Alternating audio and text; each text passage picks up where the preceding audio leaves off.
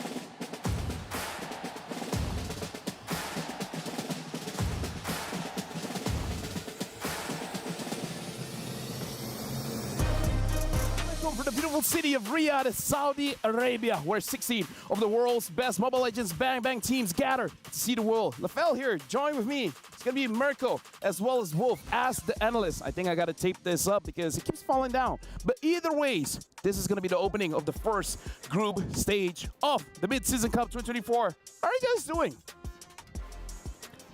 Pretty shit. All right, that's it. That's all I got. They're there, but either way, prior to the stage, 8 teams have already gone through the ring where they were playing in the wild cards. Yes, it was 8-team, Group A, Group B, 4-4. I'll figure out. So when that lights up, I just look at the camera that has lights on it. But either ways, we're good. Looking at the group stage, it was very interesting where overall, Homeboys did win, but it wasn't an easy victory. Where even the grand finals, it was a 3-1, where it really looked like it could have been a 3-2, right? Nah, it looked like it was supposed to be a 3-0. Oh my God, this mic. Actually, even if it's here, you can hear me. Yeah, but it's not, doesn't sound as good, right? Yeah. I think it needs to be taped. Got it. You know what? I hate when you guys talk. You know what I do like? I like the format explainer, so let's look at the format. Welcome, Warriors, to the grandest stage of them all, the Esports World Cup in Riyadh. Here, legends are made and champions rise from the ashes of battle. Last year, we witnessed the meteoric rise of Fnatic Onyx from Indonesia as they claimed the MSC 2023 championship. Their impeccable strategy and relentless drive crowned them champions. But the story didn't end there. At the M5 Championship, Fnatic Onyx faced their toughest challenge yet, clashing with the mighty Falcons APBren from the Philippines.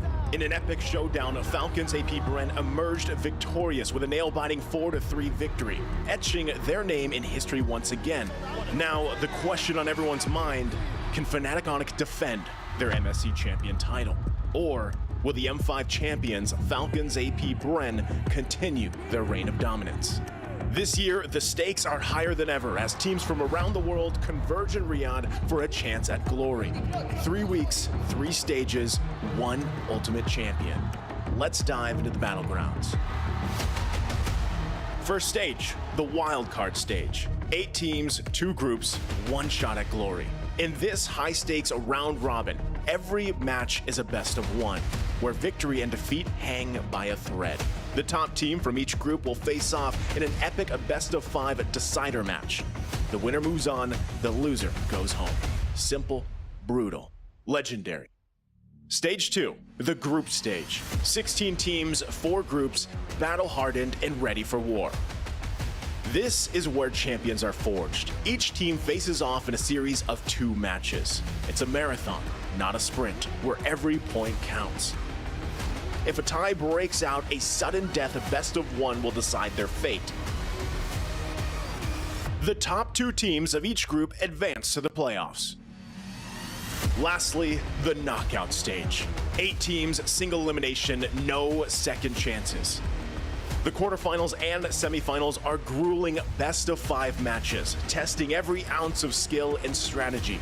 And the grand finale, a legendary best-of-7 showdown where only the strongest will claim the crown. As the dust settles and the final moments draw near, the stakes have never been higher. Teams from every corner of the globe will battle fiercely in Riyadh, each one driven by the dream of glory. Southeast Asia's dominance is challenged as teams from other regions rise, ready to upset the balance and seize glory for themselves. The stage is set. The Warriors are ready. Who will emerge victorious? Welcome to the Mid-Season Cup 2024 of Esports World Cup in Riyadh, where legends are born and history is made.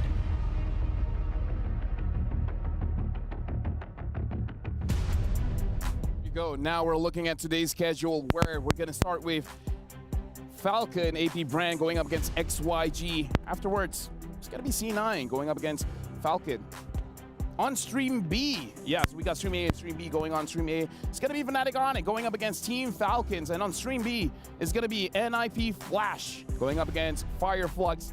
So again, just in case you guys are wondering, you guys want to see games from Stream A, you guys can go to Stream A. If you guys want to watch the game from Stream B, go over to Stream B. idle TV power off for that one as well, so that TV might get turned off soon, too. We're still doing rehearsals, right? Yeah, this is rehearsals, Okay. yeah. You guys can talk. Yeah, I was like, okay. By the way, like, my audio is really, really low. I think we need to get this fixed because I can't hear you. Have you tried turning the knob on the thing? Where?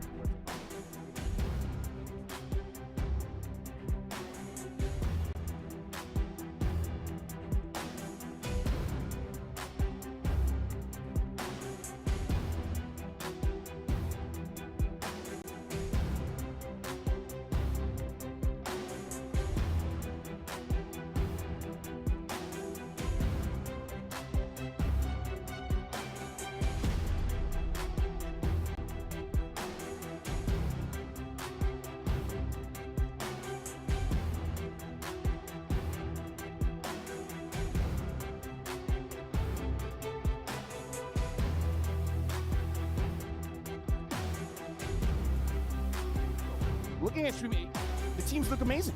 Yeah, for sure. I mean, looking at all the teams that are going to be playing LaFell, I'm glad to see that we got the wild card first, right? Because with the new meta, with the new patches dropping, we were really trying to gauge what's it going to be looking like, right? Coming into the main stage, which teams are going to be on the top, and with Stream A having all the games played right here, with Stream B also, I really can't wait to see just who actually gets the grasp on the meta faster.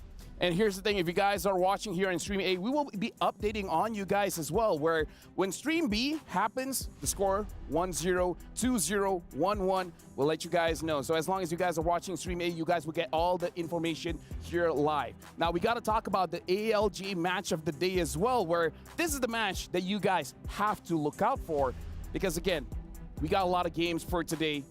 Being able to see the match of the day, that's going to be intense. For sure. I mean, just looking at a lot of these teams, I'm really wondering which is going to be the match of the day. Me personally, I think out of all the schedules, man, out of all the matches, I got to be choosing Fnatic Onyx versus Falcons. You know, that's definitely my personal biased match of the day. You probably know why. Yeah, I definitely know why.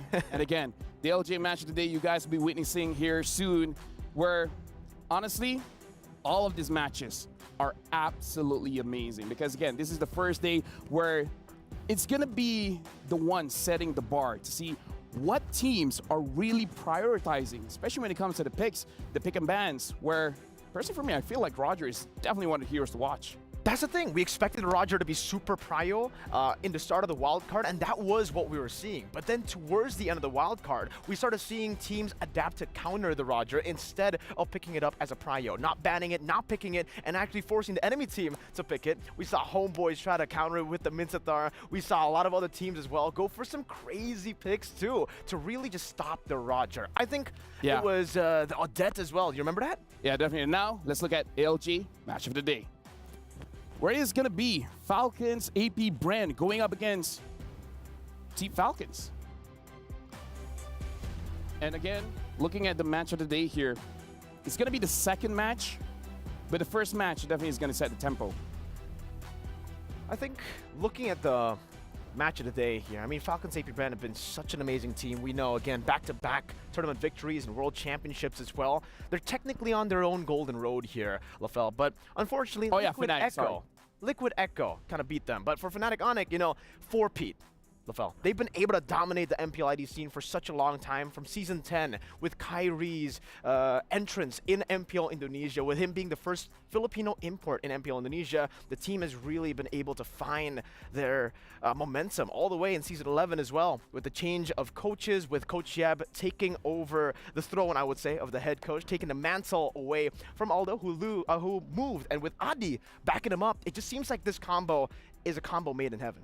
Yeah, now we're going to look at the groups here. We're going to look at Group A, B, C, as well as D, where again, personally for me, of course, slight biasness. I'm going to be looking at Group B as well as Group C, where... I really wonder why. I mean, it could be because there's a Malaysian team, or because Group B is the group of death. But either ways, all the groups look absolutely amazing, but definitely Group B is the one that I'm personally looking at. Man, I mean, all the groups are certainly amazing. I feel like we got a great mix of groups here. Group B being the group of death, you know, the group of champions, depending on how you want to look at it. Group A as well. A very, very interesting group. But me personally, my favorite has got to be Group C. Here's the thing. Now we got to look at the patch updates, because we got to look at things that have changed. And so far, Sky Piercer, man, yay or nay? I would say it's still a yay. It's a massive yay, right? Because obviously, sure, 6% to 4%, that's quite a big nerf. Honestly, we've seen a lot of teams miscalculate with it, but 1,500 gold to get this item is still too ridiculous. It's so cheap for what it gives you. Now, we're talking about the Sky Piercer. Afterwards, we're going to see what happened during the wildcard. This is how the meta is shaping up, right? We got to look at these stats, the numbers. Looking at Valentina being one of the priority picks, having quite a lot of win rate as well. And again, being the skin, having the dark Nexus skin, it's definitely a buff. I think, you know, especially for the Valentina, the fact that you're so versatile, the fact that you can go for a lot of these skirmishes as well, you have so much more mobility, you also have CC built in your kit.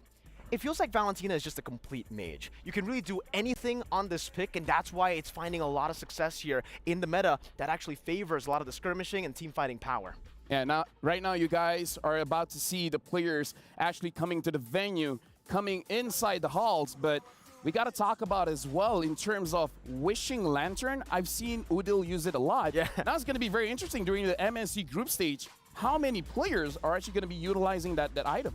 I don't know, man. You know, the Wishing Lantern, I think when it was first announced, a lot of people were already talking about, you know, okay, Wishing Lantern on Novaria, it's going to be broken, busted, because of the range, plus that Wishing Lantern passive. And now, we're going over to stage.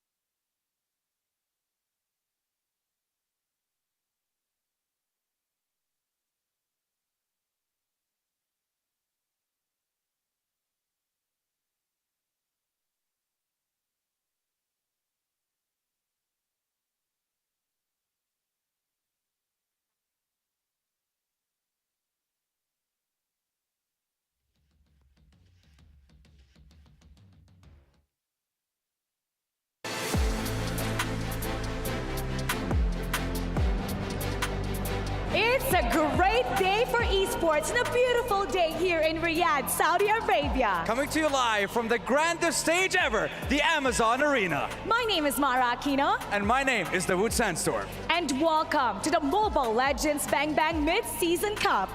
With a prize pool of $3 million and $1 million going up for first place. And of course, the fight for the right to hoist the trophy at the end of this incredible 2-week journey. Today we'll witness the excellence of 16 of the world's strongest teams fighting in the Land of Dawn. They stand here not just themselves as players, but to represent their region, their nation, for the ultimate honor and the glory to participate in this prestigious event. And now, without further ado, ladies and gentlemen, let's start by welcoming, for the very first time, your MSC 2024 participating teams. Starting off with A. Ladies and gentlemen, help me in welcoming the White Tigers, Eva's Glory! Followed by the Bastion of Turkey, Fireflux Esports, the Pride or NIP Flash, and the undisputed champion of the Latin American region, RRQ Akira. These 4 teams stand in front of you now, starting this 2-week journey, and of course, fighting for the $3 million and the right to hoist that trophy. Boys, we wish you the best of luck, and we'll see what you can do, and you may now exit the stage.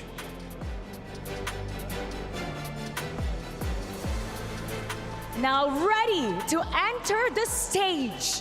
Considered to be the group of death, here comes Group B. The defending MSC champions, Fnatic Onyx. The Cambodian powerhouse, see you soon. The undefeated champion of Malaysia, Selangor Red Giants. And from the skies, the champions of MENA, the kings of Saudi Arabia, Team Falcons. When this group was drawn, the reaction of the world was unanimous. Arguably the toughest group, consisting of 4 MPL champions. This is Group B. You may now exit the stage.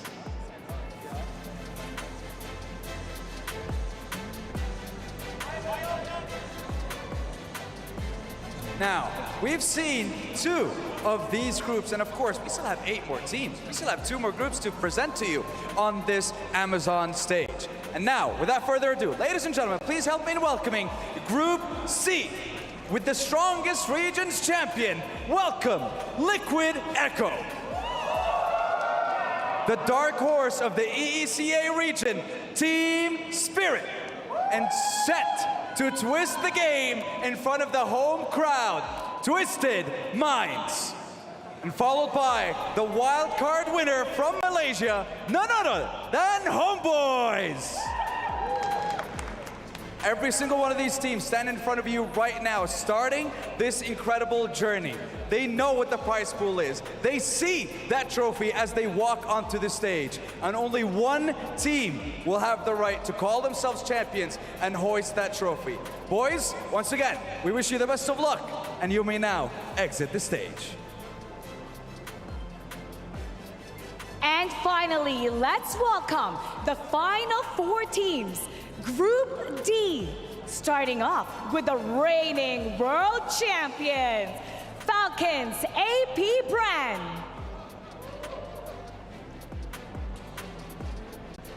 The new bearer of hope, XianYou. The redemption-seeking squad from North America, Cloud9. And aiming flying high, Myanmar's Falcon Esports. 3 rising regions against a dominant M5 world champions. And you may now exit the stage.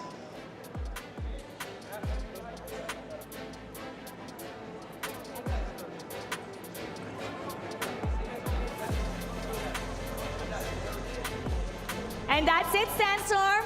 We've met the 16 teams of the group stages. That we have. And honestly, I am worried. There's a lot of strong teams. It's going to be a very strong competition, and it's going to be a very long 2 weeks, Mara. Now, for the first match of our group stage, we're going to be seeing the world champion going up against a team that's looking to make a name for themselves in the world stages. That's right. We're talking about none other than Falcons APBren taking on XianYou.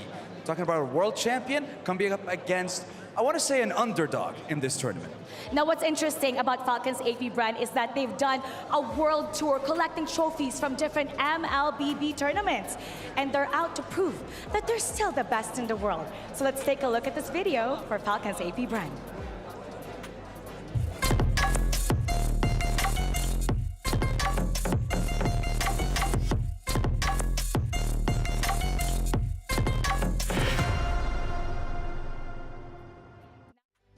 Every single trophy except this MSC trophy.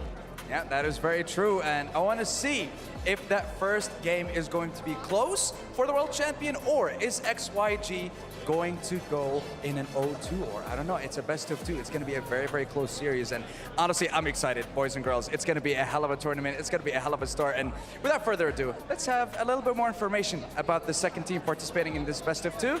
Let's have a look at XianYou.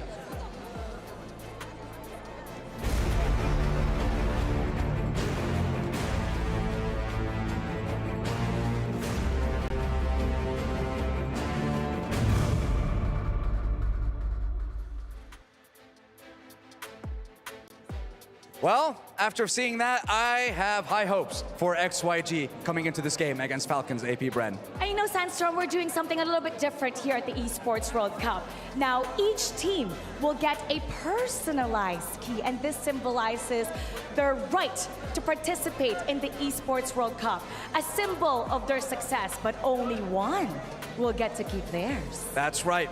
Only one team will be able to hold on to their keys. And unfortunately, if you are eliminated from this tournament, you give your key to the team that eliminates you, and unfortunately, watch it get destroyed. And that's the way the cookie crumbles, ladies and gentlemen. That's the way it works right here at the MSC 2024. And now, Mara, I think it's time for us to get the show on the road. That's right, I'm excited, the crowd is excited, and the teams are all hyped up. So now it's time to start the first day of the group stages for the MLBB Mid-Season Cup. Let's head over to the studio. Much Mara as well as Sandstorm heading on to our first match of the day. It's going to be Falcons APBren going up against XianYou. By the way, Mirko, thanks for playing along with the bit. Yeah, bro. Wolf? Yeah. Just I do you. wasn't included in there. I felt FOMO, you know, FOMO. Here's the thing. Here for the smart stuff, man. Yeah, well, that's true, that's true. Now we got to talk about the reigning world champion versus China's new hope. How are you guys feeling about that? Let's start with Wolf. Yeah, I'm very happy about the progress of China's new hope, you know. Yeah. Especially because there are some Filipinos out there as well. Of course, I'm very biased towards that. But I do know that I've received a lot of news in scrims that they have been performing so well. There are a lot of adjustment with the players. Especially because they haven't been playing in the patch that we are actually playing at. But then their adjustment when they went back to Southeast Asia to scrim with the people out there, they received news that they are doing really well. Oh, so when he's talking about scrims, it's fine. When we do it. When we do it, we got a problem. We got a problem. But either way, world champions should be looking good for this one, huh? Yeah, I feel like for Falcons APBren, you know, a lot of people are coming into MSC 2024 looking at Falcons APBren still. Even though they didn't win, obviously in MPLPH up against Liquid Echo, they still look like, I don't know, there's an aura about them still. They're still probably one of the best teams, if not the best team in this tournament. Okay, so I hear about you guys. Now we got to talk to the casters. Leo as well as Gideon, how do you guys feel about this match?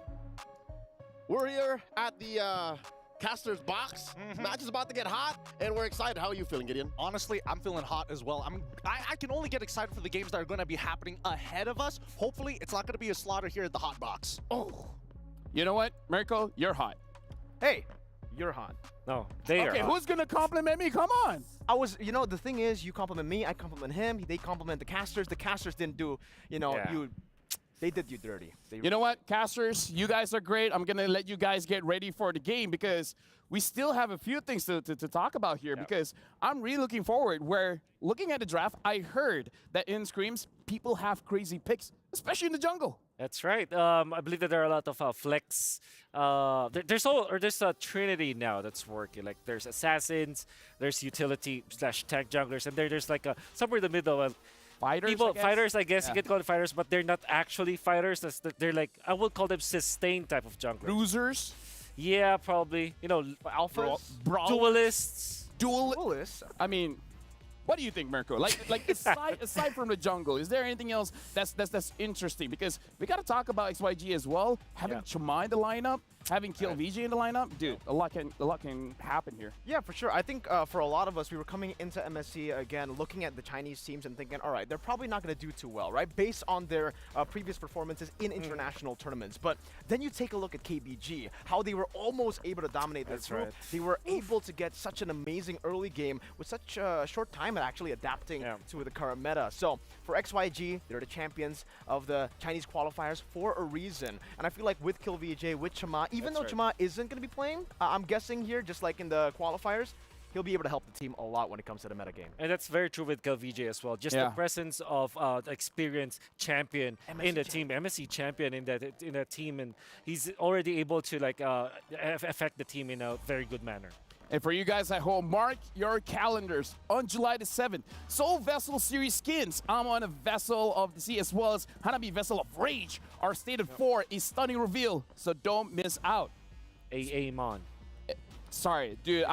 Mon. Dude, you know what? You're right. I'm sorry. I'm the host. I should have been better. Yeah. I will be better. You should be. I'll be better than great. Yeah. Oh, that was the. That's the previous one. That's the previous one. But you guys were talking about XianYou, which again I'm pretty hyped about. I want to see how they perform in this MSC. But again, Falcons APBren, this is legit, right? Because we're playing a best of 2. We're playing a best of 2. How should they approach this? Should they go all in, or do they have to hide a few secrets for the next stage of the tournament? I think Falcons APBren is a team. When Vren was there, they were trying to hide some of their strategies, or they're just reserving their strategies. I think now that there's a different leadership and they know that they have to really just show their aura as a team, that they have to be the team that other teams have to fear, I think that they will go all out, so, even though it's just the group stages. Yeah, I've got to agree, you know, especially considering how simple, brutal, legendary the format is. It's very, very punishing. If you lose out on some of the early games, especially considering now it's a best of 2, Lafel, you said it, you draw some of the other games against the other teams, and you could actually not make it out of groups. That's right. a scary thought, and That's even right. Naisu talking to us, saying like, yo, what if, right? This is just an if situation. He said like, what if? What if, bro? What if, bro? Bro, listen, bro. what if the Filipino teams don't get out of groups? That'll be crazy, bro. No, that's crazy. You gotta say it right. That's Crazy. Shout out Saturna. But yeah, what if that happened? By the way, for you guys at home, a new hero is out. It's Josin, the new mage hero. But we also got to tell you guys, it's not going to be playable in this MSC. It has arrived with her exclusive pack. Get the hero and the Eternal Serenity skin during the launch week. You only have 460 diamonds. You also can get the skin for only 5 diamonds during the first 14 days. So again, mark your calendars. So again, just in case our people are like, oh, maybe they're hiding in the threat. Nah, it's not usable for this MSC. That's right. I think you usually have to wait for 2 weeks, which will not be falling in MSC. And I think I've spoken to some of the analysts and some of the casters and the players. They feel like that hero is going to be great when it is available now. I gotta ask you, right? Because we gotta look at the EXP lane. Flap TZ going up against KLVJ. KLVJ used to be a jungler, but now he's transitioning into the EXP, which I've talked with some of the teams in their region. The EXP laners are really the carries for the team. Oh, yeah, I definitely agree with that, especially with the meta game that we have. There was a time where EXP laners were, you know, you rely on them when it comes to setups, but now you're relying on them when it comes to damage and scaling.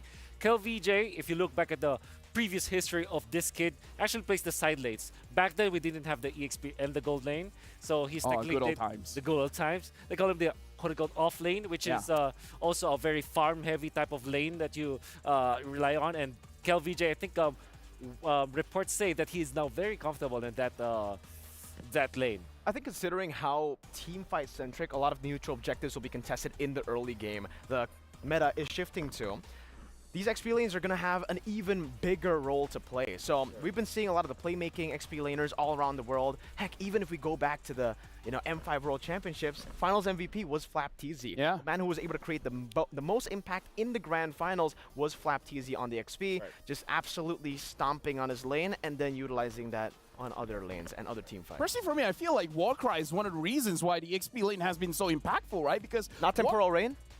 Dude, it's Warcry. Warcry all the way, because again, that extra 8% of damage makes you dominate your lane. And we know the simple rule about the EXP lane, if you're 2 levels ahead, you win the game, buddy. Even if you lose the game.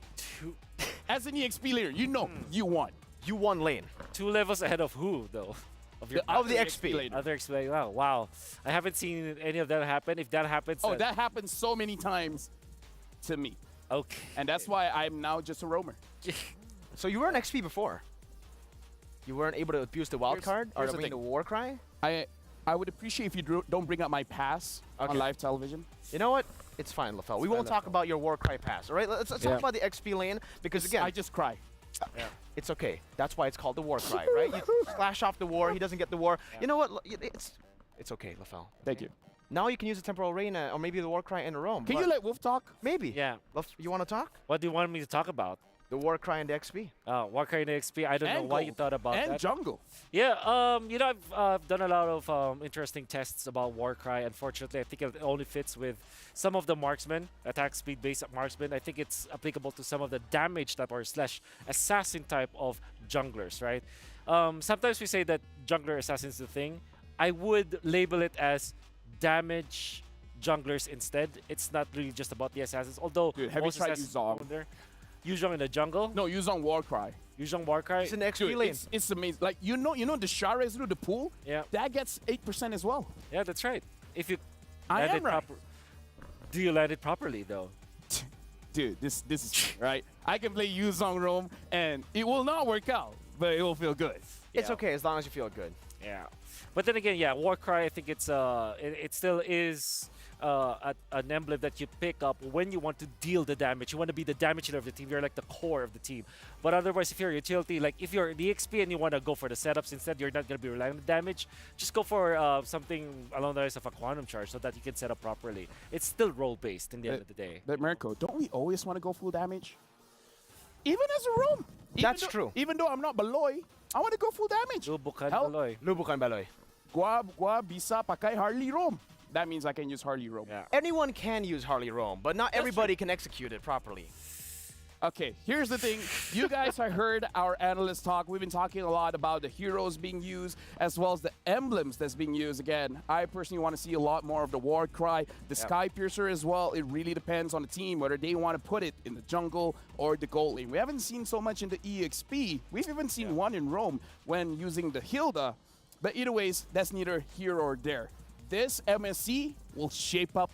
This MSC will shape up the meta. Whatever you guys are playing in rank, hey, things will shape up. You've seen Roger, hearing from the players. You might see more bait. You might even see Natalia. You might even see some crazy fighters in the roam. So far, it's only the Hilda as well as the Arlet.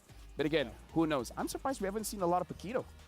Yeah, I think there will be a lot of Paquito this meta game just because when there are assassins, you're looking for farm type / split push type of fighters in the XP lane, which, you know, Benedetta as well as Paquito, they're gonna fall into that place. And Sky Piercer, Paquito, man, that's... Whew. You wanna quit the game. Exactly. And that's what's interesting about what we saw in the wild card. Because in the wild card, we didn't get to see a lot of the Paquitos. We didn't get to see the Benedettas at all as well. We saw like one Benedetta throughout the wild card.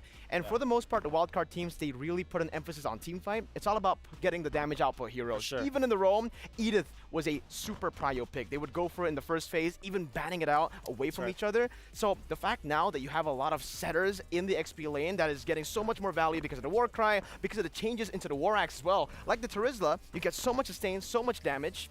How is it all going to play out? Is the Paquito going to show up more in the main stage? You said it will, but the wild card says it a bit differently, right? He says, yeah, it could work, but the Terizlas and Yu Zongs have been better. Now, I feel like it becomes a question, is it because of the draft or because of the player, right? Some players don't care about the draft. Just give me a Paquito and it will work. Some teams might be like, in this draft, yeah, it won't work. What do you think? Is it more draft or the player? I think definitely it's more about the player / the team, the way that they're very comfortable with it. Maybe the wildcard teams aren't yet very comfortable about this kind of split type of compositions. But I'm sure that if you look at the roster of the players that we have right now in MSC, you know that there are really good players that play this Paquito well. Like the gentleman that you saw earlier was Flapteasy. Yeah, right now we're looking at the ROG ping test as well. Both teams are setting up. They're both getting ready. And again, personally for me, Wolf, I don't know about you, but even looking at the wild card, I feel like aggression is the key. And specifically, the first 3 turtles, right? I feel like out of 3 turtles, the second one is the most important. But Mirko, what do you think? I think at this point, every single turtle is going to be very, very important. We've seen that a lot of teams in the early game, even with a 2,000 gold lead, it looks like they're dominating. It feels like 6,000. Exactly. The gold lead that you have in the early game, almost gets amplified because of how much team fighting is prio now, right? Because, again, you get the first 2 turtles, and you are able to dictate the pace of the game instantly. You can invade the jungle. You can force some of these team fights away from their even turrets, sometimes diving in their turrets with just a 2,000 gold lead. Now, maybe you can go and deep dive into this, Wolf. Why are we seeing the gold lead in the early game be amplified in the way that we're seeing? Yeah, I think it's mainly because of the changes with the Lord, which I'm going to be talking about later. But for now, it's the Sky Piercer. I think that really allowed for teams to really dive. That's the stacks, the automatic execution, and the fact that it's very cheap. You know, it's very affordable. Yeah, it's easy to man. just, you know, get it, team fight, and then snowball off of that. Now you can dive. And it's very rewarding to go for snowball type of compositions nowadays. Now, if you're looking at about why aggression is rewarded heavily in this patch, it's mainly because of the Lord dance as well. I don't know if you've you've tried dancing with the Lord right now. Oh, it's we've so tried. We've seen. difficult, dude. No, it's like we dance with the Lord, we die. Exactly. It's not a dance anymore. Yeah, exactly. So it's a totally different dance that we're doing, and you definitely cannot face the Lord now, It's even if you're a tilted break dance now. jungler. Basically, yeah. We dance and then we break down and we cry. Yeah, you get your bones broken. But I mean, Exactly. technically, for teams like Falcons APBren, we've been known, I mean, in the M5 World Championships as well, how they were always able to get the advantage was through the macro game, right? They wanted to go for these forced errors across the map, utilizing their macro advantage, and then ultimately using the Lord Dance to get the better team fight. Yep. Now, what does that put, like, where does that put Falcons APBren? Are they going to like the change of having no Lord Dances or having a very different type of Lord Dance? Go Or Bunga Bunga. Don't think about it, just do it. is that what Trevor does? I It's think like- so. I feel like, you know, personally for me, apologize instead of asking for permission. Do Okay. first, think Kids, later. don't try that at home. Don't try that. But what I want Professionals to only. say is that if you look back at M5 and MPL PH season 12, the trait that well, they were called APBren back then, but the trait that Falcons APBren had was they were very aggressive. They are so early game centric. Although they fail in the late game, they still are very successful in many games because they end the game fast. I think that will be rewarding right now, especially because they can flex their jungler and their mid laner. For example, let's talk about the Julian. And you're going to see the Julian get picked up a lot when there are Filipino teams, because we know that the Filipino junglers and the position for mages or mid laners can substitute between assassins. Like Julian, for example, can play it in jungle, can play it in the mid lane. Yeah, so you can expect that even a Hellcurt in the mid lane is viable nowadays. So that will happen. And we got to talk about XYG as well. One of the key players is definitely Lung, an amazing gold laner. But again, going up against other teams here in MSC, where they're really looking at the early game as well as the mid game power spike, I feel like if they secure Lung's hero early, he's got to be very careful. If he takes something that scales a little bit too long, the entire draft has to revolve around him, Mirko. That's what I'm actually, you know, kind of worried about for both these teams, because even for Falcons APBren, this is the same kind of concern that I have for Super Marco. You mentioned earlier that for Falcons APBren, they like to go for the early game compositions. That's why the Brody was such a big pick at the M5 World Championships. And yeah, for XYG, I don't know. Do you want to go for more early game? Do you want to double down on that early game with a high pressure gold lane like a Harith, like a Roger? Or do you want to put him in the weak side? Because again, if we take our reference from the wild card, most teams who found success with heroes that actually scale up in the jungle compared to the gold. And I am actually thinking both teams should try to do that first, right? Have that late game insurance in the gold lane with Long or with Super Marco, and then the rest of the team, they try to scramble, they try to brawl it out for that early game. Yeah. And the thing is, when we were talking about scaling, some of the early game some of the heroes that are good in the early game can also be scaling. It's just that in the mid game, they're really, really bad. Like, I'm talking about assassins here. For example, in the first 2 minutes of the game, Hayabusa and Ling, very strong. Roger as well, in the jungle. Oh, yeah. If you use them, you snowball off of it. But come to mid game, when when you need it to farm up, when the enemy roamers have their first item up, it kind of feels like you cannot kill anyone anymore. You need more items. So it's like you have to solve the mid game now. You have good scaling because you're a jungler, assassin jungler, and you have your gold laner. But in the mid game, you have to kind of find out where you have to be farming. Do you contest the turtle against a utility jungler? Do you give up the first lord just to secure your buffs or something like that? So yes, scaling is rewarded in the patch right now, but I think it's more about like how do you solve the mid game problem where you need to farm. I know I'm just a host here, but if I can put my 2 cents here, I feel like quite a few assassins that have a strong power spike when they get 2 kills before 4 minutes, I feel that they look pretty good, because we've seen a Hayabusa, the changes that the Hayabusa has, makes it so that his farming speed is the same pace as a Nolan. And if you can farm the same speed as a Nolan, that's insane. I've seen Hayabusa go first item, Sky Piercer, and that kind of solves his problem, right? Even if he doesn't have enough damage, as long as the mid laner, say something like a Faramis, able to deal splash damage, get everybody under the 4% threshold, and then getting a triple kill on the first or second turtle just skyrockets the Hayabusa's damage. Of course, so far in terms of meta assassin picks, we've only seen the Ling, we've seen the Hayabusa. Other than that, we haven't seen anything else. The Nolan, I guess, right? Yeah, the Nolan, but we haven't really been seeing Lancelot even. Despite the War exchanges, you know, a lot of people have been actually trying out the Lancelot, trying to make it work, but yeah, hasn't actually worked out. Yeah, for sure. But I think you're going to see Lancelot in this tournament, one way or another. There you go. Julian is going to be one of the course. choices as well. That's Is it super prio? You're throwing out Julian a whole lot right now. Because, I I mean, it's flex, and you're saying it's really, really No, good I mean, in like, both roles. okay, sorry to interject, but I feel like one of the heroes that can fight the Ling pretty well is the Julian. Exactly. So that's your Ling counter, definitely. When it comes to like farming speed, as well as when it comes to like a 1v1, Julian will actually win it against the Ling. It's like Is it a pure counter or is it a skill matchup? Type skill matchup for sure. Yeah, you know where basically you know where the Ling lands, right? Because once you use his Tempest of Blades, you have 1 out of 4 chance. You know which area he's gonna land, and then you just throw your enhanced chain. Yeah. Here's the thing, right? The first combo that you do for the Ling, you force the ultimate, right? And then you kind of him by dashing or using your retribution, and then after a few seconds, after 7 seconds, you have another combo again. The Ling is now in trouble. Ling has to fly away, which means that if the Ling is flying away from the fight, means that he will not be able to deal the damage anymore because he's just out of there. So that's how the Julian counters the Ling. Speaking of a lot of the counters, again, I want to bring it back to the wild card because we saw a whole lot of winning matchups in the gold lane, LaFell, that just wasn't used as a winning matchup, right? Roger versus Moskov. We saw Harith versus Moskov as well. Yep. And some of these lanes just didn't go the way that we were thinking it would go. Yep. And I think for this particular matchup, that's something we need to talk about because if Super Marco gets a big pick in the gold lane, say he gets a Brody or Roger, that early game, very snowbally, very bully type of laner, you're going to expect that lane to get steamrolling. Maybe the whole Falcons APBren, they might be playing towards Super Marco if he gets an early lead.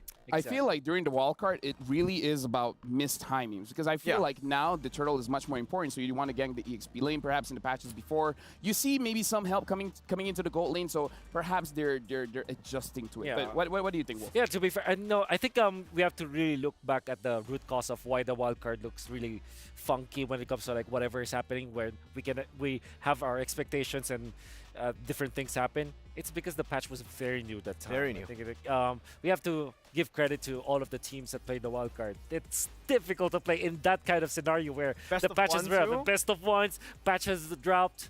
You're not prepared. Sometimes you know that you're very strong coming into the tournament, then come a new patch, you're not strong anymore.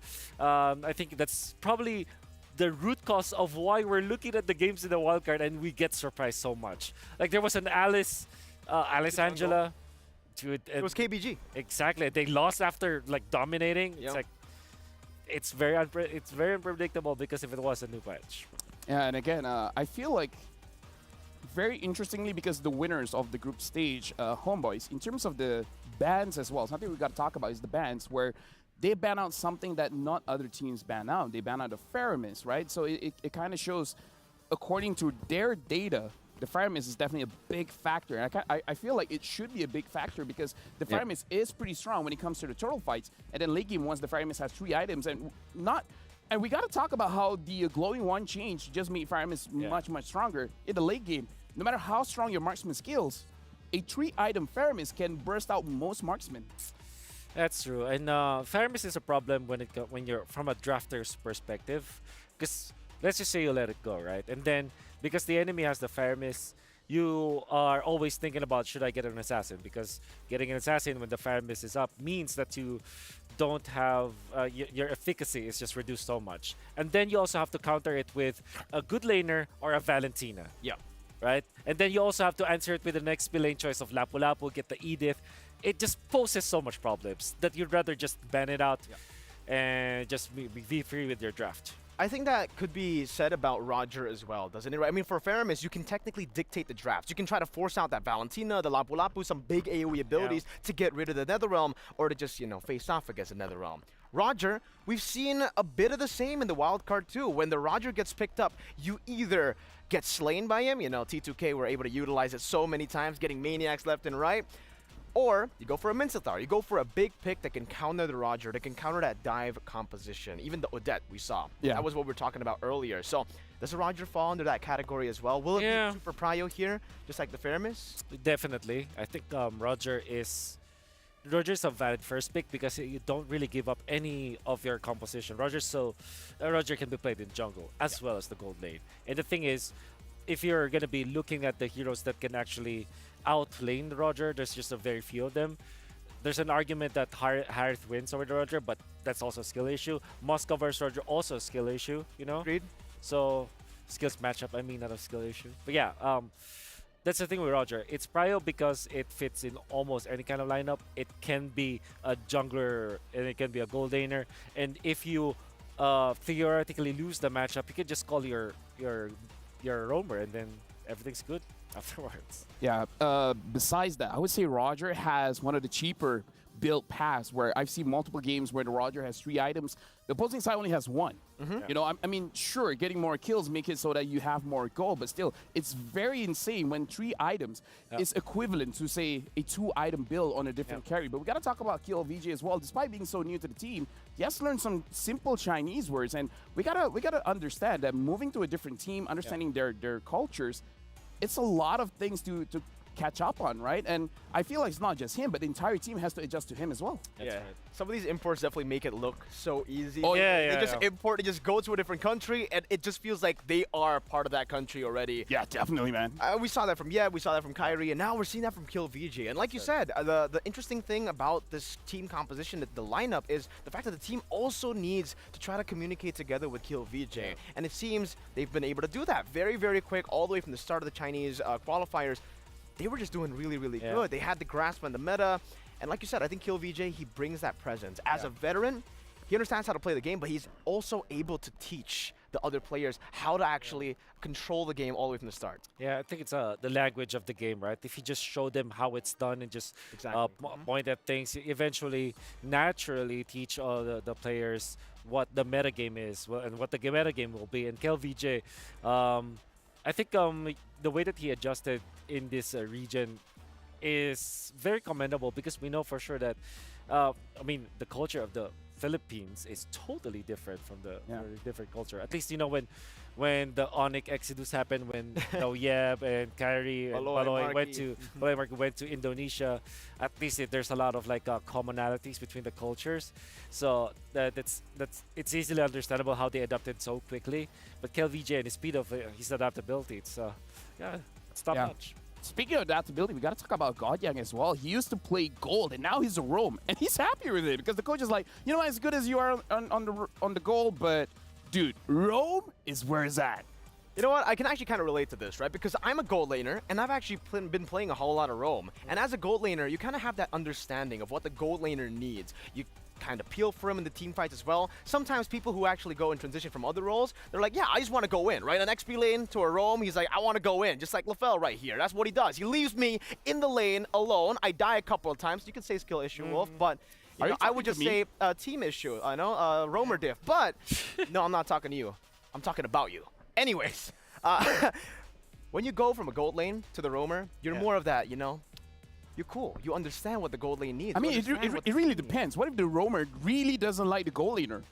Maybe that's part of the reason why he never ganks that lane. Is it because the gold laner never wants to speak to that roamer?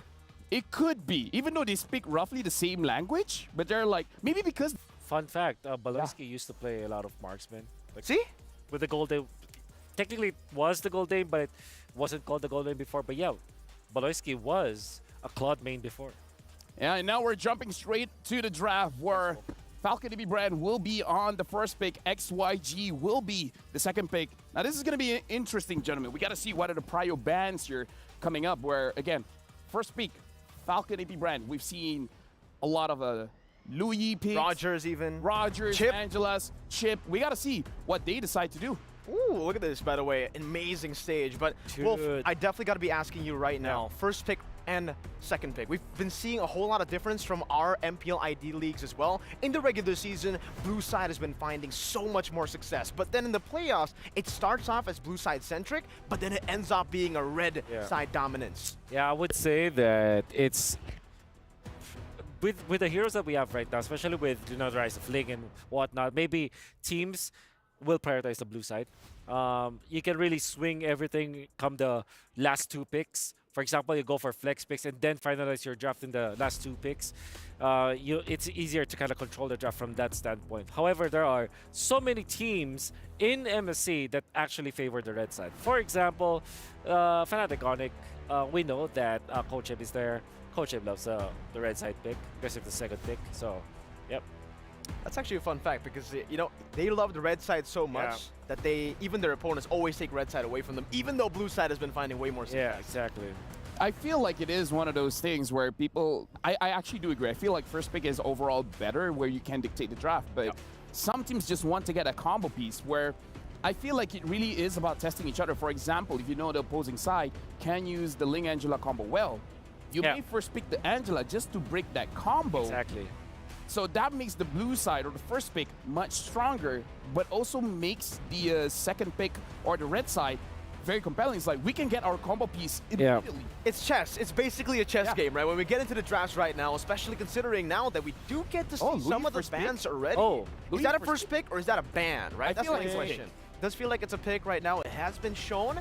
We also have Loyi. 2 picks. Okay. XYG. So first pick Loyi. Moskov and Edith. Yep. Really like the combo picks. However, this is still Loyi, a very strong pick.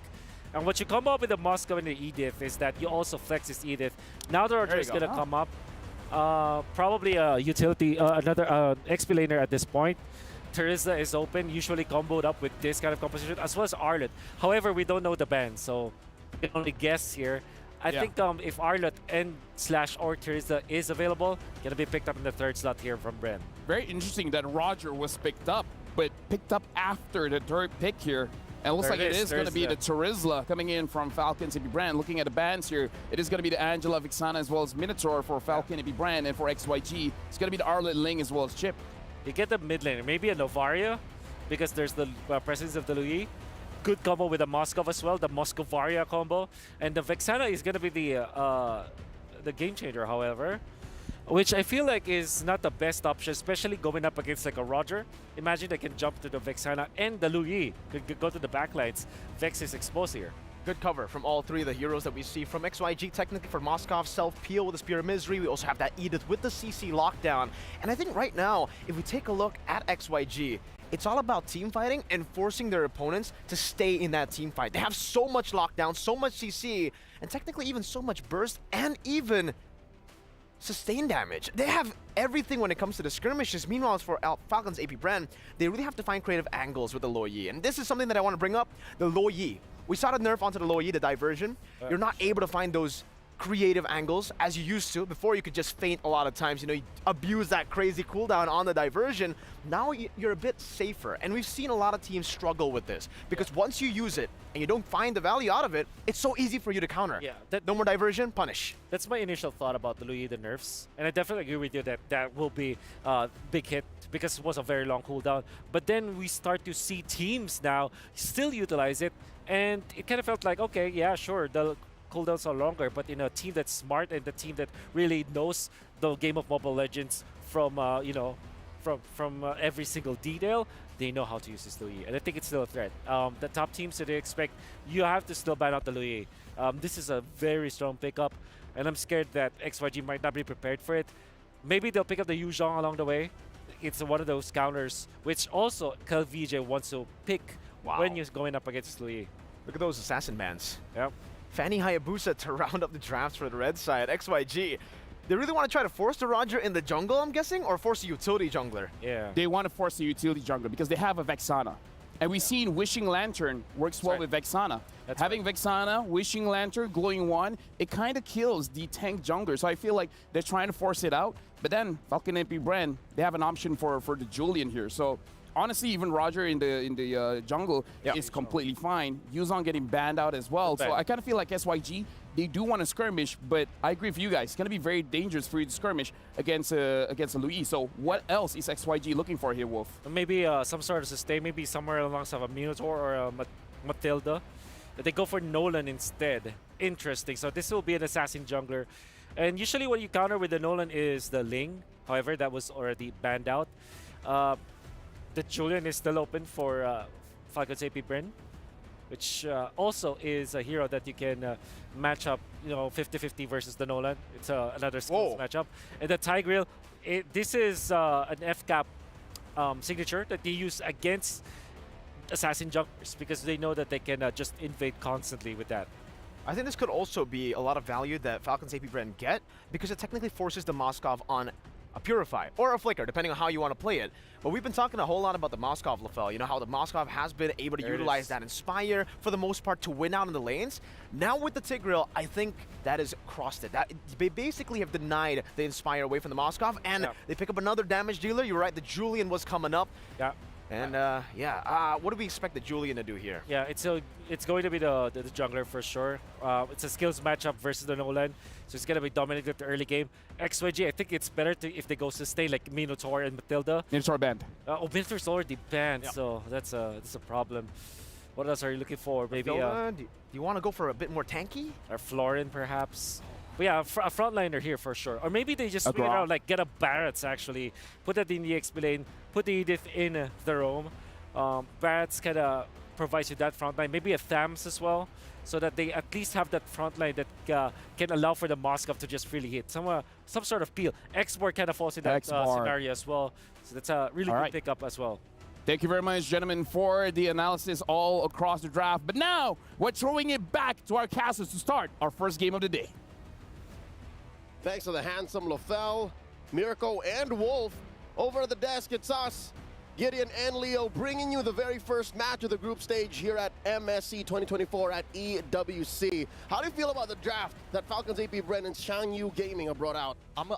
You said that really well, by the way. I just got to compliment you on that. But first, FCAP, they've got such a sexy composition, man. There's so much synergy in between the heroes themselves, and also Ogwen on the... Honestly, Tigreal so early on, I'm rather surprised to see this. But XYG's composition, hopefully they're going to be able to pull back. The Edith, I'm not 100% sure if she's going to be the target punishment for FCAP, but maybe, hopefully, we're going to see something happen in the side lanes. Here we go into the newly minted Land of Dawn for the very first matchup. And now, for all the points, trying to make it through the knockouts. Let's see how far XianYou Gaming can take it against the defending world champions. Again, one of the main properties of this draft that Falcons APBren have brought in is just how deep they can go, how hard they can bring the CC over to XYG.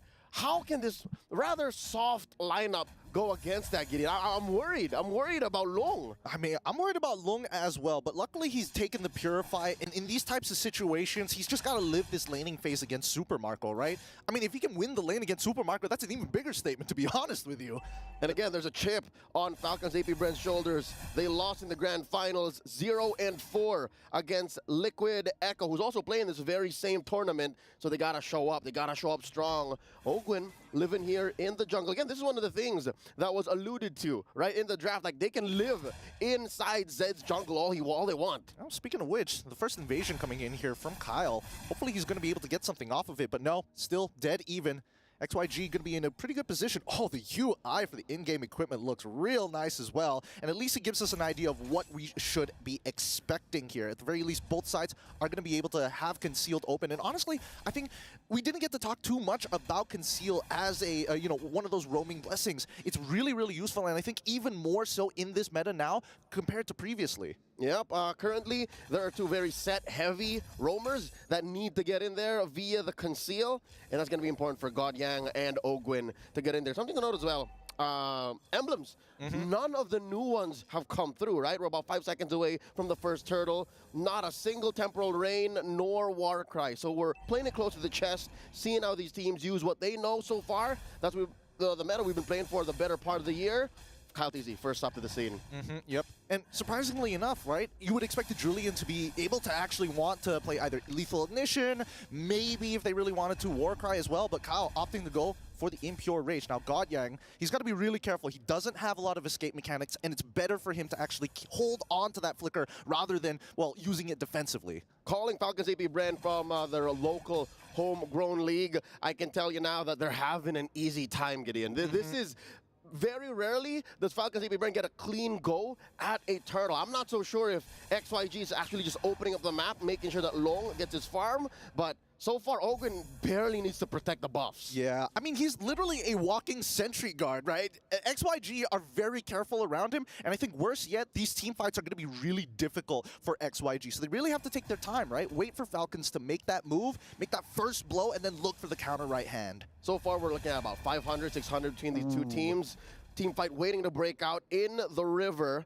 XianYou has been doing well. Again, he's checking on Kyle TZ, checking on Ogwin, but not exactly overextending. Are we waiting for him to make the first move, or is it going to be a counter initiation from XYG or Falcons APBren finding them when the time is right? Because again, you're looking at Kyle TZ also playing. Oh, coming in, implosion! It's a good implosion. XianYou unable to get him out of there. That's going to be E1 dying over to Julian. Well done to Kyle TZ. Great initiation. Say his name and he appears. You wonder when the fight's going to break out. And that's the beautiful thing about it. Julian now down bottom. I mean, KLVJ should be okay for now. He still has his battle spell, but this could be a setup to dive, right? Now look at the pressure that Falcons APBren are pushing in towards Nolan's purple buff. Oh no. It's all looking good. Let's cut back over to that purple buff 3v3. Chains have already been used. Kyle, he's taking his time with this. First blood, more than enough to actually bring in the aggression up top.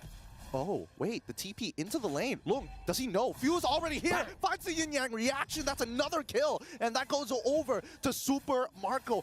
And the rest of APBren, they just pull away while this cross-map play happens. I understand what happened to the international marksman. You can see in his face how he did not see that coming. No need to protect your girlfriends. He is out and about, but he's not going to be able to get any kills or any farm with the way Falcons APBren has been playing. You know what I saw there, Gideon? That was sensory overload. They were fighting in the purple, and little did they know, a second later, oh, we're going to get the Moskov. Yeah, I mean, these feints are dangerous, especially against the low Yi, but Kyle TZ, once again, securing the second turtle of the game. Very low kill count here, but you can just see that they are slowly finding these small bits of gold, a couple of camps here and there to put XYG behind. Clearly what I'm seeing happening is Falcons APBren setting the pace. This is their game. They're currently about 2,000 ahead now, 5 minutes in. And I'm thinking maybe what XYG can do is treat KLVJ like a threat magnet. Like, they tried to get him, right? Falcons APBren tried to get him. They have about 2 life bars at this point. I don't think he has any mortality just yet. And that should be the way to open up the rest of the map, because again, they're on long. Yep, they're gonna try. They're trying to defend this dive against Long.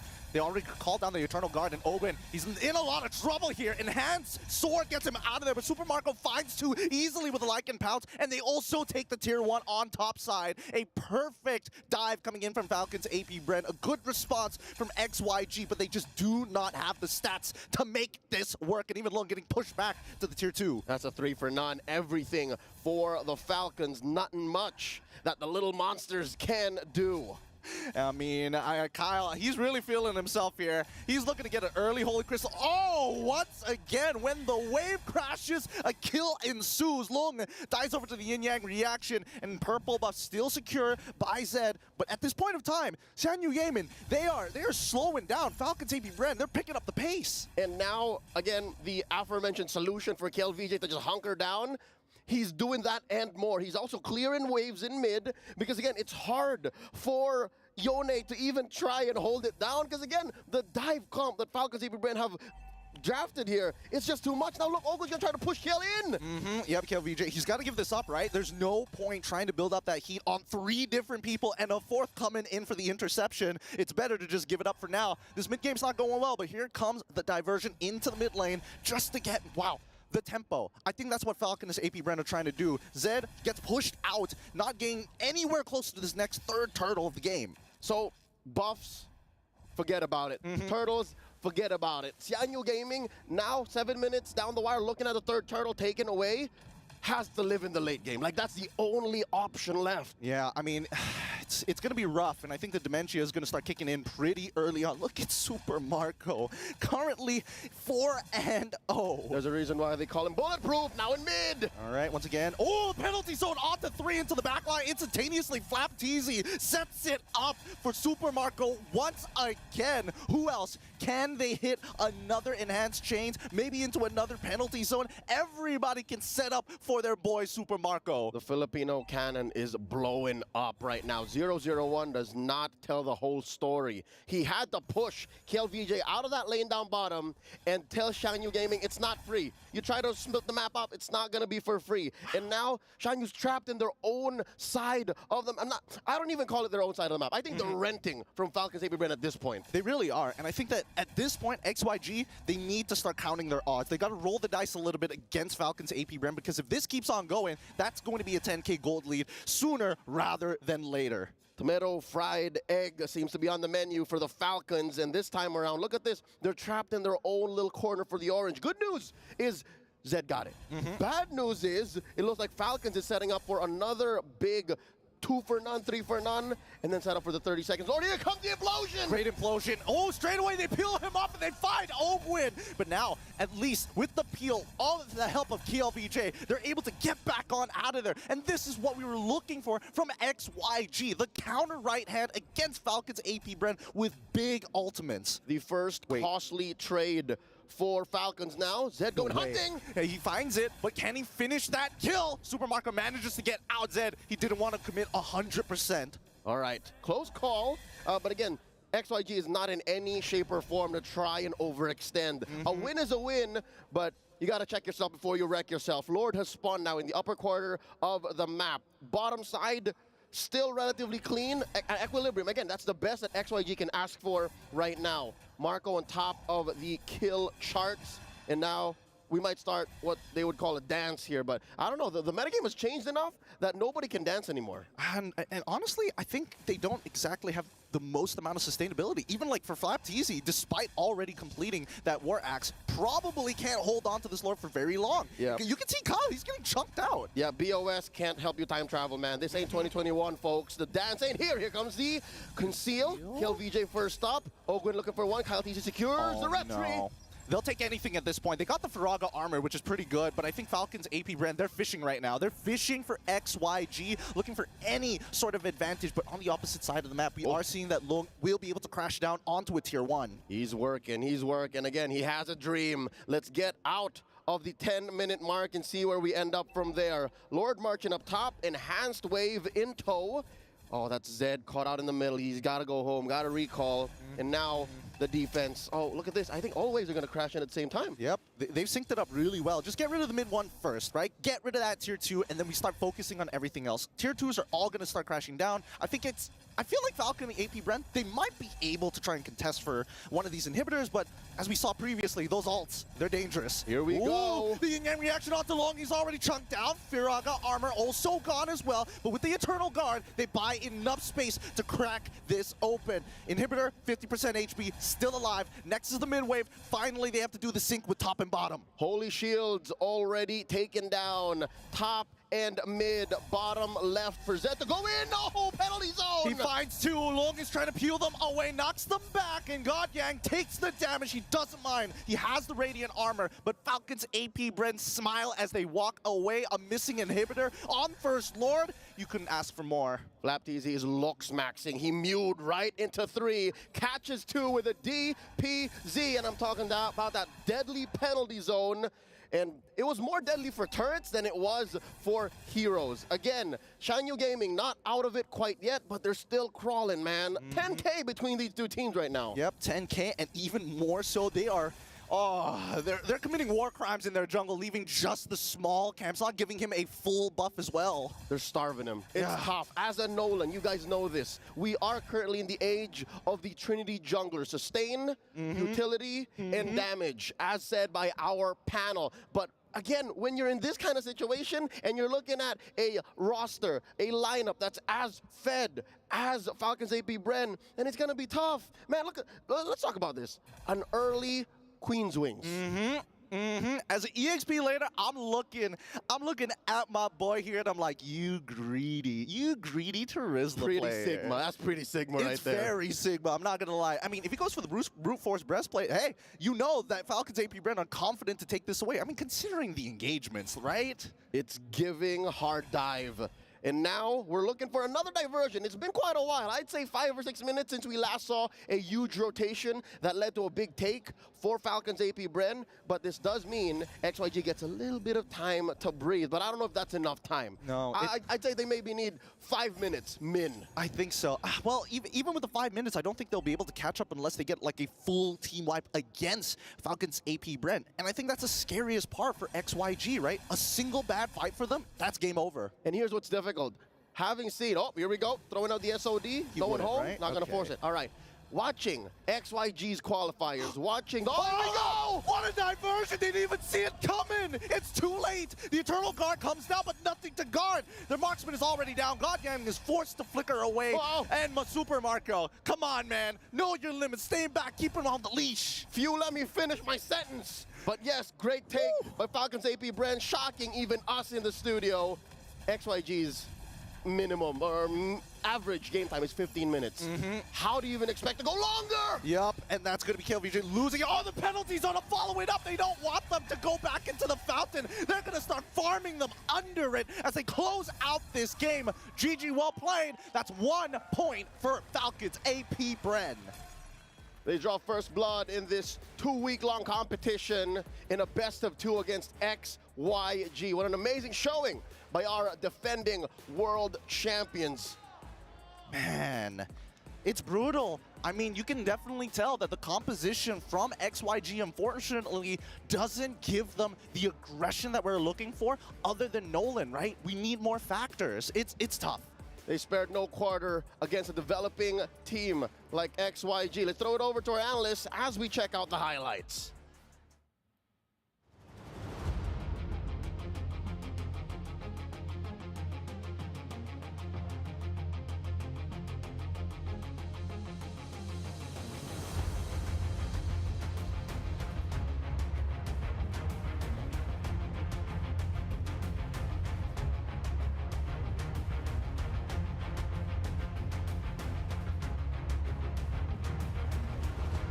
But at least you want to go for the fights. Now, when the game started, I was actually surprised that Ogwin was already level 4, so he probably might have stolen some of the buffs. Was able to catch a first minute.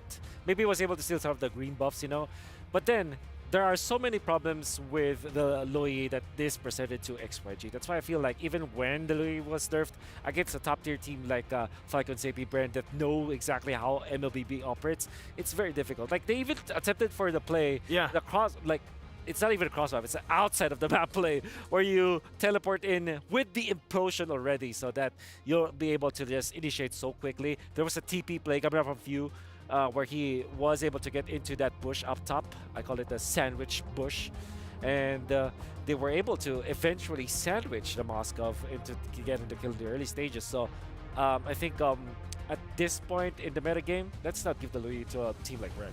I mean, like, what do you folks think here? Because I feel like in terms of the tempo, XYG was not ready for that tempo because we got to remember one thing that happened during the game is that they got the Lord and then XYG is like, oh, they got the Lord.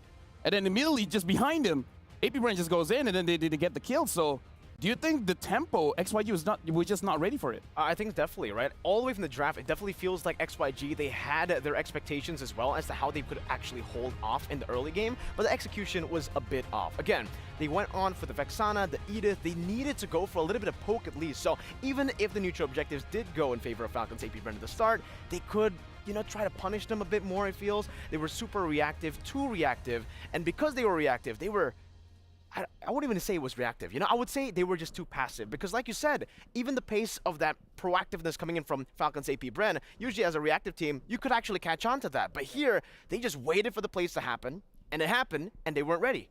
If you're picking up the Nolan as well as the Moskov in one team, surely you're going to be having a lot of problems you're farming. Yeah. It worked before, but usually it is paired up with a very active duo in the mid lane. So Edith plus the Vexana, although it's very strong when it comes to like performing your circle or your box in a team fight setting and a front or back, it's very strong. But when it comes to making the plays, Edith is slower than most. And you also have the Vexana just sits back very definitely. So having the Vexana as well as the Edith in a composition where you have a Nolan and a Moskov that's farm dependent, that is where the disconnect comes from XYG, I feel like. It's difficult to pull that off. It has been successful before, but when you're facing up against Lui with the Tiger that's very active, and then you have a very active Terizla as well, that is where the problems really start to pile up. You know what? I feel like we got a lot to say, but right now I want to hear what our reporter has to say. So, Eterna, do you have something for us? Hey everyone, it's Eterna, and with me is Repo all the way from Malaysia. Repo, how are you doing? Yeah, I'm doing good right now. That's great. I mean, I've been seeing you exploring all these games. What's your favorite so far? My favorite will be that hockey, what? Air hockey. Air hockey, yes. All right, you like air hockey. Yeah, this is my signature play. Like, this is my best game so far at all of this. So for me, maybe I can ask Udil to come here to fight against me because I want to revenge.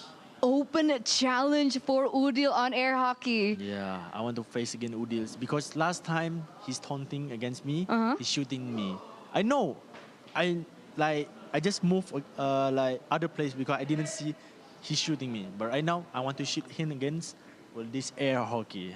Okay, there you have it, ladies and gentlemen. I bet everyone's excited for that 1v1 Rupo versus Udil for air hockey. I hope we get to see that real soon. But, you know, talking about Udil, it looks like the next team to come up in this next match is going to be SRG, Selangor Red Giants versus See You Soon. And this is going to be a very crucial match, Ripo.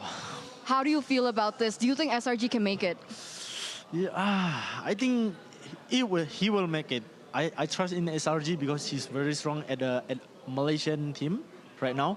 So for See You Soon, maybe I can make you change your name. Maybe you just change your name from See You Soon to See You Later at the airport. Oh, already spicy things coming out from Ripo, ladies and gentlemen. Is that your final word, final statement today? Yeah, so for my final statement, See You Soon, I think you just better back off. Don't fight against SRG because SRG is not your opponent. I think your opponent is at rank.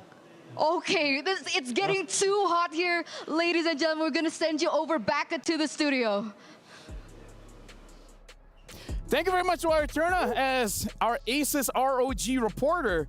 Dude, I love Rupo and Idil. Yeah, those guys are amazing. Like, crazy. Speaking of crazy, shout out to Eterna again, by the way. We got to go back to the game, but dude, Ripo just said SRG ain't your opponents? Ripo, even though he's not part of the tournament, he's still spicy. But speaking of spicy, any spicy picks that you saw, Mirko, in that game? You know what? It's not a spicy pick. I think it's a very boring pick, me personally, right? I've been talking about this for the longest time, but the Terizla, it's cool. You know, you go for initiations, but it feels like with the patch changing, you know, before we had boring stuff in the jungle. We had like all these tanks in the jungle.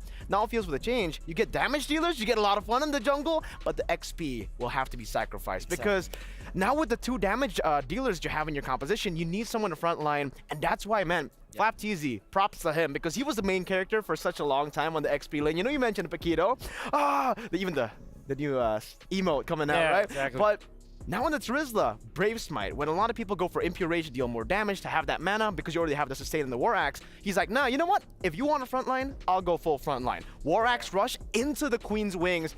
Which I love that, by the way. I love that. I love that. Second item, Queen's Wings, perfect. But like, man, it's just so sad for XYG, you know, having to deal with, you already have damage reduction, Queen's Wings, War Axe, and then the Brave Smite. Especially in a composition where you want to eliminate heroes as soon as possible. The Nolan, Queen's Wings is a direct counter to the Assassins. That's why I feel like even when we know that Assassins will be rising in the metagame because of the Sky Piercer, there's an immediate answer, the Queen's Wings. I will not be surprised if the game goes very late. Some marksman heroes might even pick that up. Like imagine like a carry with a Queen's Wings or a Moskov with a Queen's Wings, just so that they will not be eliminated easily by their opponents. So yeah, and I do agree that the Terizla conundrum that we have right now, where surely you want your assassins to be picked up in the jungle, but it's true, the sacrifice is the EXP lane, and we saw that from years ago, from seasons ago, like at MPL ID seasons 12. Remember this was the Onyx play, where if they want to pick up the Ling, for example, they force Boots in a utility / sustain XP like Uranus, for example. And now that we have this meta game where the jugglers are assassins, expect the Terizla, the Barretts, the X-Borgs in that lane. Yeah, honestly, my dad told me that as well. Like, if you want a spicy pick, you need a boring pick as well. Your dad told you that? Yeah, my dad sat me down. It's like, yo, you know Terizla is a pretty good hero. You want to use the Ling? Pick up the Terizla. Don't let all your picks be boring. Don't let all your picks be crazy. My dad said, never go full crazy. Wow. Is your dad Coach Yep? No, my dad is bin Muhammad Kamal. Wow. Right. That is W. W dads. W dads. W dads, because my dad doesn't tell me that. He tells me to stop playing. Okay, you know. Okay, Oh, yeah. Woo! Woo!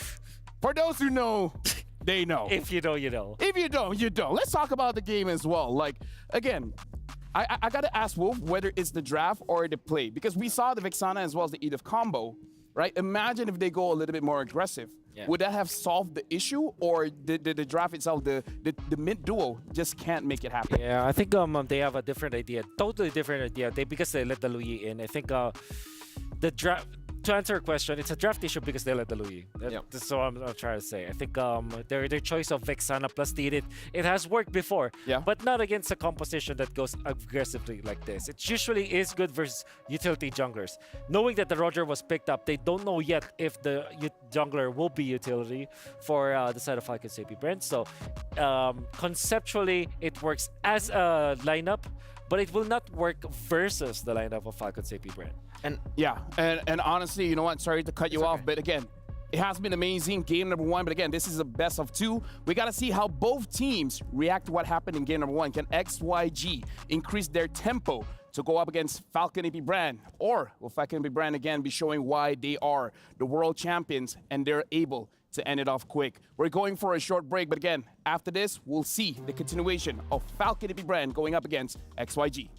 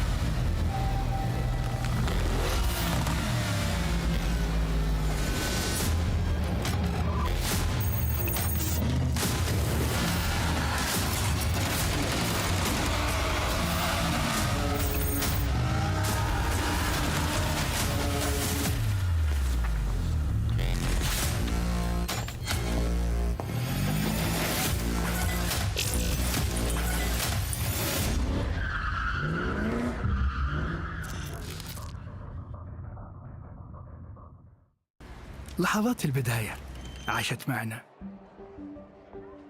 كنا نحسبها وقت للتسلية بس. نحسبها بس ذكريات. عبود أعطي أختك اليد يا ولد. ابتكرنا فيها ابتكارات، وإذا بغينا قلبناها خرافات. كنا نحسبها بس لمة وصحبة وسهرات. انتبه نوب ترى نوب. لكن كنا نشوف عالم ما حد يشوفه. ليته يشغل وقته بشيء يفيده. الله عليك على اليد سود. عالم كبر وعاش فينا. عالم الحماس فيه يوصلك كل مرة لحلم أصعب، بس ما يصعب عليك. بارد معك وين ما تروح.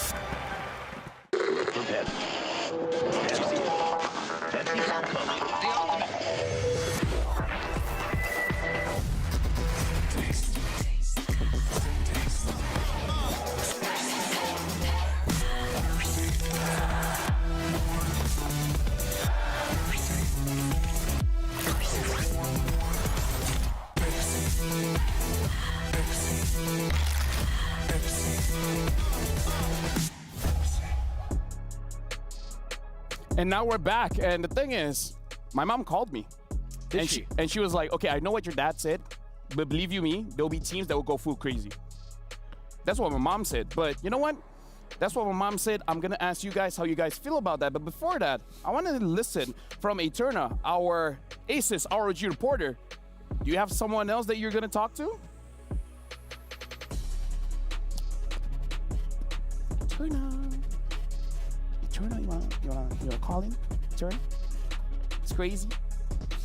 Hi everyone, my name is Eterna, and joined with me today is Michelle, the Chinese host for Mobile Legends, and she flew all the way here to Riyadh to watch her team XYG go head-to-head in their first match against Falcons APBren, one of the tournament favorites, the M5 World Champions.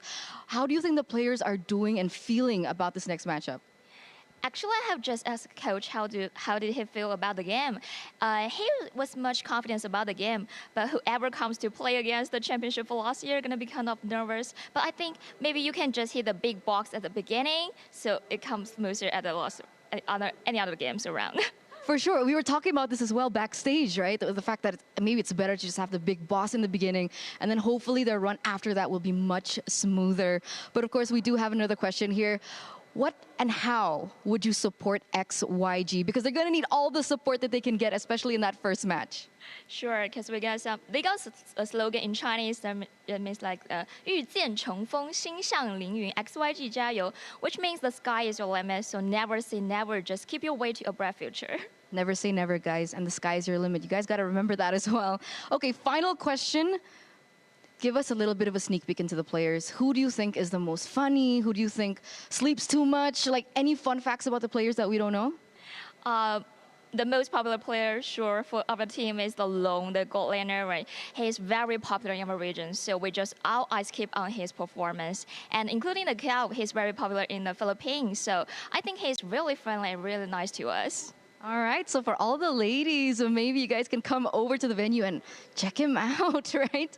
But again, thank you so much, Michelle. Thank you so much for your time. I hope you enjoy your time at the event as well. And good luck, of course, to XYG in their next game. Thank you so much. Thank you for having me. Back to the studio. Do you guys hear what Michelle said? I did. The sky's the limit. You can do whatever you want. You can fly. You can fly. You can literally fly. Oh, yeah. You can literally fly. Just on an airplane. Look at me. If that's what flying is, then yes, you can fly. Okay. Okay, you know what? I think I caused an earthquake. No, don't do that to yourself, man. I'm sorry. You know what? I'm going to be working now. But either ways, we're looking at the players getting ready here. So, Wolf, how would you cheer on the XYG team? 加油! 加油! Yeah, probably. Or maybe for KLVJ, Kamian pre. What? Kamian pre. Ah, yeah, that one works too. You know what? Indonesian? No, that's. Isn't KLVJ Malaysian? Yeah, part half, I think. Oh wait, really? Mariko, don't ask him questions. Just let you know. I only asked her the first question. Nah, I'm just kidding. But either ways, again, amazing game. We just got to see the increase of tempo here. So the thing about what we've seen, Mariko, is that for teams that are not doing well, especially in game number 1, they might do something crazy in game number 2. So do you think they will go for something crazy or more or less the same? Maybe just change 1 pick or just change 2 picks? You know what? I have to agree with your mom. You gotta go full crazy on this one, right? It's already 1-0 down, and technically in game number 1, they were playing way too passive. So maybe try to change the pace a bit. Maybe try to go even crazier with the drafts. Maybe go for a full damage output draft because just fly. Just fly. If flying was like, I mean, if flying was just a jump like you, then fly. There were the old days where KLVJ will actually play the X-Work, but I don't want to see him in X-Work because not because he plays badly with the X-Work, but it seems like a hero that does not maximize the skill level of KLVJ. No, I feel like it doesn't work well with the tempo because... That's also true. Right? The X-Work wants a bit of time. He wants the War Axe, he wants the Immortality, he wants the Brute Force, and, you know, maybe it takes too much time, but we got to talk about the draft here. Minotaur banned out again, Wolf. Yep. They want to go for another jungler. So Roger might be the first pick, as well as the Louis. It's still open. And this time, Arlott is also open. That's, oh my goodness. Okay, that's an instant Louis. The XYG needs to steal the Arlott.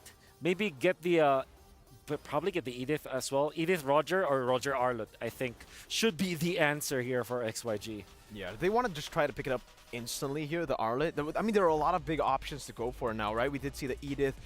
They prioritized the Moskov over the Roger in game number 1. So I'm just very curious as to why the Moskov is super prio. Because in that lane, again, it's a skill matchup, like you said, Wolf, but it does favor the Roger a bit more. For sure. And in that game, we did see that, you know, Long, he had to go for the Warrior Boots very early on. They have to give over to Edith as well because they prioritized the Moskov and the Arlott.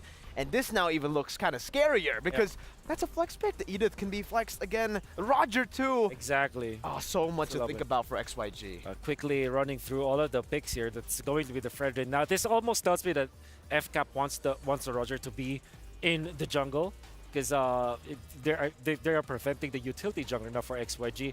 And Like I said in the previous draft, if you want to pick up this Moskov, somebody has to sacrifice, so that may be a utility jungler. I think that XYG might go for a damage-dealing core from Mr. Kel VJ, so that might be the last pick, perhaps a Yuzong, a Vendetta as well, and the Freya that they always use. You know? I mean, honestly, like going up against the Louis, shouldn't Benedetta be doing quite well because you're gonna avoid the yin yang reaction. Depends on your reaction time, I feel. Yeah, I get it. But I mean, it's Kel VJ we're talking about, right? If anyone could do it, he could do it. That's right. And this is Arlott. I think it is much more usable against the this Luye. And as expected, XYG will be looking out to ban the Nolan. I think that Roger might be the choice here for the jungler of Falcons APBren. Maybe just look into picking up something like something along the lines of a Beatrix or a Ruby in the Golden if that happens. However, we know still that Hayabusa is still up. I think Vexana, Arlott, and Moskov are heroes that does not stop the Hayabusa. But because of the presence of this Akai, this will be different. So I think Roger this is my guess. For F-Cup, they might go for Beatrix and perhaps a Cho maybe for Ogun.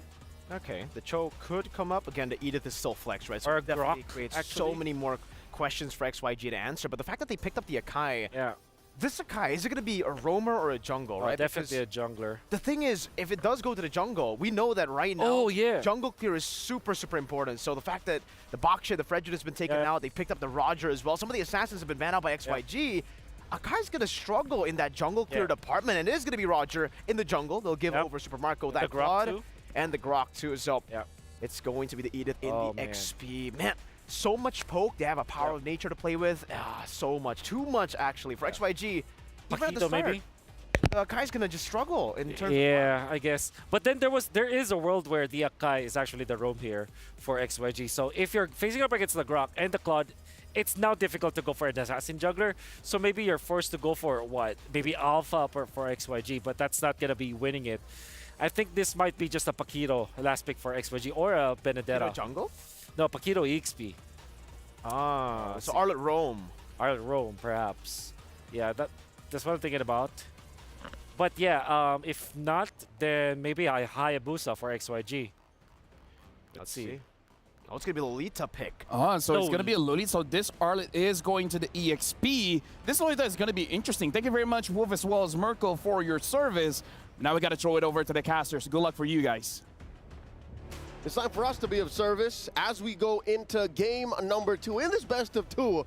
Once again, between XYG and Falcons APBren. Gideon, you got to consider the amount of regrouping power, the reset that XYG had to go through given that defeat in game 1. I'll be honest with you, the first half of the draft, I was thinking that XYG was going to replay their composition from game number 1 all over again, but with the minor changes, and honestly, I think our panelists nailed it on the head. Activate KLVJ, put him on something where he can really flex his mechanics, and that Arlott with the support system that he has, this could be very dangerous. Now it's a tough call. There has to be a give and a take, an oop to the alley, if you will. Because once KLVJ gets in there, vengeance, final slash, vengeance, then there's got to be follow-up.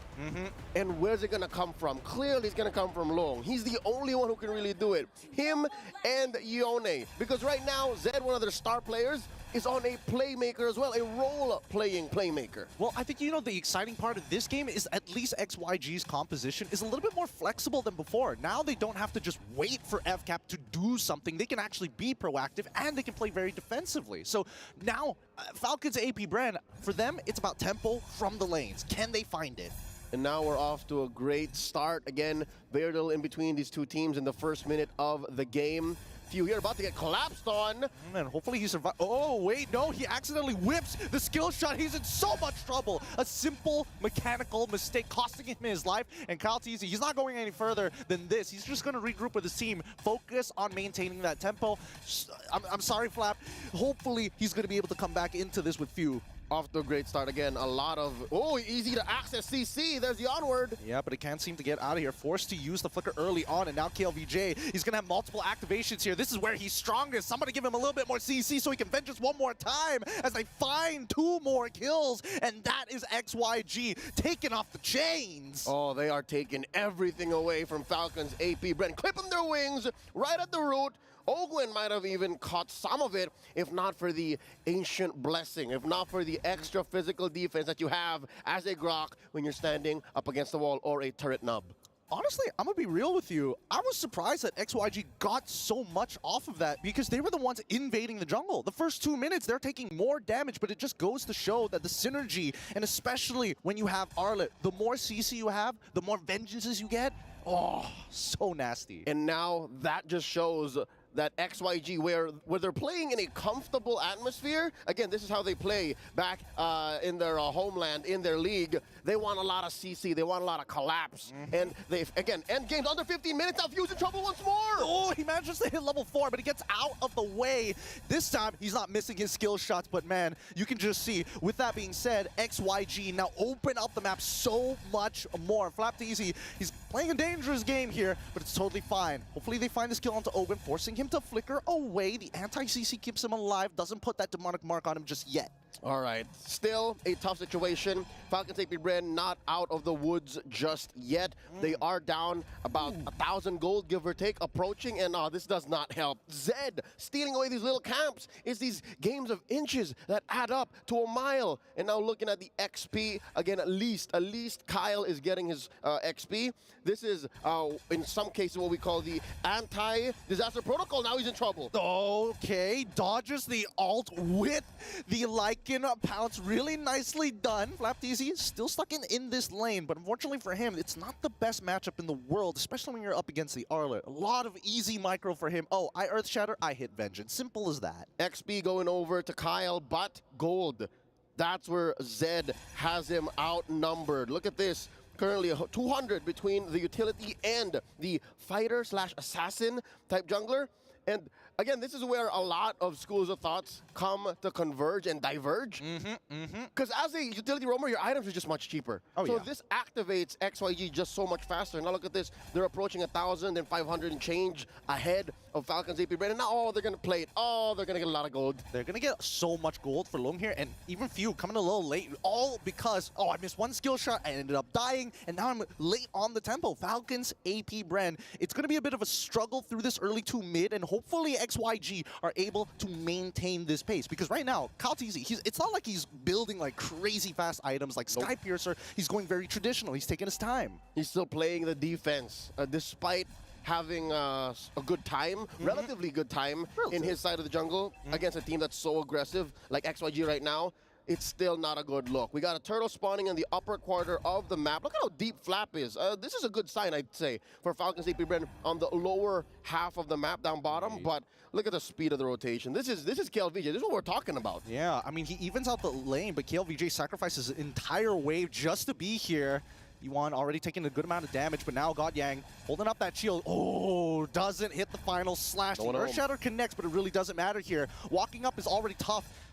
Yin-Yang reactions are good. He's still thinking about it. It's going to be a 50-50 here. Here comes the heavy spin. They're going to go for it. It's KLVJ who finds that turtle. Eternal Guard going to stop FCAP from progressing forward unless Flapteezy, he finds one. Lung quickly purifies out of there, collides into 2, and luckily that 2 included Super Marco. So now nobody's still down yet. They're all so low, and Flapteezy finds one. Lung takes the next trade, and Kyle looking to finish as many people possible. It's a 3-for-1 trade unless they can get one back. Yuan is out of there. KLVJ playing it slow, but looking for anybody to quickly jump, and that's a wild shot from Ogren to say no more.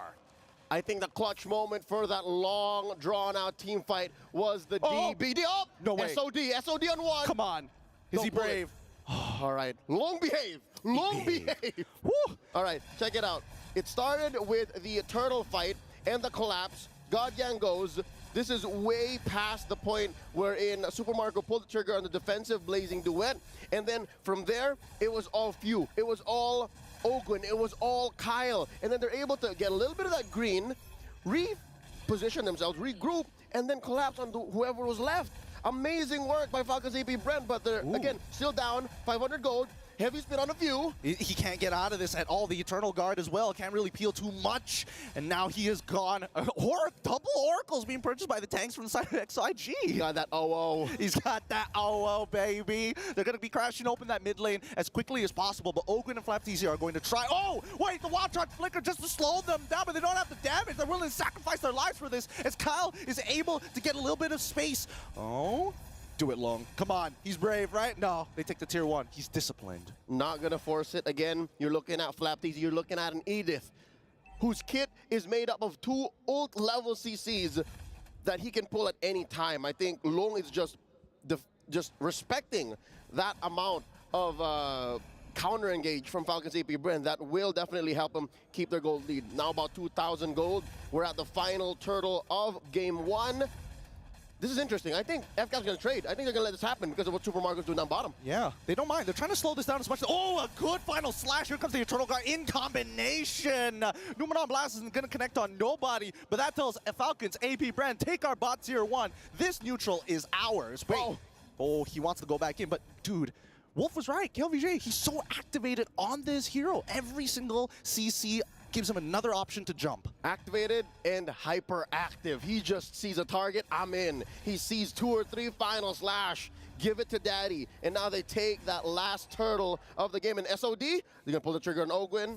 Not gonna happen. They are gonna take this tier 2 up top. Yep, at least the trades are looking relatively good, right? Because despite XianYou Gaming being at 22,000 gold, Falcons APBren at 20,000. So it's only a 2K gold differential overall. We're wondering where the gold is. A good majority of it is currently on Long and Ione. That's it. Well, a good chunk on KLVJ as well. But you're looking at 2 heroes in the XP. Oh, wait. Marco in trouble. He wants to get out of there. He's already used the Purify, but now the rest of the team kind of out of position. The Eternal Guard going to buy some time, and KLVJ finds the opportunity, takes down Ogwen. And XYG, they're doing a phenomenal job because the first couple of fights, they're like, oh man, we grouped up too close together. Now, he's just taking hits after hits after hits, and even XianYou are trying to dodge him. Yep, they bring the fight to few. And that's why the diversion play from the Luyi isn't really happening. One of the main strengths of this super hot commodity in the current metagame is not getting activated. They're not letting it through. So now, on stage, you can see it now, live from Riyadh. The pressure on Falcons APBren's shoulders. The last time they felt this was in the playoffs, in the grand finals of MPL Philippines Season 13, in the Hall of Champions. And now they're facing off against, I'd say, a foreign enemy. They haven't met up with KLVJ in years, a lot of these players, right? They haven't seen the king in a while. And now he's so good. He's so activated, 4-1-1. I mean, he's leaving his mark here for sure. It's like, you can't forget about me. You guys may be world champions, but I've been here longer than most of y'all. He's a one-time MSC champion about 3 years ago. So hopefully they're able to go even further, right? Because I think closing out this game is going to be XYG's biggest problem. Because again, there's just so much peel for the side of Falcons APBren, and if they get a little too low, you can see that Kyle, he's ready to go like and pounce into like and pounce into like and pounce. Talking about Kyle again, I'm not so sure what that does for his ego, for his morale. Oh wait, Super Marco's in trouble, blazing duet. Oh no, oh wait, do they know? Oh, here comes the diversion. It's a bait play. It's a conceal as well. They're all right on top of Long. Numenon Blast, he needs to connect. It only finds one so far. Super Marco wants to get back into this, but Godyang is saying no more projectiles for you as the backline getting attacked as well. Flap, TZ's trying to survive in the Primal Wrath. ZZ finds Super Marco, and you know, it does find Flap TZ. It's a 2-for-0 trade, a creative play, but they could not take Lung down. Target acquisition and economics is what XianYou Gaming has above the defending world champions in this current game. You see that? That was an amazing setup with the diversion, but they were outgunned. They were outmanned, outplayed, and outsmarted in that moment, given that they almost found Long, right? They almost found Long, but they couldn't finish the job, and now they're going to lose this Lord. They're going to do it again, but ZZ, he's already secured one, and now they jump right into it. Few, he's just gone. It doesn't even matter at this point. They're looking to fish for more, and Ogren can only do so much. Godyang, great Numenon Blast to zone out the rest of the members, because they're going to get another free pick here. Another 2 kills on top of that Lord. Well done, XYG. Ogren's just buying a lot of time. He knows he's gone for this world, but I mean, he lasted like 5 or 6 seconds longer than he should have. Yeah, he did. But honestly, it's precious time so that Falcons APBren can start thinking about, hey, we can start freezing our waves. We can start desyncing these waves against XYG. So at most, they only take our outer turrets. And there is still a tier 2 in mid and in bottom, so they are going to stay inside their base and maybe keep a little bit of their jungle. Best case scenario. Worst case, this is all over. These are the kind of situations that a roam Lolita love, and we don't see really much of Lolita. But now, check it out. We got GianYou about to make a difference. Oh, they're going to lose this inhibitor? Yeah, they might just lose this inhibitor here. Lung, he's trying to get these auto attacks in. It's frustrating because he's just out of range. And it's still, the next wave, it's probably going to collapse. But here comes the Lord on the top side of the map, and it looks like FCAP. They're waiting for the opportunity, right? Lung is a little chunked out right now, but they need to deal with one problem at a time. Let me in, says XianYou. And they are going to see this massive wave down bottom. Can FCAP get to it? They should. Oh, they lost it. Penetrated. We're in. All right, all right. So big wins for XYG's side, because most of the time it really comes down to, hey, can I set up that checkmate angle? 10,000 gold lead, first Lord, break open an inhibitor, and then you've got a very clear way to end this game. But XianYou, at this point in time, 6,000 is pretty good for them, but with that open inhibitor, the next Lord is going to be so much tougher for Falcons APBren. I mean, good news and bad news, right? You're looking at the bad news. Good news is Lord is on the weak side. Oh, Lord it is where it needs to be for Falcons to be able to defend. And if I'm not mistaken, Purple might go over to XYG. There's a jump! Yeah, but he gets pushed back by the final slash. And 5Ts, he doesn't have enough time. He ends up going down before he gets some real value. Oh, but Ogren, he does get a really good wild charge, but it doesn't matter. Everything's being reflected back. The damage dealers can't get their damage in because of GianYou. What a perfect Lolita pick. Now the fight continues. Okay, LVJ, he's out of there finally, despite the reaction. Like in Pounce, it's not good though. Lung, he needs to be careful. He cannot get hit by the second half of that. That was a bloody battle. XYG really could have gotten punished so hard, but GianYou was where he needed to be, and KLVJ built the right amount of sustain. I'm loving the TB, man. Thunderbelt is on the rise. Permanent hybrid defense for every time you hit an enemy with that enhanced basic attack every 4 seconds. That's going to add up the longer the match goes. Honestly, this is pretty crazy, right? Because now KLVJ, with Brave Smite as well, he is ultra tanky. He is not easy to take down at all, considering well, FCAP's considerably bad position, but I think it's more towards the economics than anything else. It's what you call an absolute unit. Reminds me of a good friend of ours, JC. Yes, yes. Mr. Rezbek himself, the building. But with this Luminous Lord, things are... Wait a second. What? Did he just... Did GianYou just purchase... Is this a magic build, Lolita? Let me double check the numbers. Does that scale? Yes, it does scale. It does scale in a matter of fact, and it also gives her a bit of a shield. So this is kind of interesting, right?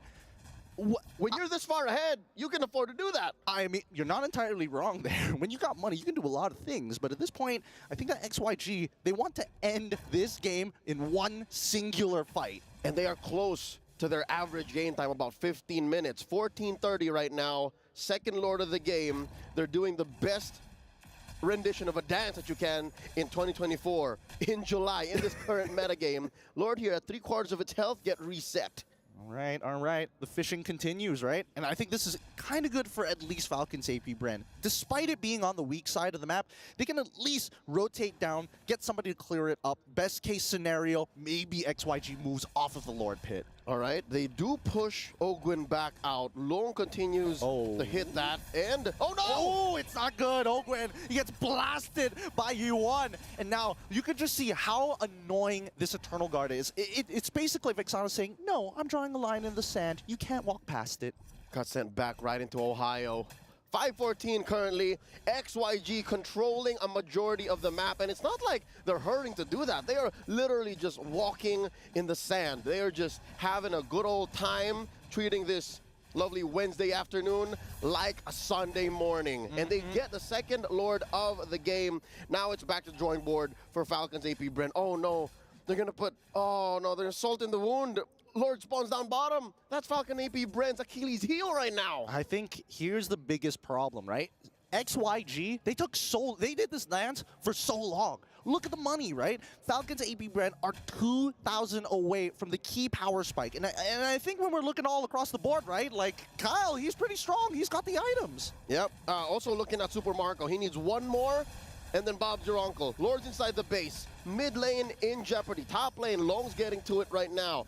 Lord might actually go down. FCAP, maybe, in my opinion, defending the second Lord better than the first. Yeah, much better, in a matter of fact. You can just see that XYG. Oh, hold on. Eternal Guard is already out super early on, but the wave clear is just way better for the side of Falcons APBren with the help of Few, making sure that he's able to spread out the damage. That's right. The first 5-10 minutes of this matchup was bad for El Capitan. Last time he saw MSC was in 2018. Now he's in a formation. Oh, the wild touch, and then the heavy spin. He's trying to flicker out of there, but Super Marco is already in the back line, allowing to get Kyle Teasy the kills. And now it's still pretty dead-centered even, but somebody has to go down. Immortality's broken, like it pounds from Kyle once again. Take it, look. Now he gets aggressive, finds a shutdown onto Kyle Teasy. Well done, XYG. That was tough. The only remaining players from Falcons APBren, Saver, Flap, Teasy, who pulled the Primal Wrath, were the softies. That's why they couldn't lean hard into their current power spike. But that could have definitely gotten much, much worse. Yeah, this shield coming in from GodYang is is honestly ruining the tempos of Falcons APBren. As soon as XYG suspect, hey, they're walking up, they're about to engage, that shield comes up. Immediately, the range heroes are like, we gotta calm down. Oh, Numinum Blast. It's already catching down. no one. Oh, wait. Oh, a good pushback. But they always lose one person. That's it. He's already down. Wind of Nature coming in from Super Marco. He's looking for as many people as possible. Long is already losing his immortality. Can he get out? No! It's too late despite already switching his items. KLVJ does break the immortality off the Super Marco, but does not secure the kill. That's 3 for nothing. The king has fallen, and that's a shutdown. Huge swing in the economy. Falcons APBren out of the woods. Gold-wise, they have closed the gap. We are now at deadlock. One more look here at this team fight. I think the key was catching Long. You catch Long, there's no one left for GodYang or Kill to protect. Because, again, you saw how far Yone was. Yep. And now Falcons APBren gonna make, they're gonna make a killing on the map. They are playing Monopoly, bro. They are buying block after block after block, and now it's turning blue. XYG, time to pay rent. Yep, I mean, at this point, they're running out of money, and they're eventually going to have to start paying with real estate here, right? They've already lost a lot of their towers, and maybe, I think that XYG, we need to still remember that their composition is pretty heavily dependent on their ults, and Falcons APBren, they find that window. The shield is down, the Numenor Blast is down, Heavy Spin and Eternal Guard gone. All right, we can make something happen. And now the quote-unquote dance begins. Kyle Teasy wailing away at the Lord, pulling it out of the pit. That is going to be a soft reset. Right. Now KLVJ and Zed keeping the dance up. Diversion play up top. They are going to send away Super Marco. Oh, he's probably left the Battle Mirror image back in the mid lane, right? Yup. They're clearing it super fast. Nicely done. Good utilization of the diversion. And even XYG, they're like, wait a second, hold on. That's not fair. That's not fair. It's not. It's like, wait, Eternal Guard's already out. Wild Charge as well. Wow, really good Winter Crown coming up from you, Yi1. And now Ogwin, he's getting punished. He's already lost his immortality as the rest of the team are funneling into this choke point. Flaptazy with his ult is cutting them down one by one, but in the back line, look, he's trying to find one. No, he gets blown up by Few. Few's dead. GodYang next to fall. Zed also getting chunked out. Falcons APBren managed to sneak their way through. Another diversion. Send them anywhere they want, man. Wherever they need to be. Drop pod assault anywhere, man. Exterminatos has been called on the XYG. 3 for none, the first big team fight for Falcons APBren to win in this almost 20-minute bout. And now they're marching it down mid. Gideon, do you believe it? Do you believe it's endable? It's looking a little endable, I'm not gonna lie, but somebody's gotta defend their base while they're taking down the mid inhibitor. Ogwin, once again, good wild charge. Yi1, he's going down. Can he get out? KLVJ tries to make the hero play. Still, it's not enough. He's too low. Lycanpath finds his second one. Well done. GG, well played. What a comeback coming in from Falcons APBren.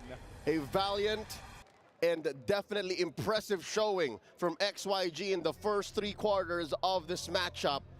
But Falcons APBren threaded the needle, put it right through that nanometer width and found the comeback. You can see disappointment in KLVJ's face. He really worked hard for this. He did, but they missed that timing, right? That second Lord, they had to force something against them. And I think maybe it could have been a flicker Numenon blast play.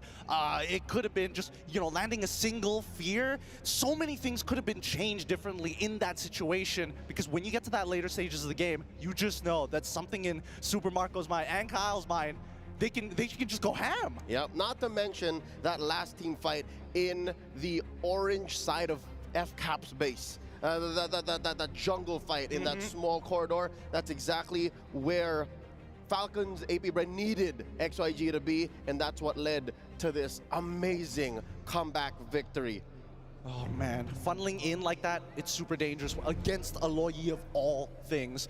Hopefully, you know, this is going to be a learning experience, especially when you're up against the world champions. There's always a takeaway. Yep, hopefully XYG can study this experience, look back at what they did right in Game 2 specifically, and they can come back stronger again. Best of twos against everyone in the group. That was FCAP taking it 2-0. In just a bit, ladies and gentlemen, we'll be throwing it over to Marakino and Dawood Stanstorm on stage as they take a few words with our winners. Oh man, what a game that was. I mean, I think at least when you're looking at the world champions here, it means that they can bleed. It's possible to get that opening to close out the game. It's not like it's completely impossible to get shut out, but you can just see the confidence and how happy these guys are. They are used to this. They are used to that type of pressure. They've been stretched and pulled so often that this is just another day in the office. And it's part of the game. And they do love the game. They are married to the game. And they are here to play. Ladies and gentlemen, I could not believe... What a game for Falcons APBren. And here with me, two-time world champion Hugh. Congratulations. Thank you. It's, I have to say, it's been quite an incredible performance, and especially that second game. That was incredibly close. But I do have to ask, coming here to Riyadh to compete in the MSC 2024, how does it feel for you guys? The only tournament that you guys are missing from your trophy cabinet. We are excited because MSC is the remaining title that we haven't won yet, and the prize pool is very big also. That's right. I know you're looking forward to that. Now, it's no surprise that a lot is expected from Falcons APBren. You were expected to dominate. You finished the first game in about 13 minutes. Coming into the second game, there was a little bit of a struggle. What happened there? Yes, we were surprised by their gameplay in the second game. I think in first game they were quite nervous, and in second game you can see that they're really brave now. They showed their bravery in that second game. Once again, congratulations with that 2-0. It's now time to go back to the studio. Thank you very much. And now we're looking at the highlight. Let's talk about this. Even though, yes, Falcons APBren, they won, but my goodness, was it a close game, guys. Your mom was right. All they needed to do was go crazy, and they did. Yep. Man, yeah, even though Falcons APBren won this game, we gotta be super impressed with their early invade and all the way. You know, oh my god, some of these skirmishes went so close, and I thought Falcons APBren would be able to come back just right here after a little bit of a throw, I would say, from XianYou Gaming. They get the neutral objective, they stayed a bit too long, and they got punished for it. I look back at the first 1 minute, or the first minute and 30 seconds of the game, you saw that there was some sort of vertical jungling that's happening from XYG, which they eventually got 3 kills out of, and that meant that they had a very comfortable early game, despite Kyle TZ stealing some of the buffs, getting the important level gap between the junglers. Eventually, they were able to just overtake and take over. You saw that Yuan was very impressive in this game. Very impressive. I have doubted this Vexana pick for 2 games now, and now I see in game number 2, the reason why they prio picked this Vexana is because Yuan was very, very good at the hero. We got to talk about the picks here, because we have to say that XYG, they made a few mistakes. But one of the players that actually capitalizes on the mistakes is Ogwen. So let's talk about Ogwen and his Grok pick. Yep, we know that we kind of predicted that this will be picked up eventually, and it was the choice for FCAP, and we saw how good he was. There were amazing utilization of the flicker plus the wild charge, although sometimes it did not have any follow-up, but in the latter portions, you saw how important it was. And also, there was that reset play that he did for the Lord, which actually eventually made it. Setting the Lord. Exactly. Yeah, again, like I said, I feel like Ogwen was really one of the playmakers, making it so that this game is actually comebackable, because we see a few times. Comebackable, because we saw. Trademark. All right. Thank you very much. Definitely comebackable, because again, during the game, we see that XYG, they lost a few fights, and those few fights really turned things around, Mirko. It really did, right? A lot of the fights in the early game, and you know what? I would say that just their mechanics they were able to shine on their mechanics. Yep. Me and LaFell, we were able to, get an interview, a podcast done in the MLBB analyst desk. You guys can check it out with Long. I think he was a sub player for XYG as well, and he did say, that in terms of mechanics, they should be able to be on par with even the world champions. And I think we got to see that. Yep. It's a great look for China, great look for XYG, and definitely a bright future for them, because the fact that they were able to make the gods of the game bleed. Exactly. Falcons APBren, it doesn't look like they could be beat. Yeah, speaking of which, your opinion has really helped us a lot. But for you guys at home, your opinion matters. Scan the QR code for the broadcast feedback survey and let us know your thoughts. Anything that we could improve in order to have the best experience for you guys. Now back to the game. Anything else that you saw, Wolf, in that game that really made the difference? Yeah, KelVJ being more active now with this Arlet pickup. I think although there were so many times where we're like, oh, is he gonna be throwing this game for the He's overextending. It was a very sweaty game for sure for KelVJ. But I think this is the part where if you're XYG, you now know your strengths. And I think Few also raised an important topic where maybe XYG were just nervous. Maybe they were just jitters. They were looking very comfortable in game number 2. They were so aggressive. They played KelVJ in his comfort play style, and Yi1 was also shining in this game. You see that even the jungler Zed with this Akai pick, which we thought will be struggling, actually found a lot of good openings eventually. So I think that XYG, what we learned from that game is that now they're comfortable, they have to play with their strengths, and they are a team that definitely has to be feared in this group. It's all about getting rid of the jitters, right? In game number 1, super passive to a point where they weren't even contesting some of these neutral objectives, not even punishing the enemy team for going for all these neutral objectives, invading in the jungle, taking fights, and forcing that pace. But in game number 2, the complete swap, even though, like you said, the Akai, we did see, by the way, even after the 3 kills, that the Roger was able to just outfar him by a lot. I think it was 2 levels. But the way that they were able to play it around the neutral objectives, it just feels like now they have their core strength, which is the mechanics. Now they need to work on their weakness, which has to be the discipline. That's right. Because so many times they were overextending, way too overconfident. Yeah, and I gotta say, that was an amazing first match to open up the day. But up next, we'll have the second match of the day featuring Fnatic on it going up against Team Falcons. Don't go anywhere. MSC 2024. We'll be right back for more action.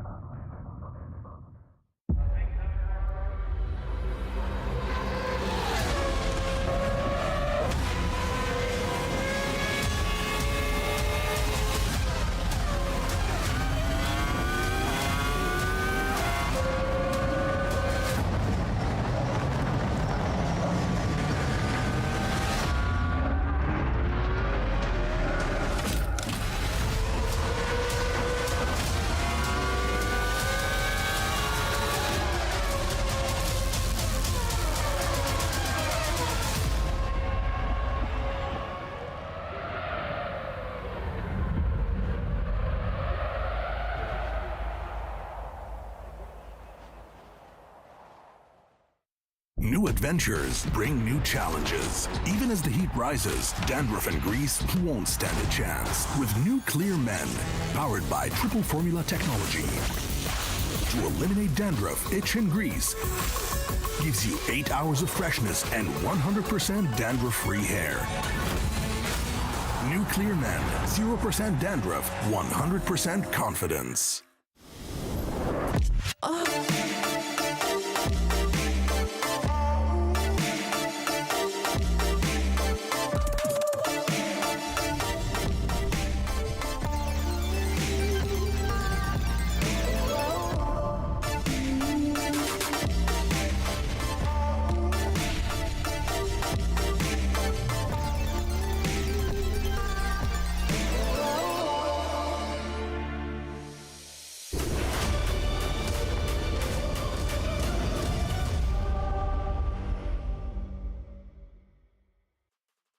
Hello guys, welcome back, and you're still watching the first day of the group stage of Mid-Season Cup 2024. My name is Lavelle, alongside with me, it's gonna be Mirko as well as Wolf. How you guys been feeling after game number 1? I feel great, man, especially considering, you know, we were able to get a surprise right off the bat. Even in Stream B, we got a surprise. Oh, yeah. Oh, yeah. I think they're still going on with game number 2, but game number 1 didn't go as I expected. Me neither. Especially, it went as I expected. Oh. Yeah. Wow. So you're paneling alongside 2 Cloud9 fans here. No, the thing is, I love them. But you know the thing about love is that when you love someone, when you love something, you know they need to be taught a lesson. So how much do you love Homeboys then? All right. SRG? So with that being said, depending on love, you know, we gotta talk to our reporter, Eterna, the reporter for our Aces ROG. We're not gonna be talking about love, but who are you gonna talk to? Hey everyone, we're back with me, Eterna, and we are backstage for Studio B as we are now watching at the first match of the day here at Stream B. But we are going to be joined with Beloyski, Elda Boy Beloy. Hello, Eterna. How are you? I'm good. You're good. Yeah. That's so great. You're here. Who did you come with? With Ebos and Onyx. Oh, that's great. Oh, you know, speaking about those two, we gotta ask, right? All the viewers out there are wondering, who are you supporting between both of these MPLID teams? Both of them, actually. But You gotta choose. if I gotta choose, I'm gonna choose Onyx because I want to see a back-to-back MSC champion. Oh, you're right. Defending champions with Fnatic Onyx. But okay, so we've talked about MPLID. What about MPLPH? We have TLPH as well as Falcons APBren. Who are we supporting here? The Liquid is the champion, but I want to see APBren come on top to have a rematch against Onyx. I'm pretty sure they can, right? They're Yeah. looking super solid right now, and they are one of the tournament favorites as well. But Beloyski, I gotta ask you. Earlier, you asked me to introduce you as Elda Boy Beloy. We haven't heard that. It's usually like Big Brain Beloy. But what is this Elda Boy Beloy? Oh, it's a group for of me, and you're gonna see later who I am with. See you later. All right, so a little bit of a taste of what Elda Boy Beloy is. Yeah. We're very excited to see what that is. You, but you gotta see them. We do, Yeah. we do. We're excited to see because you have a few members. So we're gonna throw it back to the studio. Thank you so much, Beloy, for your time. Thank you so much, Duga. Ito yung Beloy. That was Beloy. That was Beloy. For the rest of you guys, Lubuk and Beloy. Now, before we actually go inside the game, in case you guys don't understand, that basically means you're not Beloy, but we gotta talk about the group of Beth. Beth? Because it's the group of death, but I gotta say, even in M5, the group of death was B, the group B. So now it's the group of Beth. Wow. Group of Beth. Listen, Wow. I know it's a 2 out of 10, but you know what? We gotta get there. Give me time. Let me cook, get all the bag jokes out so that the good Okay. ones will come later. I hope so. We'll be waiting. He for may that. even come now, who knows? Yeah. Group B. Beth. Group of Beth. Talk about group of Beth having 4 champions in the same group here. I see the disappointment in your face. Yeah. I'll take over first, you know. I mean, for group group of Beth, Group B, I think it's amazing. Seeing Fnatic Onyx. You're amazing.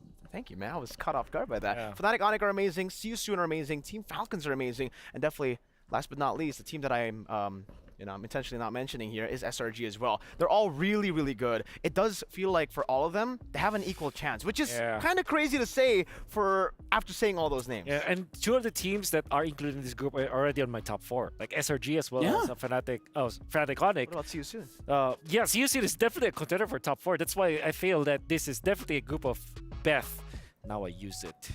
Thank you. All right, but yeah, SRG definitely can win over Fnatic. I think any team can be defeated by SRG. That's what I feel like. They're really, really strong. And I'm not saying this because there are 2 Filipinos and a coach in there.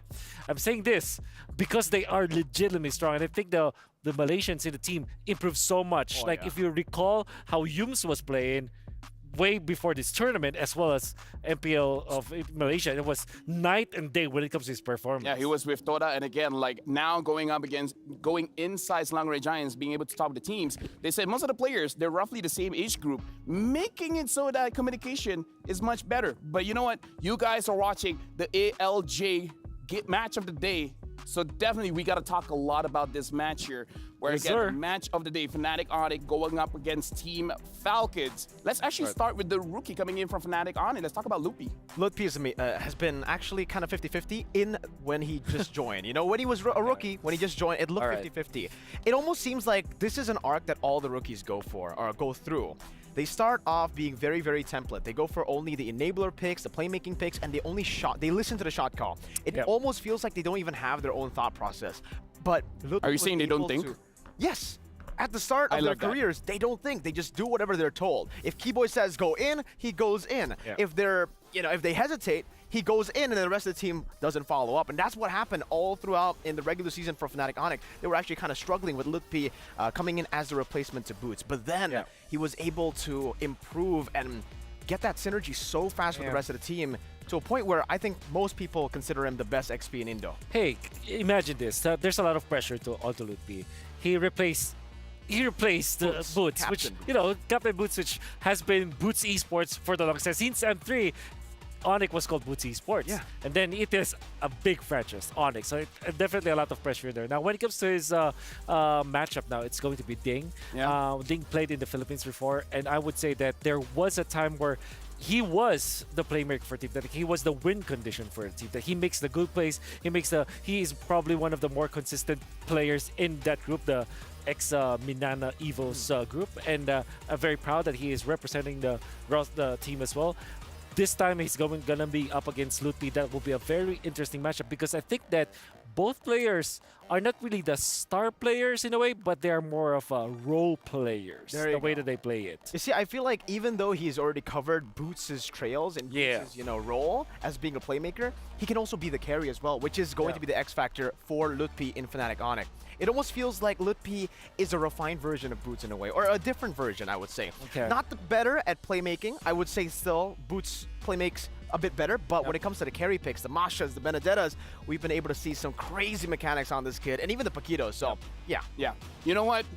Good opinions coming in from the both of you, but now we actually got to go to the stage because we want to continue this match, and we can't continue until we actually throw it back to the stage. Welcome back to MSC 2024 at the Esports World Cup. Earlier, we saw Falcons APBren sweep their opponent XYG, and now it's going to be an even spicier matchup. We are talking about the back-to-back-to-back-to-back MPL Indonesian champions up against the MPL MENA champions. And I don't know about you, but that's going to be an incredibly close game. Oh, definitely. So let's talk about the Sky Kings. So they've been successful in MPL Indonesia, taking the MPL championship for the 4th time in the row. The question is, can Fnatic Onyx defend their MSC title this year for 2024? Let's take a look at the players here now. They're all ready. And they've been dominating their region, and a lot is expected from them coming here in the Esports World Cup. Oh yeah, I mean, look, if you win your region 4 times in a row, I think still there's going to be quite a lot of pressure, like you mentioned, and I want to see how they're going to be able to deal with that, especially in the MSC right here in Riyadh. And their opponents, the MPL MENA champions, coming up in Team Falcons. You are talking about Ding, Kenji, Goodnight, Lark, and Super. These guys have had an incredible run. When we're talking about MPL MENA, it was I want to say it was kind of a close final, even though it ended up 4-1 for them, but every single game was very, very close. And I want to see if being here on home grounds, if that's going to help Falcons overcome this obstacle, Mara. And I know both teams are ready. You're ready. Hell yeah. The crowd is ready, so let's turn it over to the studio. Guys, look up. Look up. Okay. Because that's where the battle is going to be. It's going to be battle over the skies. Oh. Fnatic Onyx, di atas langit ada Onyx. And going up against Team Falcons, champions of MENA. This battle, our neck's going to hurt. We're just going to be looking like this. I was expecting you to have a counterpart for the di atas langit ada Onyx. Di atas langit ada Falcons. Yeah, I mean, technically for the Falcons. I mean, Falcons, they fly, okay? They fly. You can do anything. You can literally fly. If you're a Falcon. Sorry for the rest in case I'm loud. Yeah, it's okay, man. I mean, I feel like for Falcons, looking at it, they're definitely coming into it as the massive underdogs, right? Fnatic, Onyx, they've been on a run. 4P'd as well. They've looked so disciplined, and now with the added player, the new rookie in Lutpi, it definitely felt like for the last few tournaments, you know, Fnatic Onyx, one of the biggest weaknesses has been the XP. So the fact that they've covered that, and they've also covered early game playstyle that usually, you know, ends up with them losing out. It's great for them. It looks like it's just amazing. But for Falcons, they're also really, really good. I got the chance to cast for the MPL MENA Grand Finals, and the way that they were playing, it really felt like I was watching Fnatic Onyx just with a different flavor, bro. Yeah. But here's the thing, right? Because we got to talk about Falcons in their region. Okay. They've said that we're too strong for our region at this point. So they feel like, you know, they can do well. But now, I got to say, will the Sky Kings humble the homegrown Falcons? Or will we see something like XYG where a few surprises come in and then they can actually do well? There was this very old curse, I would say, for Onyx when it comes to international tournaments, that they almost always lose the first series of the game, of the international tournament. You know, that kind of changed a little bit, but you know, this might be the time where it happens. Listen, Wolf. Okay, we're listening. If they lose their first match in the group stages, they usually get grouped. That's the pattern. M3, MSC 2022, and then after that, when they win their first game, they're pretty good. You know, top two at least. Yeah. So I get that, but also for Falcons, you gotta pay attention to Goodnight. In my opinion, Goodnight has got to be the star player on the team because it almost seems like, all right, he's going to be the main carry, right? You expect the gold lane to be the super carry. You expect maybe even Ding to carry on these big picks like the Benedetta, the Paquitos that he's been able to use even in the grand finals. But Goodnight, he is a player who would use any hero, even a utility one, an enabler, to just play it as a carry. Yeah.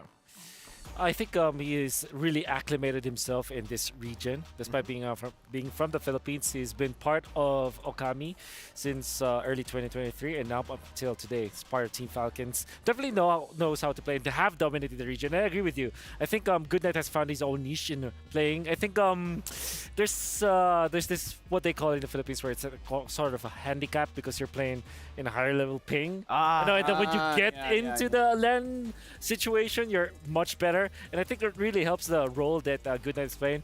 Haven't really talked to Jim, but he's not that quote-unquote famous in the Philippines. But when you look at his gameplay, definitely plays really well. We got to talk about the draft as well, because something that caught my eye was from the previous series is that the mid lane is actually very, very important, because we saw how the Louis was very, very impactful. But we got to talk about how Vexana has been doing pretty well as well. For this matchup, do you guys think that the mid lane is something that we have to pay attention to? Or perhaps no?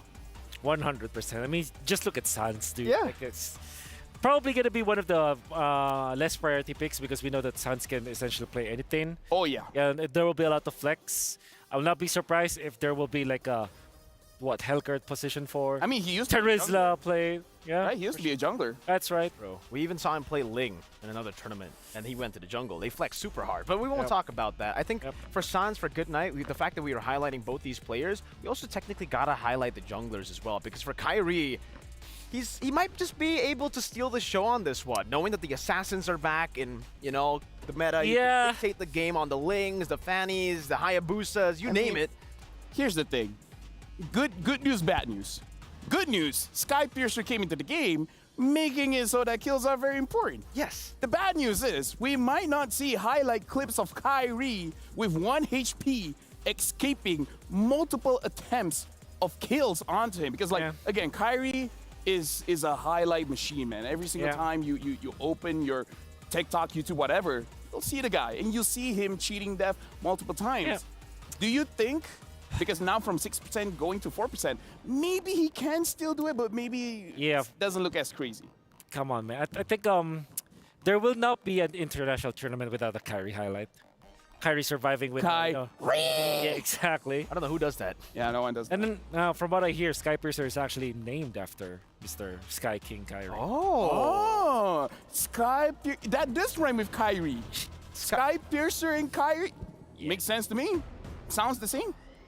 All right. Same syllable, same letters. Skyreercer. Kyriercer. Sky Piercer. Scary Piercer. Scary Piercer. Scary Piercer. There you go. There you go. That's how we solved it. Now we're going into the pick and bans here. Falcon is the first pick. Fnatic Onyx, second pick. They ban out the Luyi, and Fnatic Onyx banning out the Chip. Yeah, I think when it comes to priority for Falcons, knowing that they banned out this Luyi, they probably will go for something really standard, like Roger, for example, that can be flex. Hayabusa. I love that ban. Yeah, very early ban. I mean, like, you're going up against Kyrie, man. Of course. The scary Kyrie. The scary Kyrie. The scary Piercer. The Skyry Piercer. At this point, by the way, for Fnatic Onyx, this is what they like to do, even in MPL Indonesia, right? They take the red side, but they are the ones to actually force out a lot of the big picks to be left open. Okay. See the chip ban, and then I think for now, they're just going to ban out all the respect bans over, like Faramis, great pick by Good Night, was able to get them a lot of the crazy victories in the grand finals of MPL MENA. But for Fnatic Onyx, I think right now, they want to leave that Angela open. They want to get the Angeling if possible, and technically it forces Falcons to choose whether you want to ban it, you want to first pick the Angela, or you want to go up against Angeling Kyrie. Yeah. If you want to let go of the Angeling, you have to first pick the Valentina if you're Falcon. That's your only answer, your only out for that kind of composition. And it's just Good Night. That's right. So that could be the choice here for Falcon versus Fnatic. I mean, the thing is, we've seen multiple teams actually get, I would say, get baited by allowing the first pick Angela, but I like that the Julian is banned here. So even if they want to, say, first pick the Ling, there are still counters, I'm sure. The Nolan is still open. Kyrie can use the Nolan very well, but it does give options for Falcon here. They want to pick up the Angela first pick. They want to pick up the Ling first pick. It's much more flexible. Now the Hayabusa as well as the Julian gets banned out. Almost like they want to force Fnatic Onyx to pick Nolan or Ling. Yep, I think the only two choices here for Falcon is Ling or Valentina. Yep. Ling is an absolute risk because Fnatic Onyx can just go for invade type of roamers for Mr. Keyboy, which he excels at. Valentina should be a vanilla pick for Falcon because it's a one-size-fits-all kind of a hero, you know. But then you give the Angeling to Fnatic Onyx. Even if you draft against it, they're just really good at that hero. You got so much control now on the Ling, you know. Even when you take the purple buff away, it's much more sustainable when it comes to the energy. Oh, yeah. But also, a lot of teams, the way that they've been able to beat Fnatic Onyx has been through taking away a lot of the playmakers, a lot of the carries in the mid lane. Yeah. That's why we're seeing, you know, the Luyi ban, the creative ban.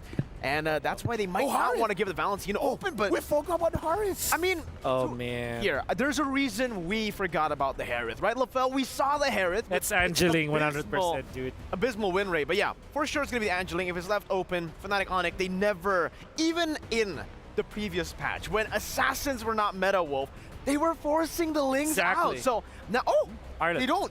Okay, so I think that they're giving Angela so that you're baited, and then they flex with the Esmeralda last pick for Fnatic Onyx. Interesting. So that's still scary. I will advise against picking up the Angela. However, they're kind of forced to if you're... No, I mean, like, Harith Angela is crazy, dude. Yeah, like, but then again, Harith has 9 lives. If, if you, well, that is a game that we call Esmeralda Ball. I mean, I don't know. Comebackable, Esmeralda Ball, we're just making our own, you know, exactly. turn now. Personally, for me, I've seen Harith again and Angela. Yeah. Playing the Esmeralda, unless you go full damage, it's going to be a tough time. Yeah. But then, okay, so Valentina makes a lot of sense. There's the Edith. Really good pick. What happens if you're Fnatic Onyx that you can actually pick up the Angela for sure. But then having the Valentina, which I kind of prescribe as the first pick for Falcon, means that you have a way to copy that Angela, right, with the heart guard. So it's really good. Edith is also a generally a good pick. There's the Farsa. It's going to be picked up for Sun, so no Angeling whatsoever for now. Look at that duo, man. That looks awesome. Yep. But either ways, yeah. Ling is so tall, dude. He is. He's like 6'4". Yeah. Don't quote me on that, but if you want to know that I'm lying. But either ways, Farsa getting picked up here, I feel like is an amazing pick as well. For sure. Creating a lot of pressure, especially Sans. Yep. Sans is one of those players, if you pick a vulnerable hero, he's not really vulnerable. He finds ways to make sure that he outplays you. Yuzong getting banned immediately. Yeah. Also a really good answer to the Valentina in a way that you can lane against some of their end. Definitely. Okay, so Yuzong is also one of the heroes that you will consider if you're facing up against the Ling, because there's one-shot combo, especially if the Ling doesn't have the ultimate anymore. So it's also one good ban here coming out from Fnatic Onic. So if you're Falcon, I think you want to ban Ruby, as it is one of those combos with the Ling. Also, a decent laner versus the Harith. Yeah, I'm not too sure where the Arlet's going, because that could still be utilized as a flex pick. But that's right. For Team Falcons, it's a really good first phase draft, man. The fact that they picked up the Harith and then they pick up the Edith instantly. Because usually we do see a lot of teams go for the Edith after seeing the Harith. You want to try to force him out after using the Zaman Force to stay in the team fight. You want to try to punish on that cooldown, but finally now we get to see the Angela ban.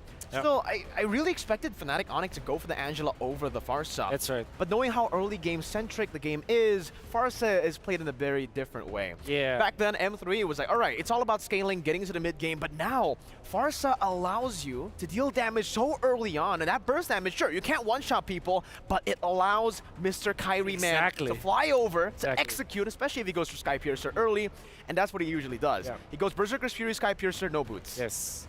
And, well, no upgraded boots, because you still need to... No upgraded boots, just the small boots. Yeah.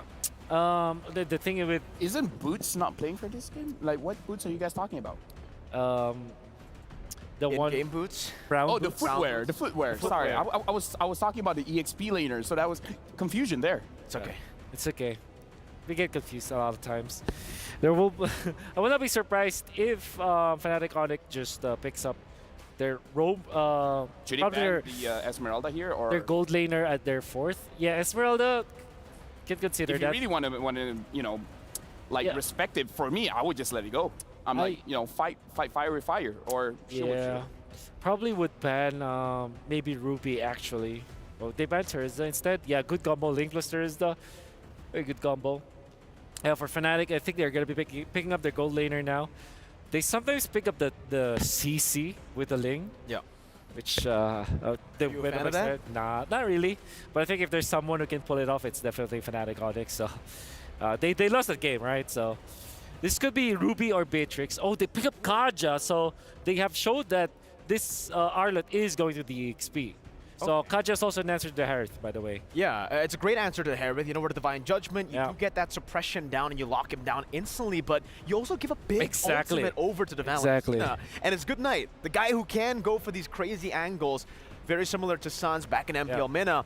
But now I want to talk a little bit about Fnatic Onic, because usually when we see the Kaja, we expect the carry. But in this game, do we expect the carry? You know, there are a lot of damage dealers here, not a lot of beefy boys. And maybe that illusion is trying to force out Falcons to go for more damage output, and then they can pull off something like a Brody. Yeah, Brody or a Beatrix, actually.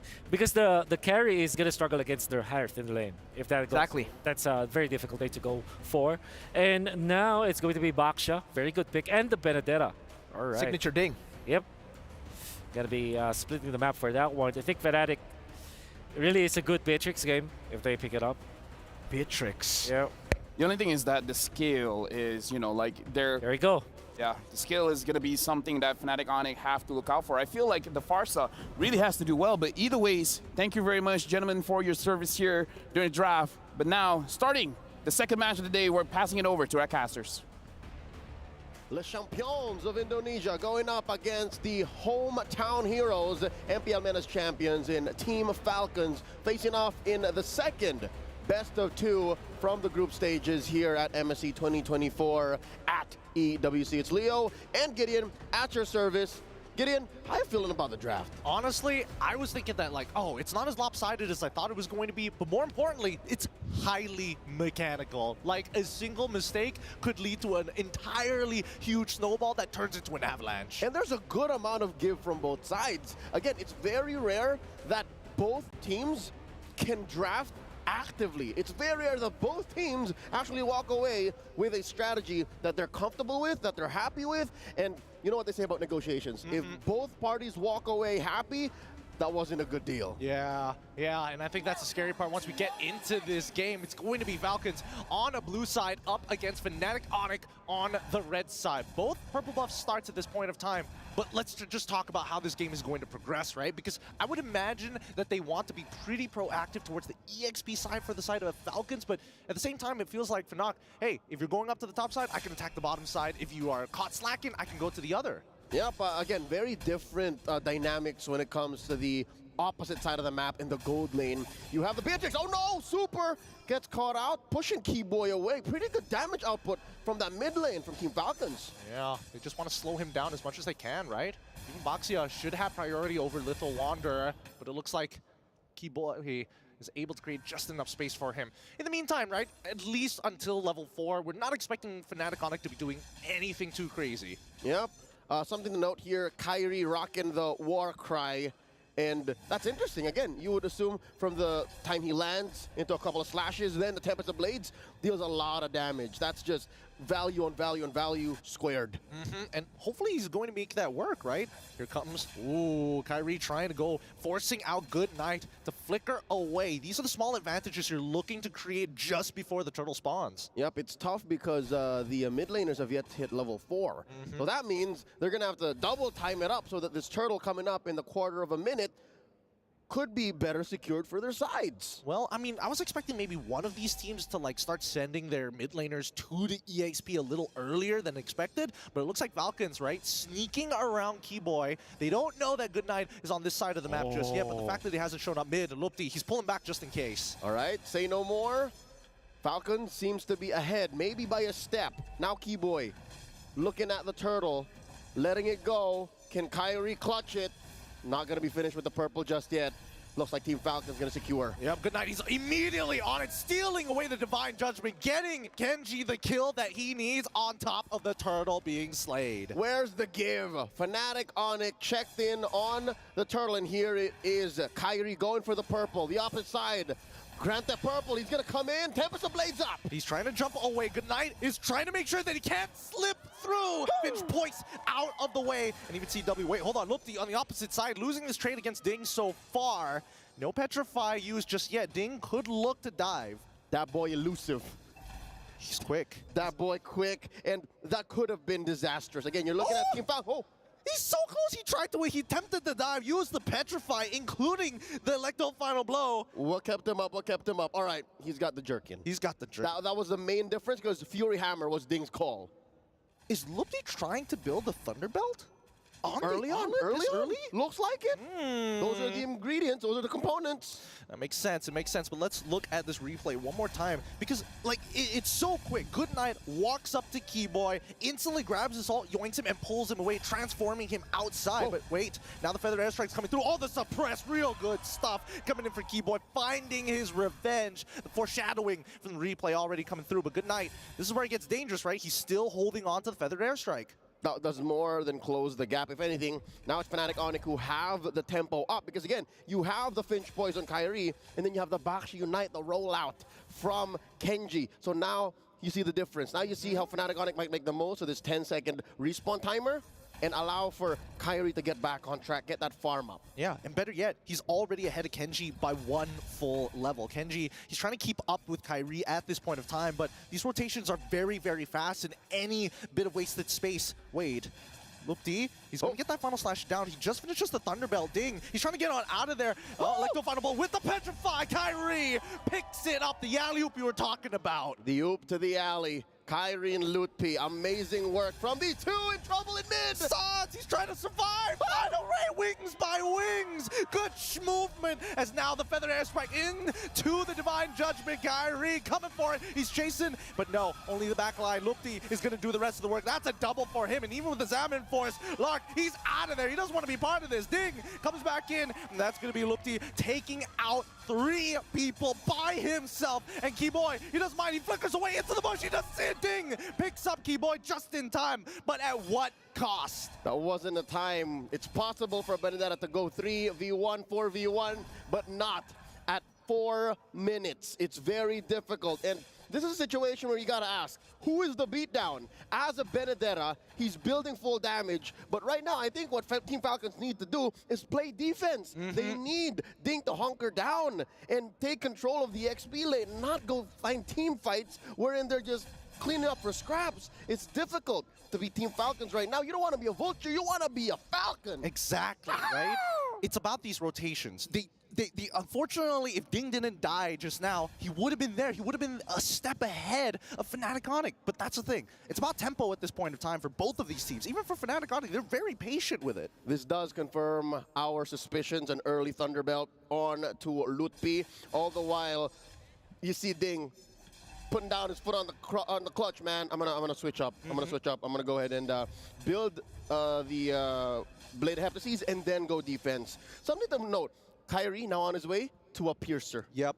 I think this is a really good... I mean, technically, had he just forced the Piercer first, that would have been nice, but still, Berserker's Fury is good. Kenji, Lupti misses it, but it doesn't matter. Kyrie's still in the back, and they give that kill over to CW. Ding, now part of this. He could jump in, but it's not looking good. Divine Judgment is already through. Ding does not find the targets, but still catches 2. Whoa. Can he get a 3rd? No! Eye for an eye to get him away, but Lupti says no more. You do not take out my teammates without the Phantom Tax. Lark finds 1, and Lupti, he could chase, and he could actually win this with no Zaman Force. He just needs to buy slime. Oh no! Flickering behind him.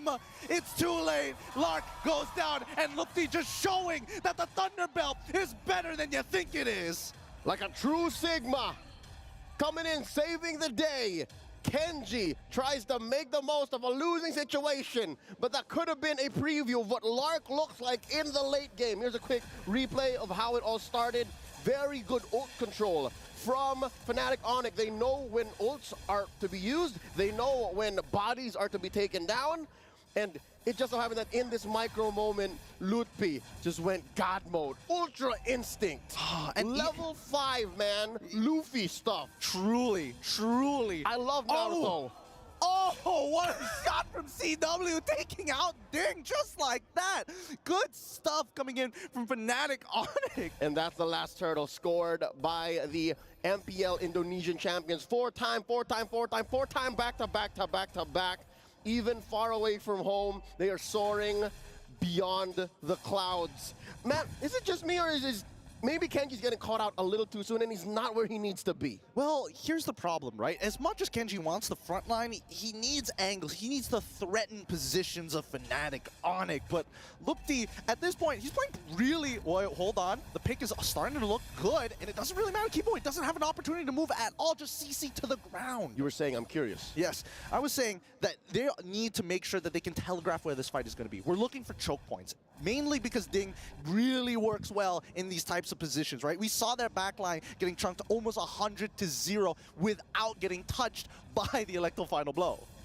And I understand. And so far, I think that's what he's doing now. He's trying to cordon off where they can go, and now he's in trouble. Oh, he's trying to have some movement, but it doesn't really matter. Super not in position to peel away from him. And Fnatic Onyx find another kill once again. Good night. He's got to be careful here. A single CC can put him out of misery. All right. Ding doing some work up top. He's going to get that push on tier 1, but down mid, I think that's the main artery that both of the teams need to focus on. Fnatic Onyx is 3K ahead. That's huge. Honestly, I'm still thinking, when is Lark going to get the dance? Even in that last team fight wherein, you know, they could have gotten away with a huge trade, a huge blowback. Fnatic Onyx just knows when to deny this little boy his playtime. Yeah, I think it's good that they do, right? That's what this entire composition is for. Ooh, final slash onto Good Night. Oh, Feather Airstrike, one more tick. No, does not find it. And Super is able to cancel it out. They do lose a flicker, but at least Good Night is alive. Now, Fnatic Onyx will slowly encroach on the Space Key Boy. He does have the Divine Judgment. He needs to pick a target. Oh, dang, he's out of there. No Electro Final Blow. This is starting to look really, really good, but he's waiting for Sans to get his ult back up. Kenji, he's going to engage, but no, nobody's following up on this. They're going to back up. Wait, hold on. Sans is getting a little too low here. He's already used the Purify. Sky Piercer purchased by CW. Uh-oh. That's two sources. That's two sources. Of a kill switch. Fnatic Onyx definitely on the offense now. Down bottom, Ding pushing back Kyrie and this rogue wave. And Falcons are trying to go for the contest. Are they just baiting out this Lord? I feel like Keyboy, he flickers forward. Now they can punish him. Look, they flickers as well. They're trying to peel him away. Lark finds 1CW, takes Super as a trade, and now they're pushing them out of their jungle now that Kyrie has regrouped with the team. All right, a 2-second dance is better than no dance. Lark definitely played a key role in pushing back Fnatic Onyx. Now the jump in once more. Look, he's jumping. Electro Final Blow, petrifies it too. Stolen Feathered Airstrike, cuts CW down. Chewe can't get in. Oh, Good Night with a clutch. Ult coming in, forcing Kyrie back. The secured Lord by Ding. Falcons eating good. I'm not gonna lie, I was expecting the junglers to be the major sources of damage, and as well as Good Night and Sans, but honestly, it's the EXP laners. And that's what's problematic for Fnatic Onyx right now. Again, up until the 10-minute mark, they've been calling the shots. They've been winning. But that's where they need to be. If it's the cores that's working, Chewe and Kyrie, that's all good. But since you mentioned it's the XP laners that make the difference, I think Fnatic Onyx is caught out in a weird spot. It's like, wait. Why can't Kyrie do much? Yeah. Why is Chewe getting caught out second time already? I mean, the panelists mentioned this before, where a lot of comps are having secondary sources. Wait, here comes the conceal. Kyrie Finch Poise is out of there, has plenty of energy, and he actually spots 4 members of Team Falcon. He sees Ding by himself, but look at this, right? Kyrie will have to eventually use his eye for an eye and Electro Final Blow out from Ding. And this is why he's been minimized, right? That raw damage forces him to ult too soon. Ding is amazing at what he's doing. He's basically acting as a threat magnet, a thunder rod from Fnatic Onyx, so that whatever they're doing cross-map, he's a single catch-all universal answer. That could have gone so wrong, but Ding is just so mechanically skilled at the Benedetta. And I mean, to be fair, as long as Ding is trading ults with Kyrie, it's so worth it, right? At least it gives Team Falcons an opportunity to punish, especially with no iframes. Now, in the meantime, we are seeing both teams wrestling for control. I mean, the main difference, I'd say, is Fnatic Onyx still has the Gila, Tiga, the crazy one in Sans. You're right. He's still unkilled, man. 308 has a Purify set up.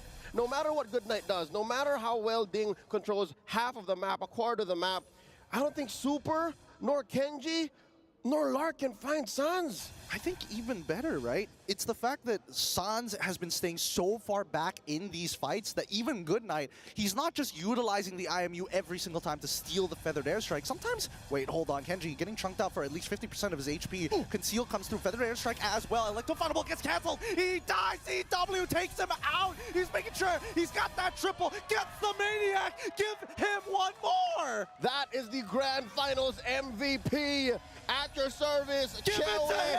Looking to close it up. Le Sauvage scored in the group stage of MSC 2024 at EWC. That's going to be the call. It's endable. It's endable. What a play coming in from Fnatic Onyx, really taking it to the next level here. A step above the rest. Beyond the skies lie the Sky Kings, and they are flying high in their first game in all of the mid-season cup this year. Gideon, what a performance. It was a roller coaster, but at the very last moment, after CW Savage, it was lights out. Chewe, remember the name Calvin Winata. This guy, he is nasty on the Beatrix. He's been out of meta for a long time, but he's gonna be bringing it back to show you how it's done. It's back to the drawing board for the MPL MENA champions. They've been growing their arsenal, but against one of the most lethal teams, one of the defending champions returning to the Mid-Season Cup. They've got to pull out more than that. I believe it's time to throw back to our analysts while we check out the highlights.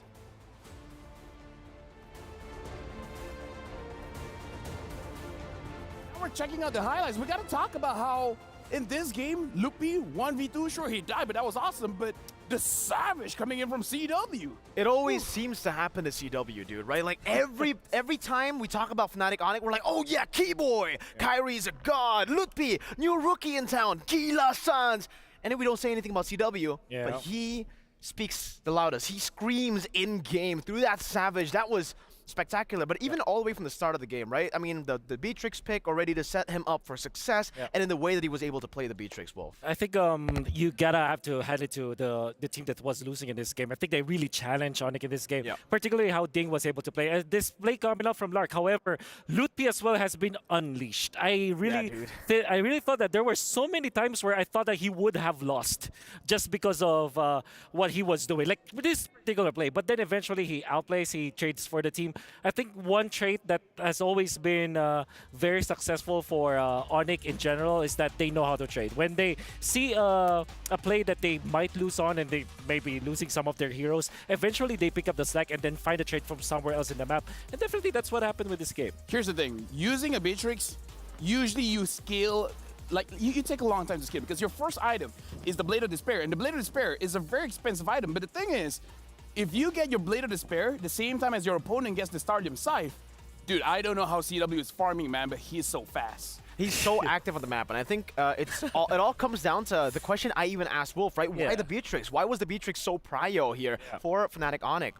Yeah, well, I would say it was a means to an end. Like I told you before, the Ling was the centerpiece here, and the Beatrix was more of a hero that you used to clear out the lanes fast so that the Benedetta as well as the other members other members of the opponents will not be as effective.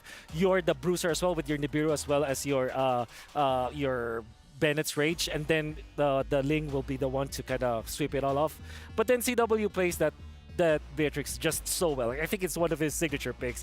He was able to get the Savage and, be the centerpiece, even when it's just a hero of like a means to an end kind of hero.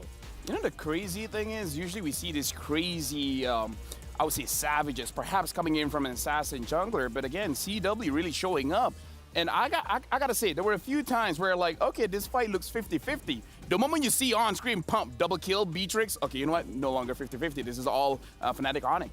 So many ways that they were able to out-micro, I would say, right? Because it definitely seems like for Falcons, they were very, very confident coming into this matchup. Good Knight getting a lot of crazy engages with the Divine Judgment, and also just really good damage as he was poking. But I guess in that department as well, even though he was very, very impressive, Sans kind of outclassed him too, right? The fact that he was up against the Benedetta, the Baksha, this kind of composition that should, on paper, be able to punish a Farsa, yet couldn't at all in the game. 3-0-8, and it wasn't like Sans was playing, in the team fights he was playing all the way in the back, but we were even laughing at how he was flying in front of the turrets. Sans doing Sans things. Inside the turrets, man. That's just Sans. That's Gila Sans. He's very good at calculating pixels, I would say. He's a pixel art master, where there was a time in the middle where the Edith tried to initiate and try to go for the suplex, but he was able to jump with just one tiny pixel, then stayed in front, like staring him down like with the Farsa wings by wings. You really feel the tension in.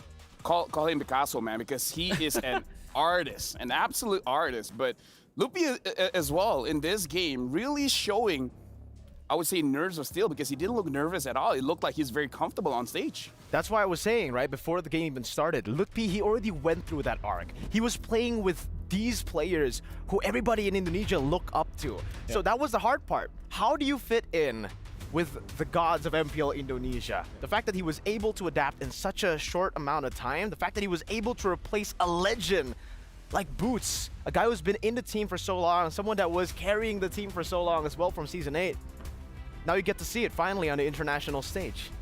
Yeah, you know what? Honestly, this performance has been amazing, but based on what we saw in the first match of the day, things can definitely turn around. Team Falcons, at least what we saw in game number 1 going up against Fnatic Onyx, it does look like they have showed instances where the mechanics are there.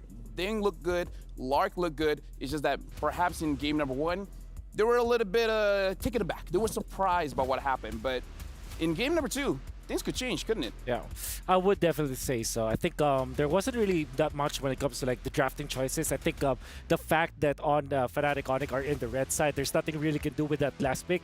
But then again, they were brave enough and bold enough to give the link, so it kind of tells me that they are prepared for this. I don't prescribe it against Fnatic Onyx, but if they are prepared for this, I mean, like they have good coaching staff for sure. They know that they can look at many VODs of Fnatic Onyx. Maybe that they should be doing the same thing. Like I said, I would not prescribe that when going up against Fnatic Onyx. But that's the thing. I feel like for Falcons, the fact that they gave over the Angeling combination, they were prepared for the Angeling. When they didn't go for the Angeling, they just didn't know. Wait, it's just going to be a link. All right, they're definitely going to pick up the Angela for first phase, last pick, right? And then they go for the Farsa, and then it confused them even more. So Fnatic Onyx have so many more ways to throw curveballs at their opponents, even in the drafts, and that's why they love the red side so much. They get to react. Maybe it's just that Fnatic Onyx is like, okay, we've been training for 14 years with the Ling, and then for 13 of those years, they keep on banning the Angela. You know what? You know, I'm sick of this. I don't care about the Angela anymore. Let's just assume we'll never get this hero ever again. And that's why they just be like, you know what, even if it's up, don't take it. You know what? I never liked it anyway. You know what? Extra shields, I don't need it. I'm Kyrie. Yeah. Right? Say it right. Huh? Say it right. I'm Kyrie. There you go. I cannot do that. But then again, apologize to everyone else in the studio, you know? There's also this weird interaction where they went in for the Valentina, which is also definitely great against the Angeling in general. Ling versus the Ling, it's great. Versus the Angela, it's also okay. The answer was the Farsa. And then a Kaja, which is interesting because now was interesting. You pick up a hero that kind of amplifies the Valentina, right? Exactly. But then this is like you know that options paralysis where you have so much good ultimates to copy, you gotta have to copy the Farsa ultimate or the Kaja ultimate, right? So you're forced in this situation where if you want to pick up the Kaja, you kind of have to find the Kaja, which obviously Hiboy is not gonna let you do that so easily. And then he wants to pick up Sans, he has to get up close and personal to Sans, where there could be a lot of punish. So that's probably how they dealt with it. I still don't think that picking up the Kaja versus the Valentina is good.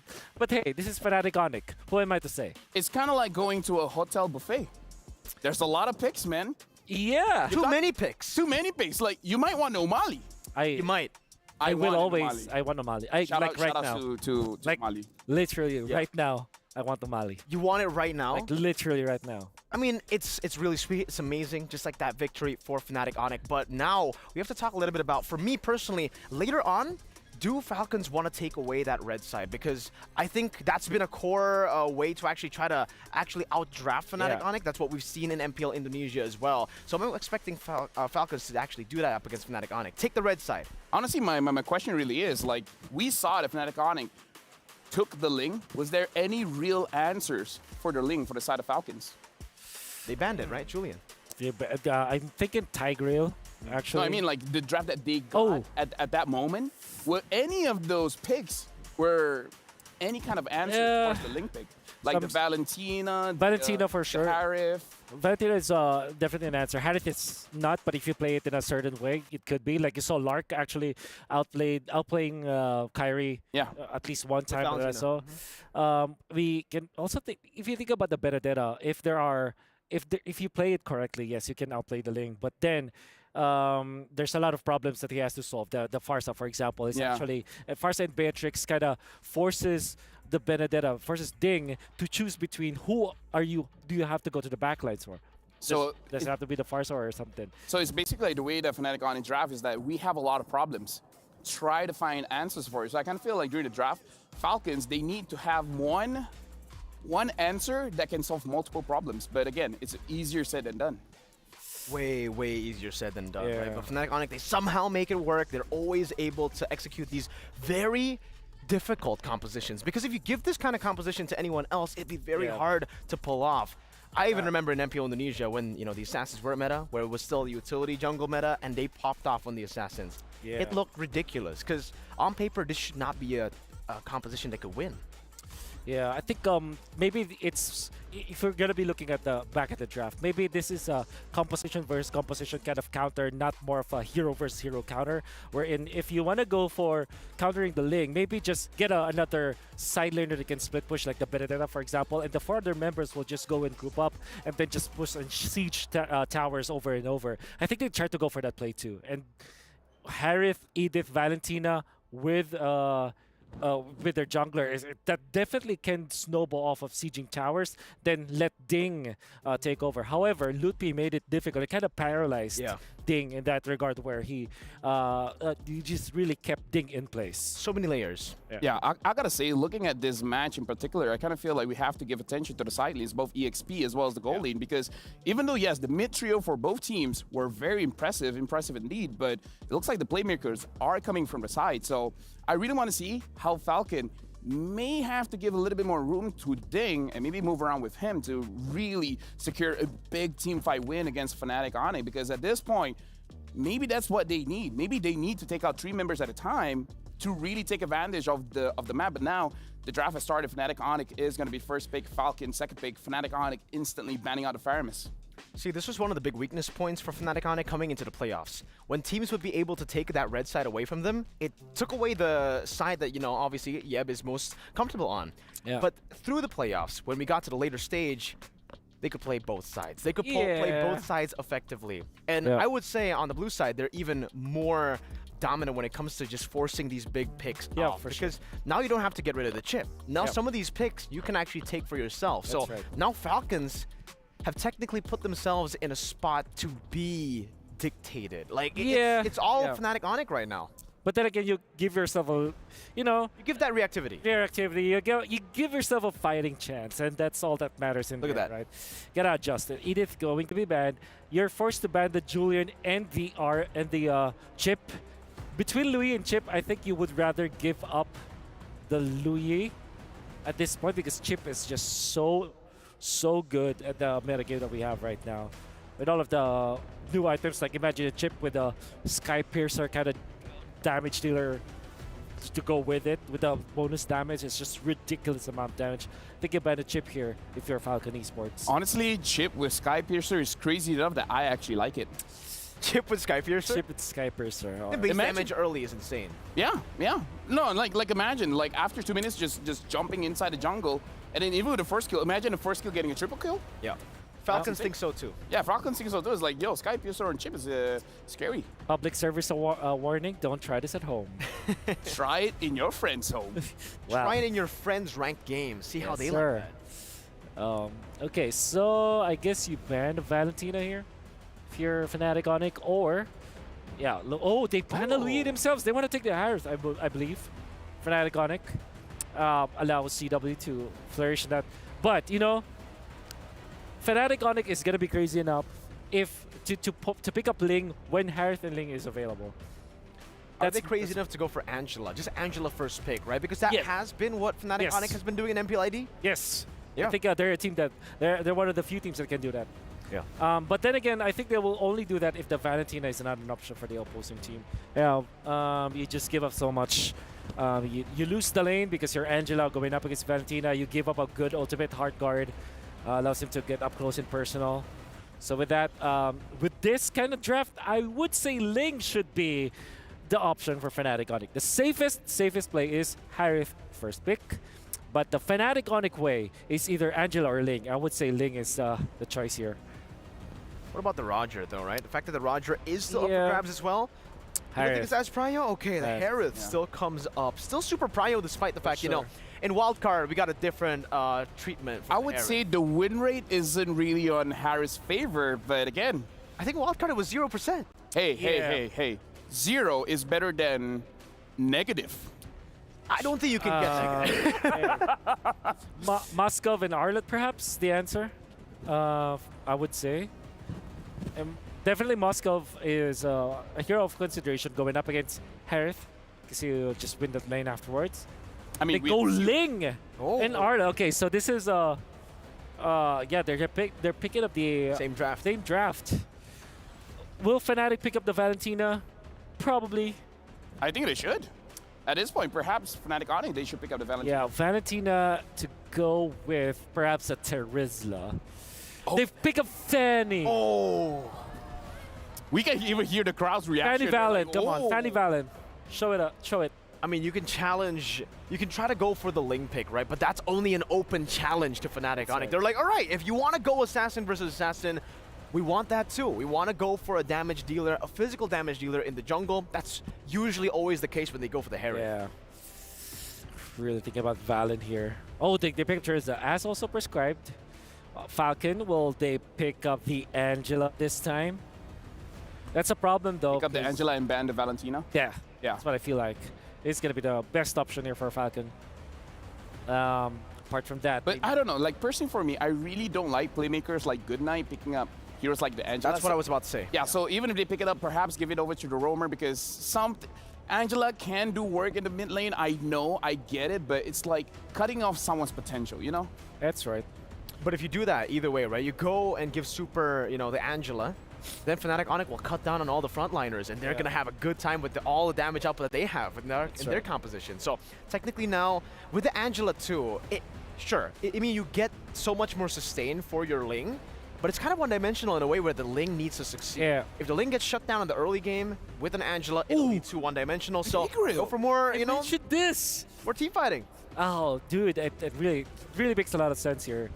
Tigreal is, you know, it's a sleeper pick in a way that people, just don't consider it, but it's definitely good versus Assassins. I mean, like, here's the thing. Like, Assassins is good and all, but we got to remember how in game number 1, CW was amazing on that Beatrix, and doesn't Harv want Purify anyways? Like, it might be an answer towards the Fanny, but I feel like, again, you got to have one option that answers multiple questions, and I kind of feel like it's not really an answer towards the Harif. That's why I feel like a lot of teams up against Fnatic Onyx, they tend to overthink, they tend to overcomplicate things up against Kyrie. They always think about, all right, how do we counter Kyrie? And then they forget about CW. Because even in the previous game, I feel like that's what happened. They were focused on Kyrie. All right, on the Ling, we got to catch him. We got to get Sans as well. How do we counter Keyboy? And then CW just comes in, gets a Savage.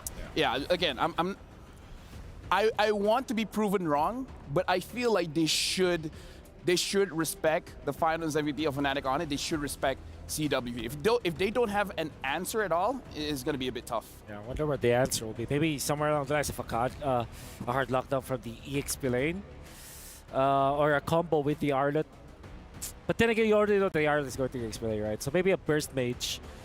And what is that? The Farsa, for example, Kadira perhaps. If Kadira Tigreal would be good. I might be forced for a Valentina, or maybe just go the farming route. Let's just farm it out. Let's go for Angela in the mid lane, and then let's go for a Beatrix. I wonder if Falcon play. Yeah, I was about to say. Yeah, Vixana is not that big of a burst, but it's still okay in this comp, right? And you got a lot of CC to play with the Vengeance. But there's Fanny. It's difficult. That's the problem. It's difficult to play the Vex. Oh, you know what? Go full crazy. Odette. Oh, right. That's actually a pretty good pick. Right. Actually, yeah. Go crazy. Yeah, it's actually really good versus the Harith. Yeah. I love it. And with Implosion, that's a great combo. Yeah, that's a really nice pick if they do pick it up. The Fanny as well and the Tigreal. Technically, everybody who wants to dive, they all get punished by the Odette, especially like that's you said. You know, they have layers of CC, the Implosion, even the final slash to knock them all in to the Swan Song. Yeah. Man, okay, so I wonder if there's this argument for Zask, but I think it might be for Fnatic Onyx this time. Ling hates that hero because he just constantly gets outplayed, and if you go down, like if you don't have the first skill, if you're just walking through, you're gonna be just be destroyed by that Zask. So Falcons, they ban out the Valentina, obviously. They already have a magic damage dealer, right? Yeah. So technically, they can put Sans on an Angela, and then they could actually just amplify how much of a threat the Fanny can be, the Herith can be. A lot of possibilities still for Fnatic Onyx, but that possibility technically is also up for grabs for Falcons. Exactly, that's the first pick. But it's going to be on Goodnight. Yep. I think they might be forcing the Angela. They might be forcing the hand on Angela here. Angela Tigreal, not the best combination actually in the mid lane. So that puts him in a very awkward spot. Because where's the damage going to come from? Yep. Exactly. Right? Ling needs the Berserk Fury as well. Odette might be, or maybe they just settle for the Vex and just try to outplay it. Vex with Arlet is also pretty good. They go Beatrix, as we did say. Okay, come on. Fnatic, give us the Zask. Apart from that, the Grok looks really good for Fnatic. Minotaur as well looks really good. And Franco also looks good for Fnatic, just so that they can counter the Ling. Honestly, I do like the Minotaur, like, have a teamfight comp that doesn't need the Fanny. Yeah. How good would it be if it was a Cho here? Cho, right? yeah. Cho is pretty good too. All right, they go for the Okay, Grok. That's a safer okay. choice. You go for instant initiation. You can kind of cancel the Tigreal as well with the Yeah. Power of Nature and then straight into the Wild Charge. So a lot Nana. of different ways to counter this composition with the Grok, but final pick. Zask or Nana for me. I know it's crazy. They might just settle for a Vex so that, you know, you have a... Or an you have Angela. reach, or an Angela. Angela, yeah. Instead of the reach for the Beatrix. That sounds boring. Let's, you know... Spice it up a bit. Spice it up a bit. They go for Aurora. Yeah. All right, all right. Spicy enough. Spicy enough, but she's technically not spicy. Yeah. She's Yeah. cold. She's ice. She's ice cold, bro. Yeah. Okay, so... I hope they're the team that picks up the Odette. But then, this Aurora pickup, as well as the Grok, kind of really gives you that go signal to just go back for the Vex. Vex, Angela, and like I said, the Odette. I feel like the Angela's problem is that you don't have enough damage. They go for the Lunox. Yeah, okay, this is the least that I would think of because usually when you go for the Lunox, there has to be a vehicle somewhere along the lines of a chip or maybe a Matilda so that you can initiate. Lunox is very slow. Against the Fanny, I'm not sure if that will fare well. Well, the thing is, Wolf is not a big fan of the Lunox pick. We got to ask the casters, how do you guys feel about the Lunox pick?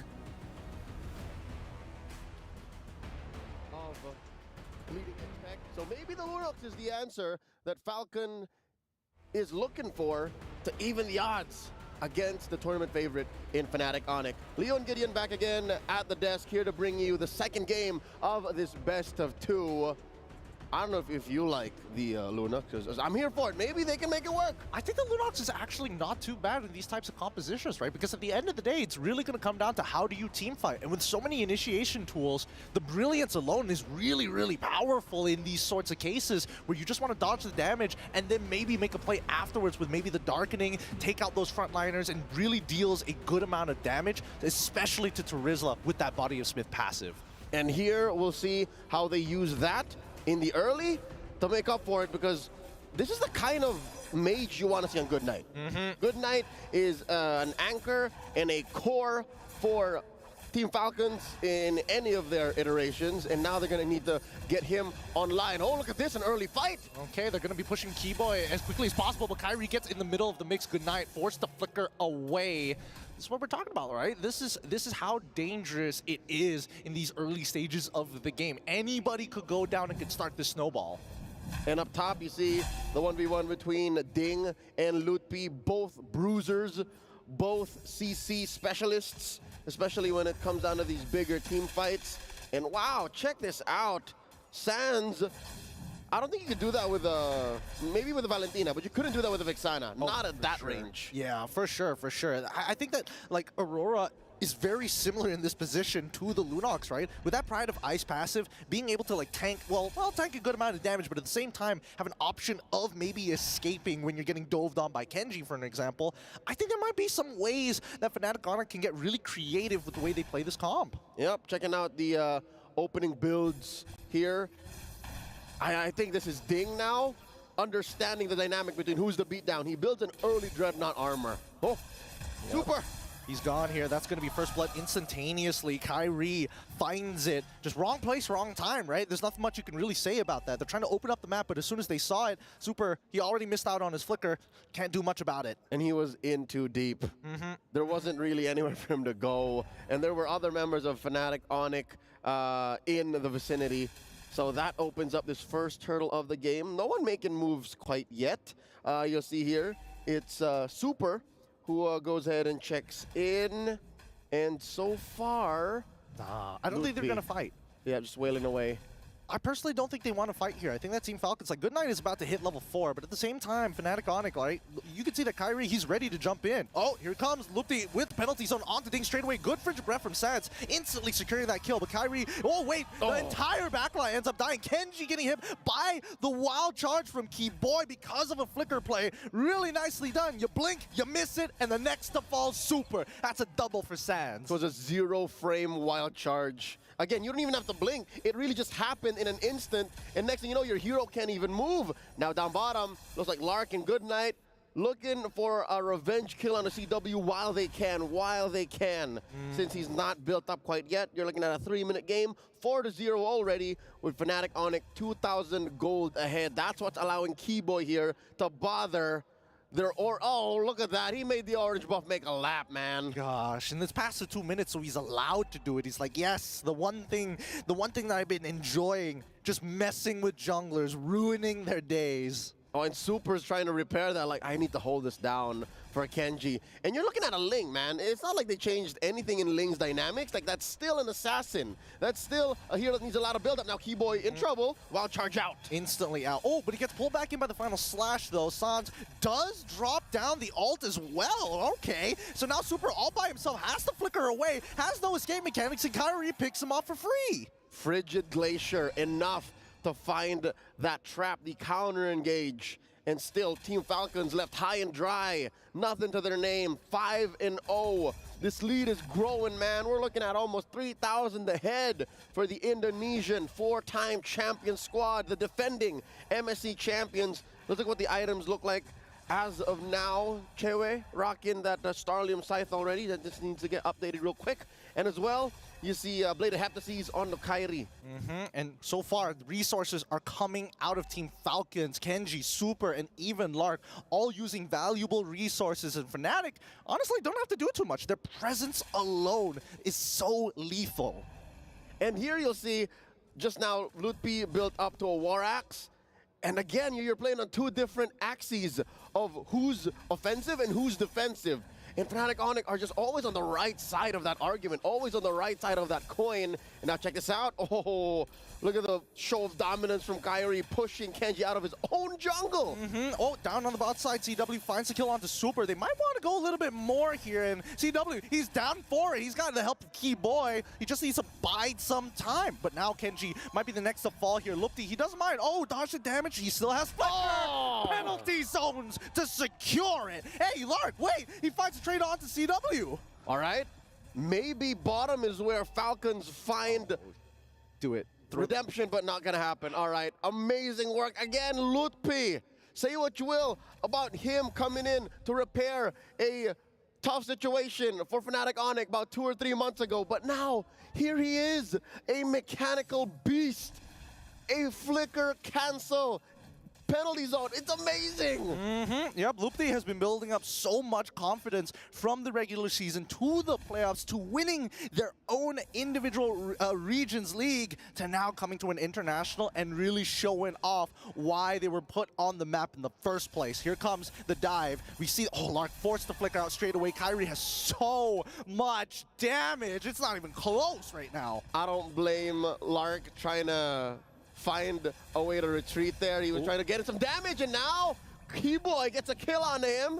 Goodnight in trouble, forced to use the Brilliance. He gets out of there okay, but oh, they find all three, the final slash as well. This is the play that they've been looking for. Ding finds Kyrie. CW does get Genji to stop the initial push, but they've traded equally here. 2 for 2 in that engagement. What a great play coming in from Team Falcons, and they're not done just yet. Lark trying to cut down Lupti as much as he can. Lupti, he's trying to tank through the damage. Can he find it? No.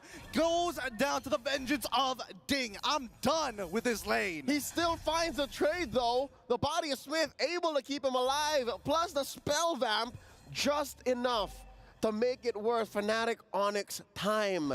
I gotta say, CW's mid-game power spike here at 7 minutes, I think that's what made it a little better for Fnatic Onyx despite the amazing catch by Ding. That could have been lethal. That could have, if ever it was a switcheroo, if it was CW on the Beatrix and Lark on the Harith, that could have been a wipeout. Yeah, man. The replay didn't catch the initial play started by Super. He was trying to replicate a game-winning moment from M5 when Keyboy did it himself. The 5-man implosion, he was so close to it. But unfortunately, like, if Kenji just survived a little bit longer, I think he could have cleaned up the entire team. But now the mid lane, oh, Keyboy! He does find luck! He can't get out of there in time. The Frigid Frost already locking down the tower, but it doesn't really matter anymore. So many members are already dead. And even Kenji, he doesn't want to go in there anymore. He's like, that's too much to handle. It was a dispersal of Team Falcons. Like, one kill led to another, and it scrambled their formation. There's very little left on the map for Team Falcons to scrunch up. And need I remind you, they're playing with a Ling. It's tough to play from this defensive position. Again, best case scenario, they start splitting the map. They send Kenji down into the bottom lane, but Kyrie is just as quick, just as agile a hero. So they're going to be playing tag. I mean, at this point, whoa, okay, all right. I guess they really wanted the buff on that one. Oh, wait, hold on, the Frigid Breath. Oh, into the Glaciers. Well, they fight too. They quickly get out of their iframes. Okay, boy, making sure that Good Night isn't having a good time. Gets pushed underneath the tower. Can somebody dive them already? As we see the Tempest Blades already come out. Man after man being thrown. Fnatic, Onyx say, no more sacrifices. We've done what we can. We're sorry, boy. We can only get Good Night. Ceasefire underneath tier 2. And the inhibitor Kenji's gonna fall. Sans gets a kill. And another body dropped up top. Man. Fnatic Onyx don't want to stop. Yeah, they're just running out of patience. They're sick of this. Team Falcons, you're going to be playing real passive? No worries. We're just going to start walking up. All of this starting because they won their individual lanes. Kyrie's making big money moves, man. He just picked up the Blade of Despair. That's it. Even Super's going to feel it despite his passive on the Tigreal. Despite building a Dominus Ice, might be too little too late. Fnatic Onyx are looking at about 6,000 gold ahead. I'm thinking, all right, 2, 2, and 3 on Good Night. Could they maybe win underneath turret? Because look. What does he have on him now? Just the... Gideon, just the glowing one. Yeah, it's really not enough here. And it looks like he might just diversify, right? Yeah, is he splitting between an HC and... I don't think so. I think he just wants just a little bit of mana regen, right? That's a little greedy, though. I think the greedy thing would be going for the Holy Crystal, but we do just see him purchase the Blood Wings. He needs that really bad. That shield is so important. Now he's going to start building into that Holy Crystal to have some relevant damage, but for the time being, I think the power spikes are just not in their favor, right? We're even seeing CW. He's also got a Holy Crystal. Yeah, but he's in a position to do that. That is disposable income, is what we call it. But right now, check it out. Lord taken here by Fnatic Onyx, no question. Blitzed it. And wow, look, when the cat is away, the mouse goes to play. Team Falcons making a push down bottom, but just as they should, they disperse. They let go. That's dangerous. It's greedy. The keep sets the game. Keyboy. Wait, he didn't see it. He turns around. Wait, they don't notice. And then Locke walks out. He could have just stood still. Oh, man. Now he's out of position, gets hit by the wild charge, and another stack for Kyrie. That's a curious call. Did the wild charge not stop him or spot him? Did it stop right where he wasn't? I mean, it did cancel the recall, essentially. It should have revealed him at that point in time, but here we go. The implosion down on the bot side of the map to find Kyrie. Not enough to get out of there. Wait, hold on. That's a shutdown. It could be an even bigger shutdown here if they get an inhibitor off of this, but Team Falcons should be able to regroup off of that play as the Lord is going to be crashing down from the top side. Yep. Again, speaking as a fan of the hometown team here, the MPL Mana Champions, you got to say, hey, man, if they're going to win a fight, it's going to be inside their own base. Right? They have pretty good high ground, and they're all here, but they are looking at a Lord, so that's a 6-man coalition, a 5-man coalition. Kyrie's off. Yeah. And let's keep in mind, right? They can still shut down these inhibitors. Wait, here comes the penalty zone almost instantaneously. They're trying to combo together, but they don't find anything else. The follow-up isn't there. They get rid of the inhibitor, and Team Falcons, man, look, he's so tanky. He's holding on despite that, and CW is able to find a mega kill off of it. Despite the Glacier not finding the right targets, it forces Kenji to use the ult. Fnatic Onyx playing a little off-kilter. When you thought the measure was 4-4, they say, nah, fam, it's a 3-4, and that takes Team Falcons off tempo. They shouldn't be forcing it, but here they are looking for one. It was so close, but the implosion only finds one. They're gonna get pulled back, but CW finds Super Kyrie already back into play. Team Falcons, they need to clear up these minions as soon as possible. Kenji almost going down in the meantime. Lark, he's the only person who actually has some decent wave clear. Even Good Night, I don't think he has enough damage just yet. Final Slash coming in from Ding to maybe look for a pick back, but it's still 4v4 for the time being. Kyrie can join at any point of time, and that means the next inhibitor shall fall for Team Falcons. Their last bastion. No more turrets, just the base standing for Team Falcons. Can they do it? Force that Tempest of Blades! Oh no, such an early Tempest of Blades. Kenji, he's giving so much respect over to Kyrie, but at the very least, the minion waves have been cleared up, and Team Falcons, with no inhibitors, they're gonna be stuck in their base, turtling up as hard as they can. The Sky Kings play the disciplined game here, keeping to their timing. They're going for the next objective. They want to finish this game off of an enhanced Lord, spawning about 10 seconds, unless they can find a pick, force in a Brilliance from Good Night. Man, if you're talking about just the items and their firepower, Team Falcons can't take a fight, not a fair fight against Fnatic Onic. Honestly, I think it's really coming down to the fact that they're always reacting to Fnatic Onic, right? They're going to use Fnatic Onic. They're going to use that. They're going to go for a feint, wait for you to use your abilities and punish. And that's exactly what we see. Kenji goes down, doesn't even have the timing to drop down the Tempest of Blades. That's got to be a play that even his teammates would question. You can see in the player cams, Kenji knows that wasn't the right call. That wasn't the right play, and he dove into 3 and 4. Paid the price for it, and Fnatic Onic secures the Lord off of that pickoff. Yeah, he underestimated Kyrie, man. Honestly, I think a single auto attack, he doesn't even need the special steel cables auto attack as well. He can basically one-shot Kenji. Yep, Kenji's back in about 4. I'm not so sure, though, if this is a position that he wants to be in. Again, you're a Ling. One of your strengths is coming from any angle, coming in from a Finch Boys. There's barely any walls inside the base, so he's going to have to play this very, very carefully. And he gets spotted from top. Very close. Kyrie throws out a cable. Oh, there's a final slash. Okay, straight away, CW is able to use the Purify. Zaman forces well, penalty zone into Good Night. They're trying to escalate the situation. He dies immediately off the Brilliance, and now the Crystal will fall. Fnatic Onic take the game, 21 kills to 7. A clean sweep in a best of 2 by the Sky Kings. Even on home soil, Team Falcons could not make these Kings bleed. Amazing work. I don't know, Gideon, maybe it's the Savage that made game 1 all the more sweeter, but game 2 felt quick and just more violent at the same time. I'm not gonna lie, I think Fnatic Onic really left an impression onto the Falcons in game 1, right? They weren't as confident as they were. They played very passive comps, and unfortunately, the 2 side lanes, they ended up losing. And Lunox, you can't expect her to scale that fast, so you have to play a slow game. Not to mention the last couple of minutes where there were glaring errors.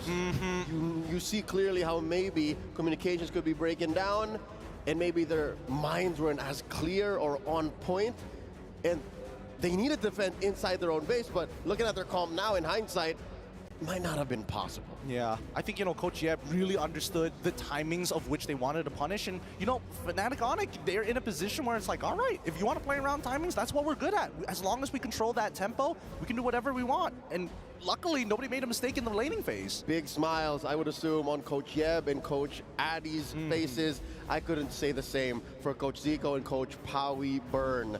Man, they worked so hard. They pulled this team out from the dregs of MPL MENA, and they gave the villains, Twisted Minds, a good beating in the finals. Again, 4-1, who would have thought? Twisted Minds spoke a big game. And Team Falcons, this team right here, that Fnatic Onic swept 2-0, have to go back to the drawing board, have to figure out, hey man, where did it go wrong? Was it the game? Was it our mental? Was it our draft? Was it our strat? I could only assume. The 2 biggest ones, it's draft and mental for me, right? I think the mechanics, they've got it, but they need that level of confidence in these types of international tournaments. Well, good news for them is there's 2 more best of 2s that they'll have to fight through. And hey, maybe this is one of the tougher ones that they had to deal with. And now they have to think, there are no losses, only lessons. But that does it for our second match of the day here on this broadcast. Thank y'all so much for tuning in. We'll go throw over the stage with Fantastic sweep from Fnatic Onic, and here with us with a gold laner. CW, congratulations. This is your first series en route to defending your MSC title. Now, that was a great Savage with your Beatrix in game 1. Did that give you confidence? How do you feel about that?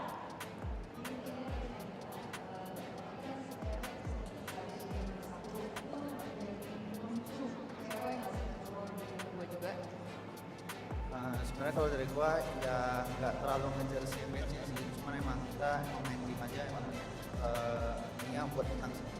He says he wasn't really looking for the Savage. That was basically just a bonus. His main priority was to play as a team, but that's what happened, and that's how he was able to perform. For Savage, and we hope to see many more. I mean, we definitely want to see a lot more of that in the tournament, but I do have to ask, your group has been dubbed the group of death. So how does that make you feel? Do you think there's any team that could threaten your title in your group? Jadi Fnatic Onic kan ada di group of death. Itu yang orang-orang bilang kayak grup kematian. Menurut cewek, gimana?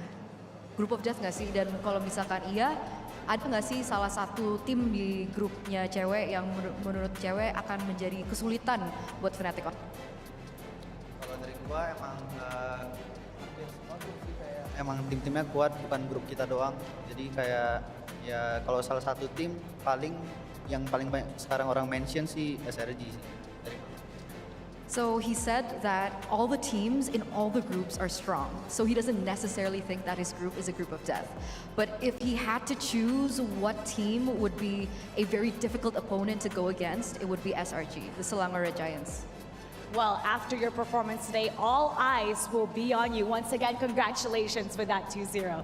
And it's now time to break it down for you. So we're going to go back to our panelists. Thank you very much, but I have to correct you guys. Not a group of death. It's the group of death. Yeah. Now we gotta go and look into the highlights here, where again, I feel like the Sky King Kyrie on this Fanny, you have to react before something happens, because if not, you're instantly looking at Beth in the face. That's what we got to see the entire game, I feel. You know, like the Tempest of Blades was used up so many times just to get out. And Kyrie's so good at utilizing the cables and also just reacting to some of these moments. Because let's say, like, one of these moments, we'll get to see it here especially. But let's talk about this. Lark, it almost like he didn't get the memo, man. The two other members recalled. He was like, nah, you know what? I'm going to just walk to safety. And Keyboy spots him in the bush. Yeah.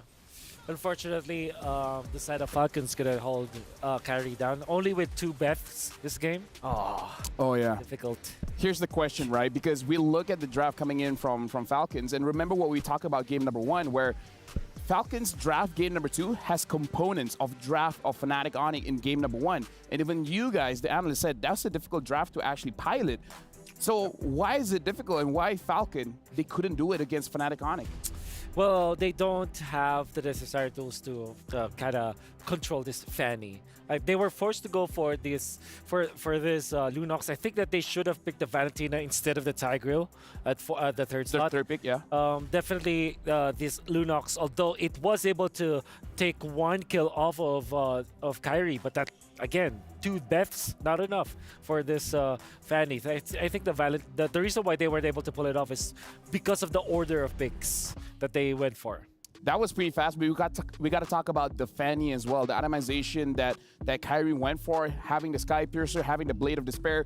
Who can actually tank that? No one. No one can tank that. No one. So some of the times, you know, we saw the Tempest of Blades, we saw the Brilliance as well just pop. They had to do that. And Kyrie, he always cables in a way where if you don't do that, I'll just follow through. But if you do, all right, I'll react to it. That's how fast his reaction time is. Yeah. So we can actually afford to make those risky plays. It will be risky for any other player. That's right. But he makes it work. Okay, gentlemen. MVP of this match. You guys feel it's Kyrie. You guys feel it's CW. The entire match, not the game, entire match. Because again, I feel like multiple members of Fnatic Onic definitely deserve it. I think after 2 games might be Kyrie for me. But if I'm just judging game number 1 alone, definitely Mr. CW himself. But I think overall it's Kyrie, fortunately. No bias. Yeah, for me, I think it's CW.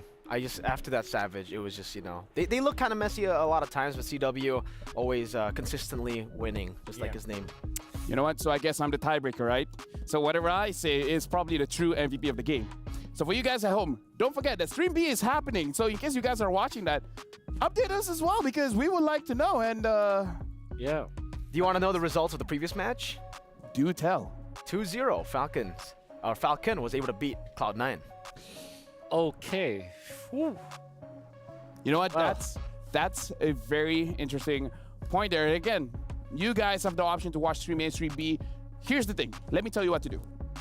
Buy another monitor and watch both at the same time. It's not that hard. Or get an ROG phone and multitask. Yeah, get an ROG phone and multitask. That's right. I don't have a phone or monitor. That's a lie. You know what? For you guys at home, you guys can let us know what you guys think because you guys can scan the QR code down below here and actually let us know what you guys think because, again, we want to improve the show for you guys. Your opinion matters and whatever you guys say, we'll follow. We love the fans, don't we? Yeah, we love the every single time I look at the comment section and I'm like, yes. Okay. You are correct. We love the fans. We love the fans. The comment section, though. Dude, I love the fans and I love the air conditioning. Oh yeah, they're cool. They make you cool. Yeah, but no joke. I think the best chat in the world is Mirko's chat, dude. Oh, best fans in the world. Okay, you know what? Here's the thing. You guys, we were talking about the MVP. My MVP is Suns. So if we have a highlight or something, we gotta look at it because again, Suns was. Again, I gotta say, Fnatic Onyx, it's very difficult to pick an MVP. Even Lutfi was doing really well. Even Lutfi was doing well, right? Let's look at the highlights here. And Sans on this Aurora reminds me of Stormy. Maybe that's why they shout out the Selangor Red Giants. Yeah, man. And this in game number 2, he also again showed us how good he is at calculating pixels. Where so many times where his ultimate was able to get onto the edge and still was able to freeze his opponents. The timing as well. You're gonna see it once more. It was the clash before, but yeah, he was able to reach on to a nice Lutfi, taking advantage of this Terizla with the life steal. I think we're gonna see our MVP presented by Sony. Yeah, presented by Sony. KDA 14-0. Gold per minute doesn't matter. You're a mid laner, kill 67%. And again, looking at the itemization here, he was able to build the Holy Crystal. But I gotta say, looking at that game, he might not even need it. The damage was already a lot. And the important thing as an Aurora is the control. And the fact that he got it as a second item after Blood Wings really just means that he was able to burst down his enemies. And I think the problem with Ling as well as those assassin type of is that if you fail on your combo and you let the Aurora survive with the passive, obviously, the punish is just way too good, and you have the amount of burst that the Aurora can put up with this Holy Crystal. And I mean, look at game number 1, right? He was on a Farsa. That was a vulnerable pick. You don't have a passive to save you when you get low or when you actually lose your HP bar. Yeah. Imagine now with another HP bar, with technically that passive. So he went from unkillable to unkillable? He's not killable, but either way. Look, English is difficult, but what's not difficult is that saying thank you to you guys. You guys have been amazing, but we're going for a short break before we go into the match number 3.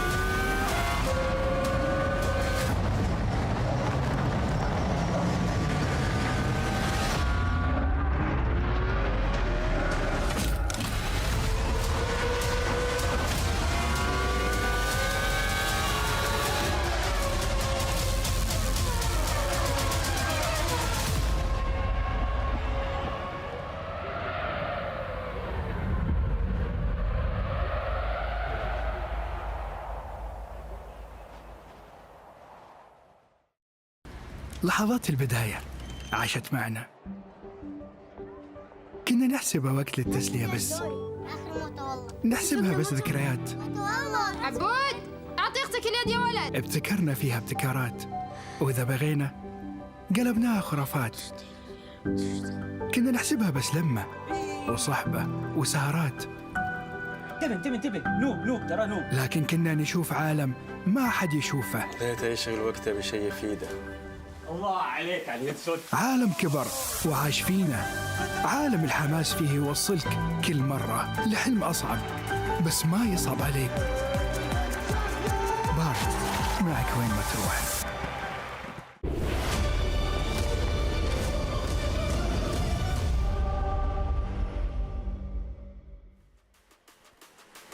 Welcome back to one of the best days in the world because you guys are still watching the first group stage of Mid-Season Cup 2024. My name is Ophel, and alongside with me is going to be Mirko as well as Wolf. Well, we'll be watching Liquid Echo going up against Twisted Minds. What do you think about this matchup, Wolf? I'm not being seen in the camera, but I'm copying what that's what you're doing. Okay. So what do I think about this? Obviously, Liquid Echo is a team that will be more favored in this match. We can say pound for pound that they have the better experience. They have been champions of international before.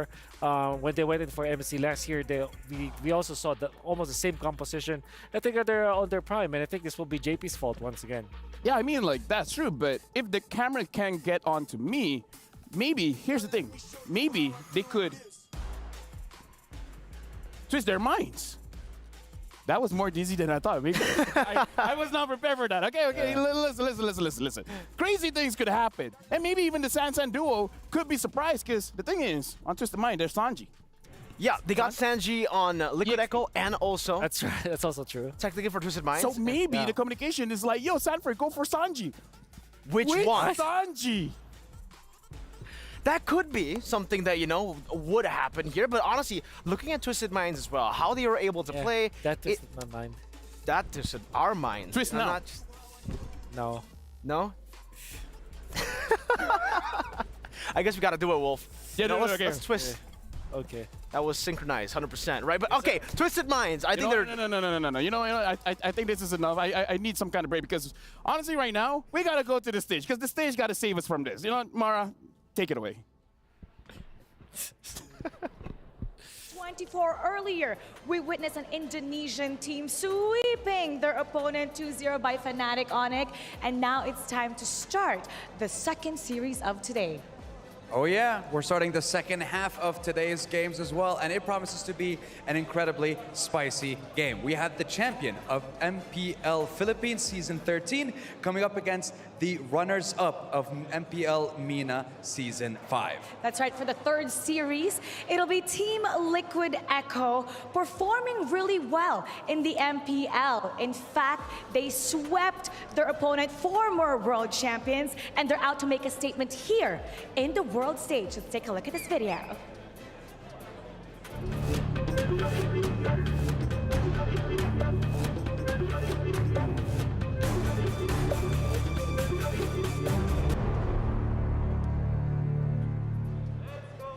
Team Liquid Echo, known as a powerhouse of a team out to take down your hometown heroes. Yeah, I was just gonna say, Twisted Minds, they're looking to twist the game coming into their first series of MSC 2024. Let's have a look at the lovely players representing the organization and, of course, Saudi Arabia in this tournament.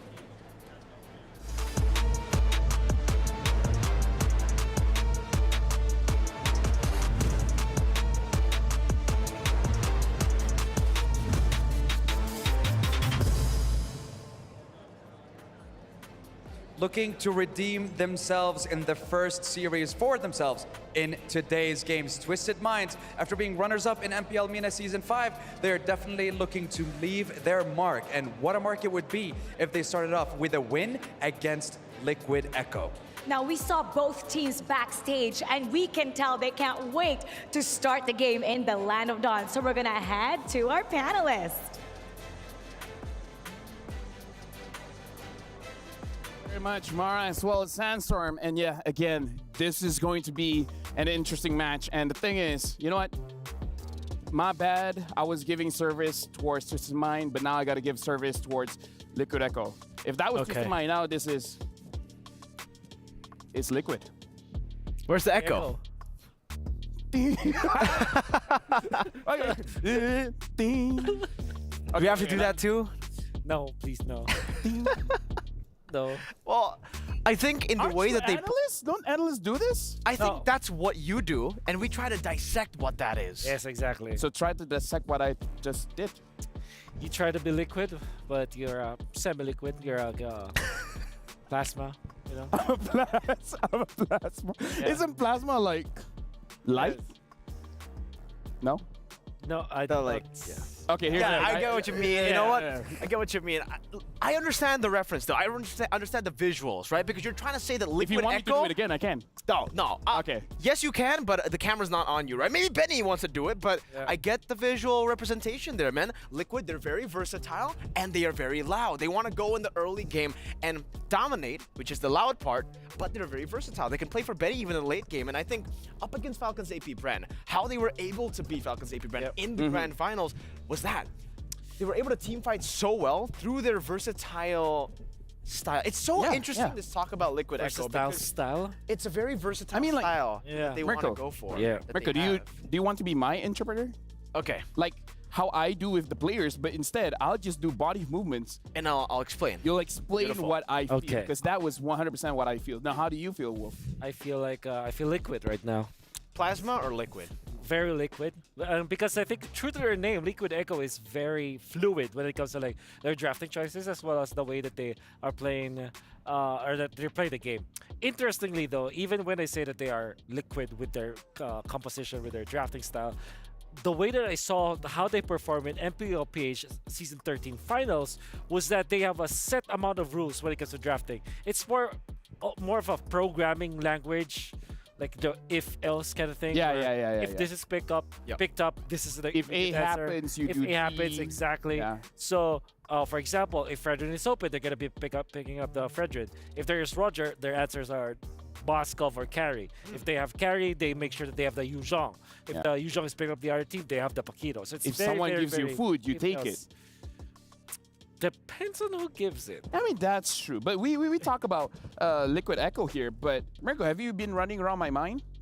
Because my mind is twisted. Let's talk about Twisted Minds. Yeah, I think it's also very cool that you did the twist because Twisted Minds likes to give out the twist in the game as well. Not in the way that you expect, right? You maybe Not you like me. expect like a, not in a literal sense, you know? Technically kind of like you. You put in the visual representation to it. They have a different twist to the game, which is pure early game, right? When we're talking about Liquid Echo, yeah, they have a lot of different templates, a lot of different formulas to a lot of the crazy picks that they have from Falcons APBren and a lot of teams that they're going up against. But for Twisted Minds, it's all about their own team synergy. It's all about how they can get the picks that they want in the early game to dominate. And early to mid, that's where they play. I think even back then in M5, I remember in the group stages, they were able to give Fnatic Onic a tough time in the group stages through that early game, forcing Fnatic Onic to play to mid to late and then ultimately take the game. What's M4? M5. Triple. Oh, yeah. Triple, Honestly, yeah. like, is it crazy for me to say I actually do feel like Twisted Mind can take one game off of Liquid Echo? You see, because here's the they twist their minds out. No, but here's the thing, right? It's like, Mirko, how do we work, right? We have a curse. We do. When we say a team wins, they lose. When we say they lose, they win. But it's a best of two. How does that work? Listen. The team will win, kind of? Listen. I think the easy way would just for them to be giving us merch, and then we will just not prepare. Oh, yeah. Because Liquid Echo, they gave me merch, so Twisted Minds is gonna win. Oh, I agree with you. They didn't give it to me. You know what? Liquid Echo wins 2-0. So now it's neutral here. We got the Wolf Curse, but I think that only applies to Malaysian teams, so maybe we'll use it later. Yeah. He is going to be taped up during those games, for sure. Okay. Am I allowed to be in this building when You're not allowed to be in this country. I think you're allowed to be in this country, but M6, now that's, you know, maybe Now that maybe it'll be different, you know? Yeah. Here's the thing. I will talk to our ministers and we got to do something about you. Can you not do it? You know what? Since you said that, I will not do it. Okay, thank you. All right. He says something he does. Like, oh man, now my mind is twisted. You're twisting my minds out. Talk about both teams here. How, like, I feel like the way that Twisted Mind actually get under Liquid Echo skin, you know what? Go for the early game. Do what you do best. Surprise them. They won't expect a jungle invade, so you do exactly that. And I believe for Twisted Minds, a phrase or a term that they use to describe this team in MENA has been the Twisted Express. So they've actually been able to utilize the Echo Express kind of name and play style as well. What, the Twisted Express? Yeah, isn't the Twisted Express technically a roller coaster? Oh, that's... Right? I don't know what a roller coaster is. That's a lie. You know what? If you're an analyst and you don't know what a roller coaster is, you really need to touch grass, man. You got to go outside. Yeah. I've been planting some weeds in our backyard, you know. You're touching grass. Yeah. You know that's exactly. You know, at least I know that you're seeing the sun. That's all there is to it. But yeah. Twisted Express? Twisted Express. Twisted Express. Okay, so they gotta give Liquid Echo an experience, right? Yeah. Which I feel is going to be an experience that we'll be watching as well, because you got an update from Group B where NIP Flash won. Oh yeah, NIP Flash was able to take the game number 1 up against Fireflux, and that in itself is already, you know, an underdog victory. I think most of us predicted EVOS and Fireflux to top that group. No, not you. Not me. Who did you predict to top that group? Actually, you know who I think about. But either way, shout outs to Stream B as well. Shout outs to everyone watching Stream A and Stream B. You guys are amazing. I actually expected NIP Flash and Fireflux to top Group A. I mean, I know that Evil's... No. You can say what you want. Your opinion matters, okay? Yeah. Like, I'm not going to shut you down. Like, Mirko, on the other hand, he might... Dude, Mirko, let the man have his opinion, okay? I'm not doing anything, man. I'm just... I love Evil's Glory, dude. They have a great coach, great staff. Yeah. Great players. You're a great coach. You know, 3 of their players/staff was. Oh no, you weren't even a coach. You were an analyst. Okay. You know. Let's not. Listen. Leo is listening. All right. Okay. Is he? He still doesn't know. Okay. Don't ruin the surprise. Yeah. Why? What does he not know? Leo's been looking for this one guy. Okay. That's his whole arc. Okay. And he can't find him. Okay. And until sometimes how does that relate to me? Why are you talking about that? Because you know the guy. No, because you know Leo. I know Leo. Leo, exactly. I know who he's looking for, but so what? I mean, I cannot reveal to him who that guy is. Either ways, just saying you're an amazing coach. I love you, man. Like out of all the friends that I have, you're like top 30, you know? Top 30. Yeah. Okay, that's a great honor. Yeah, I take it. I take it. Mirko, you're like top 31. Oh man, top 31. Wait, do you have like a... Like, is it also the opposite, you know, top 31? That means 31 is like higher than all the others. No. The thing is, I put all of them in a shoebox. Okay. And I pulled them one by one. All right. Gideon's number 5. Gideon's number 5. Where's number 1? Where's the Eterna? Not part of it. After what happened yesterday? Not part of it. During dinner, she bumped up. Oh, okay. So it's at what, 40 now or 29? Oh wow. Okay. So 31. That's 30. 29. Crazy. That's crazy. Wow. Okay. At this point, I wouldn't be surprised if people want to see us again just to see what we're doing. Yeah. And let me just say, as you guys see us here right now, perfect normal. We haven't done anything. Right, I bring more updates for you guys, by the way. Okay, what's your next update? What's your next update? So, remember how NIP Flash were able to take game number 1 against Fireflux? That's right. They were able to get both games. Now, game number 2 as well, NIP Flash, they swept through Fireflux. You know what? I'm so shocked. Look at me. Like, I'm so shocked to the fact that I feel like we got to go to an interview, so somebody save me. Yalla. Hi guys, it's Eterna here, and it looks like we are at the player lounge. So we're gonna take a look. Wait, guys, do you see what I'm seeing? Boston, is that you? Oh, hello. Hi there. Wow, it's so good to finally meet you, and you're finally here as well. How has it been so far, day number 1 of MSC? It's wonderful. It's amazing. I can't wait for game number 3. And especially for me, it's very surprising to see so many pro players around. Yeah, I bet it is. I mean, starstruck all around, right? Players that you've seen on screen that you finally get to meet in real life. Now, talking about that next matchup, right? We have Homeboys going head-to-head against Team Spirit. Now, we got to ask, who are you rooting for? I'm rooting for Homeboys. Wait, what? Homeboys? Seriously? Oh, just kidding. Of course, I'm rooting for a team from our ESA region, Team Spirit. Okay, that made a lot more sense because you said Homeboys earlier, and I was like, oh man, that's pretty cool. But okay, so of course he's rooting for Team Spirit. But you know, with their next match, it's not going to be an easy one, right? Homeboys made it all the way from the wild card, and now we have to ask you a question. What's your message to Team Spirit for support, morale support? First, the next game will be super important for Team Spirit, and I can say, Savo, outmine them. Kid Bomba, blow them up, and Sunset Lover, Satoru Gojo them. Go Team Spirit and make it. Make it Team Spirit. Thank you so much, Boston, for this time and your time as well. It's been great, but we are going to go sending it back over to the studio. So thank you so much again. Thank you. Bye, guys. Bye. Thank you very much, Boston. And we got to do what Sao has to do. We're going to outmind them. You know, I love this camera. This camera can move around, so we can move around. Like I could go to you guys. We are just following your flow, right? If you want to walk around, you can walk around, man. And if you tell us to walk around, we'll walk around, man. So if I say we're going for a break, I can do that? Yes. Yeah, absolutely. You know what? I'm gonna test out my power. Let's see. We're going for a break. Wait, really?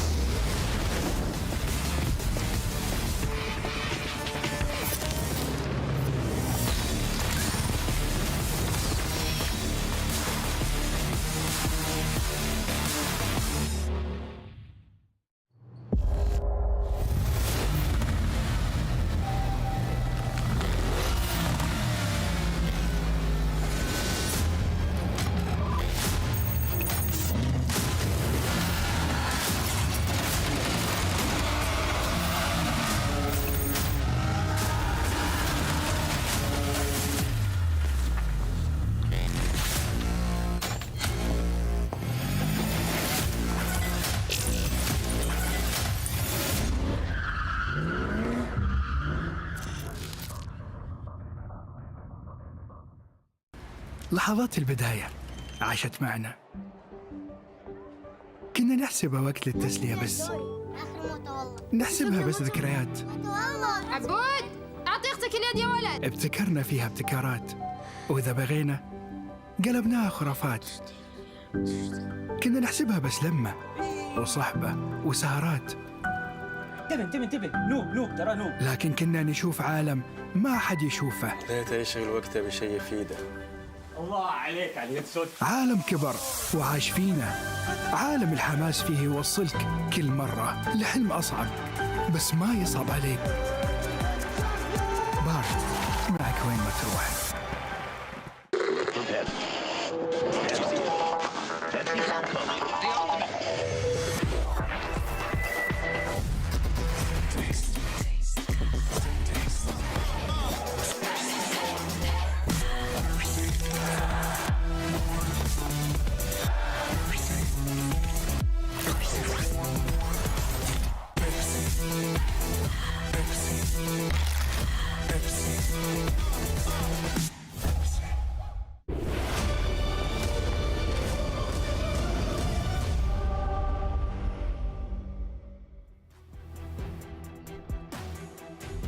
I did not thought that would work.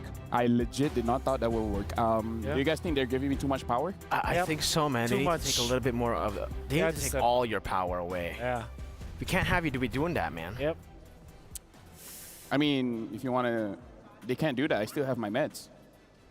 Well, still no. The question is, do I have power without my meds? I probably do. You know what? For all of you guys at home, every one of you has some kind of power. Yeah, you you can guys fly. You can literally fly. Now we're literally in the pick and ban phase. Team Liquid PH is going to be the first pick. Twisted Minds is going to be second pick. Faramis instantly banned out. Is this another blitz draft coming out from TLPH? No, for sure that could be, well, the case. Faramis is going to be the first ban. This tells me a lot of stuff, like the Roger to be the priority here for TLPH. All right, firstly for me though, they've opted to go for Hoda instead of Tarzan in the lineup for Twisted Minds. This is actually the full lineup. This is the main lineup for Twisted Minds, but mid-series in the Grand Finals, they actually swapped out Hoda for Tarzan. So that's something that they could go for as well later on in game number 2. But again, on the red side, you're kind of already forced to go for the chip ban, maybe even the Lo Yi, considering how good Sanji is. I think Sanji should know how good Sanji is. Yeah. Because Sanji knows Sanji. Because again, Sanji could chase after Sanji. If Sanji picks up a Yuzong and Sanji goes up against Sanji using the Lu Yi, Sanji might win that. If Sanji goes with the Valentina up against Sanji on the Yuzong, then the Black Dragon Front could be used by Sanji and Sanji. Wait, is the Valentina EXP or mid, and is the Yuzong EXP or mid? That's the beauty of it. You find out. There was a time where Valentina was actually played in the side lanes. The gold lane, right? There was a time that Valentina played in the jungle as well. And EXP. And EXP. You know what? Yeah. Valentina, we even seen Valentina roam. That's right. That could be... So who's... Oh, Sanji. Who's using the Yuzong again? Sanford, that's right. So they ban out the Yuzong. Yep. This is going to be... Definitely a special. I think this... Just the way that we're looking at the draft, very high chance that Lu Yi will be banned out here. Coming up from the Twisted Minds, and then again Roger should be the priority here for TLPH. Can we ask our casters, especially the one doing play-by-play, whenever you guys are saying Sanji, can you be specific? Yeah. Right? Like, so Sanji, I think Sanji is all caps in Twisted Minds, I believe. But so you have to yell? Is that it? Yeah. Sanji! Exactly. And then when TLPH makes a play, like Sanji. Yeah. Oh, there's Lu Yi, first pick. And immediate Roger and probably an Arlet here. Oh, they picked up the Minotaur. And again, the Minotaur is an amazing pick no matter what situation. So Minotaur and Roger. Roger. Exactly. Having the bull and the werewolf. Yeah. That's true. You know, a lot of reactivity with the Minotaur as well if you want to go and counter some dives. Yeah. But the thing is, with the Lo Yi, you're very, very creative with your dives. You can go for different angles. And as usual, as we saw as well in the Grand Finals, the Baksha was a great contributor to the success that they were able to found. So it's going to be the Baksha plus the Arlet. This is also a combo that you could utilize with the Lo Yi really, really well. Exactly. We see Arlet and Lu Yi very good at just setting up the plays. Baksha is a hero that can catch up. It just can really explore the map. Decent versus the Minotaur because of the sustain now. Twisted Minds might go for a Vexana here so that they can answer the Lu Yi. Or perhaps a Novaria. Oh, Novaria. Yeah, I like Novaria a little bit better here. Yeah. Novaria and Minotaur, classic combo. Really good at scouting and obviously winning or, you know, equalizing the mid lane. So, they went in for the Farsa instead. So it's all about like transforming here for Twisted Minds. Had they gotten the Yuzhong, they're all Transformers. I think that's the wrong franchise, but like the Roger has the skin with that, right? But the Minotaur and the Farsa, not really. But I get what you mean. Farsa transforms into a bird. Exactly. But you know, Wait. It's because here's the thing. The bird is Farsa's husband. Though, exactly. Right? So technically, the bird is you her transform. We need to ask Lord Leo. Yeah, Lord Leo. Yeah. So he's got a lot of things on his plate later after this. Okay, so you ban out. You probably ban on the marksman here. Carry. You ban out like a Claude here. Moskov and Claude looks to be a. Maybe they're not that concerned about the Claude because they have the Minotaur. Something in me tells me Masha. Great ban. Benny Cutie wants to pick up the carry. No, because he's been picking this quite a lot, which is the Beatrix as well. Yep. He's been using it in a lot of different tournaments. Versus Farsa versus the Roger. It's gonna be good. I like this Farsa ban, the Masha ban, by the way. Exactly. Yeah.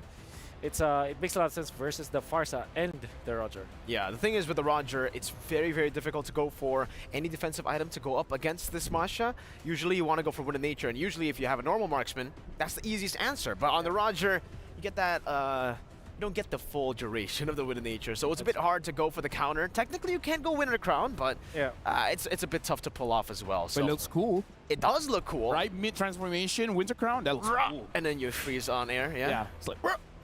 And then the Cloud Man as expected, right? Up against this composition. That's right. You can dive into the back. You can play very safe in the gold lane as well, but 2 XP bans just to set up for the Arlet. Yeah, CC.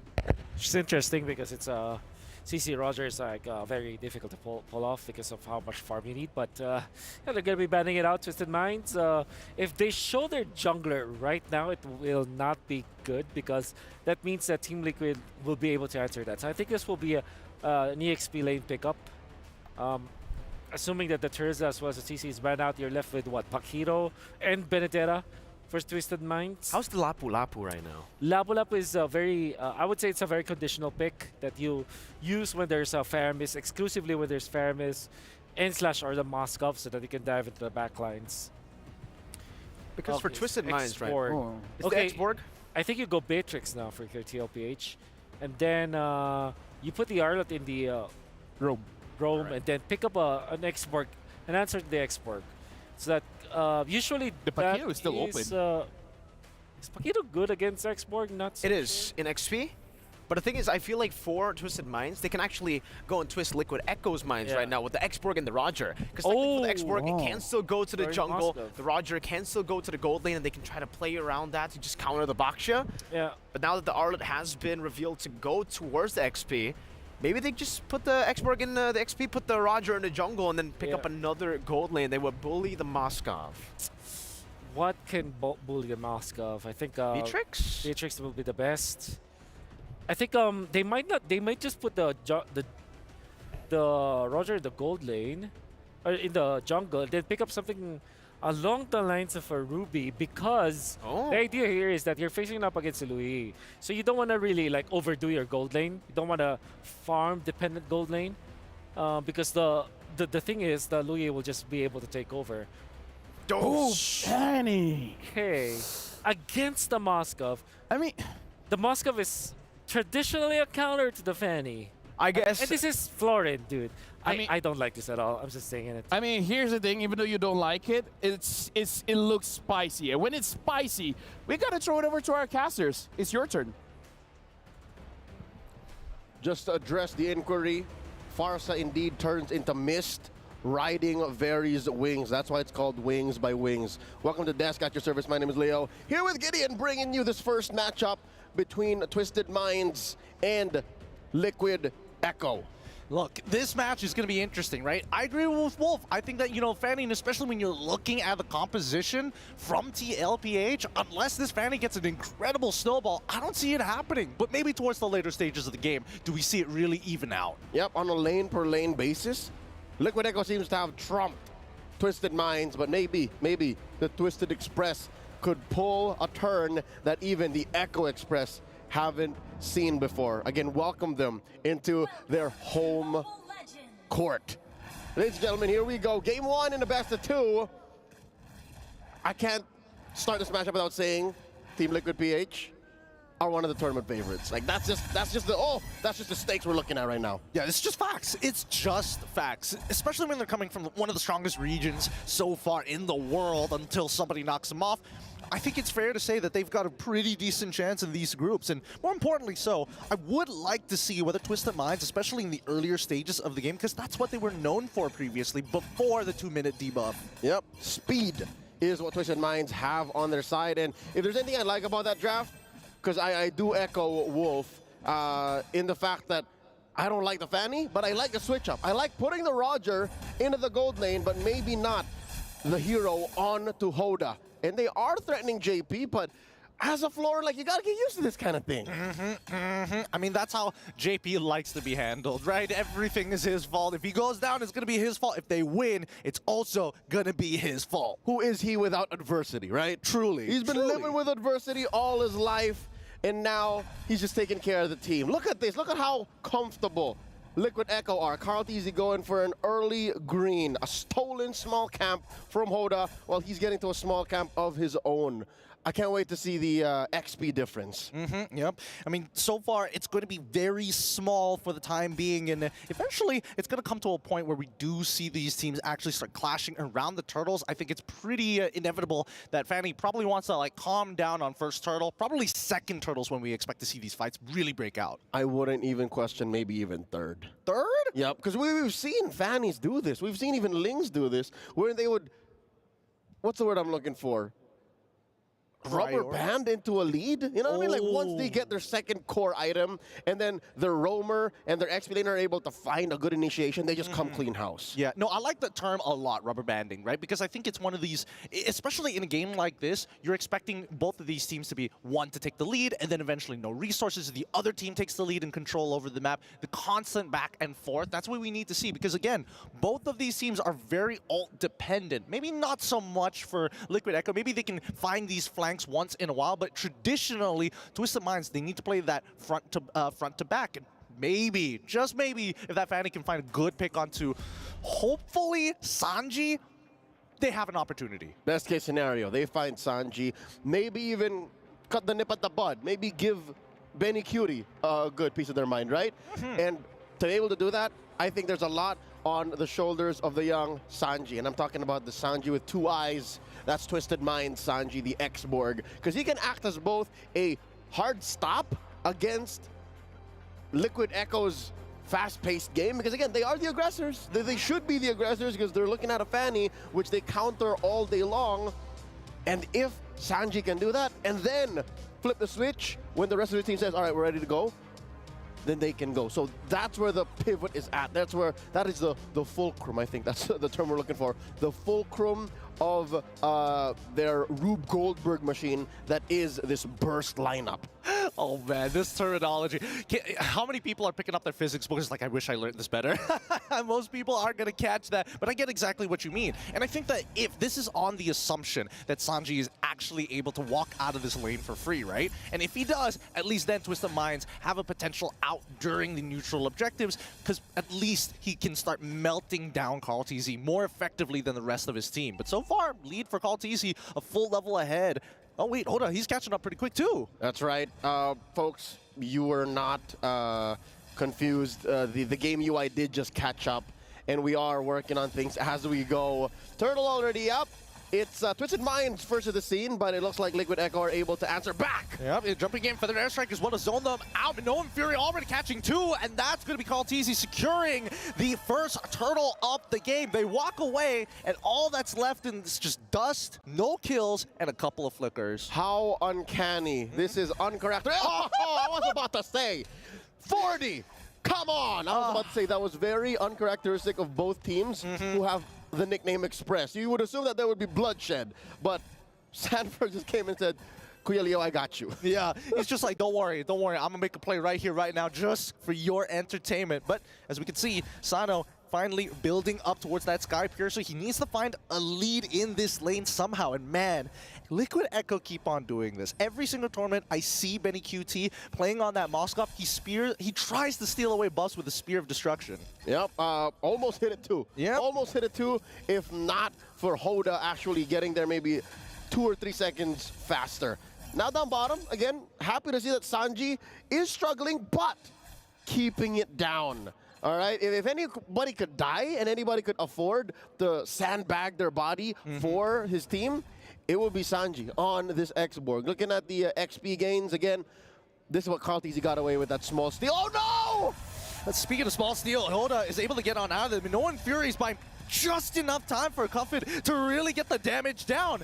TL, PH, they gotta be careful here. Sanji, this is starting to take a little too long here. He's gonna get some true damage onto Carl TZ, and there's not gonna be a lot for him to do. He's gonna be popping the ult as well as Sanford is zoning out 3 people in the backline, and Carl TZ's shield unity is out of there like nothing ever happened. Sanji will end up falling. He's almost there. There goes Sanji as well. Oh, so close. Sanford will die as a trade, but worthwhile. So very worthwhile as Benny QT is part of the mix as well. Troll In the middle of it, Feather Airstrike once again, and it looks like they've overstayed their welcome. The heal from JP is looking good, but Benny Cutie, good movement! He flickers away on top of the dash, and Troll jumps in forward. They're not letting him get away for free. This is now a pure, honest bloodbath. 2 fronts, 2 casualties, too early for Liquid Echo to have tried to pick a fight like that against Twisted Minds. They should have known better, and now the fight continues. Samford, he's in so much trouble. He's definitely gonna die here, right? We question it as he's still alive, and finally we do see him still make it out every single time. These players are just cheating death to an unreal degree. Sanji tried to put his head on a swivel, and I'm talking about that X-Borg, but it could only angle itself way too much. Maybe 1 more second underneath the fire missiles, Sanford would have fallen, but you could only commit so much.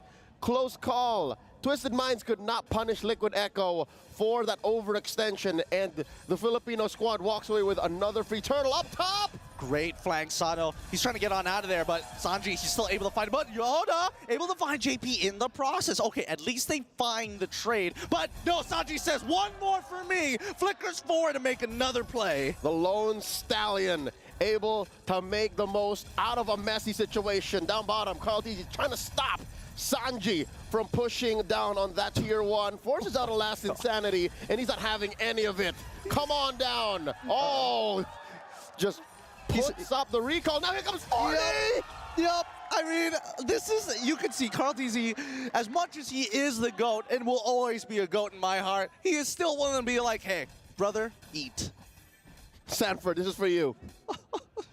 A year ago, that's what he said on the mic. He said, I don't want the kills anymore, man. I want the most damage taken and the most assists. This is the path I'm taking. Oh, the path is looking good, but it doesn't mean that Twisted Minds are completely out of this just yet, right? It's 6-5. Yes, probably they are missing a couple more towers, but at this point of time, we're waiting for that power spike to actually happen for Twisted Minds. Specifically, Coven, he's 3-0-1. He's scaling a lot faster, but, I mean, Sanji, he's quickly catching up. Uh-oh.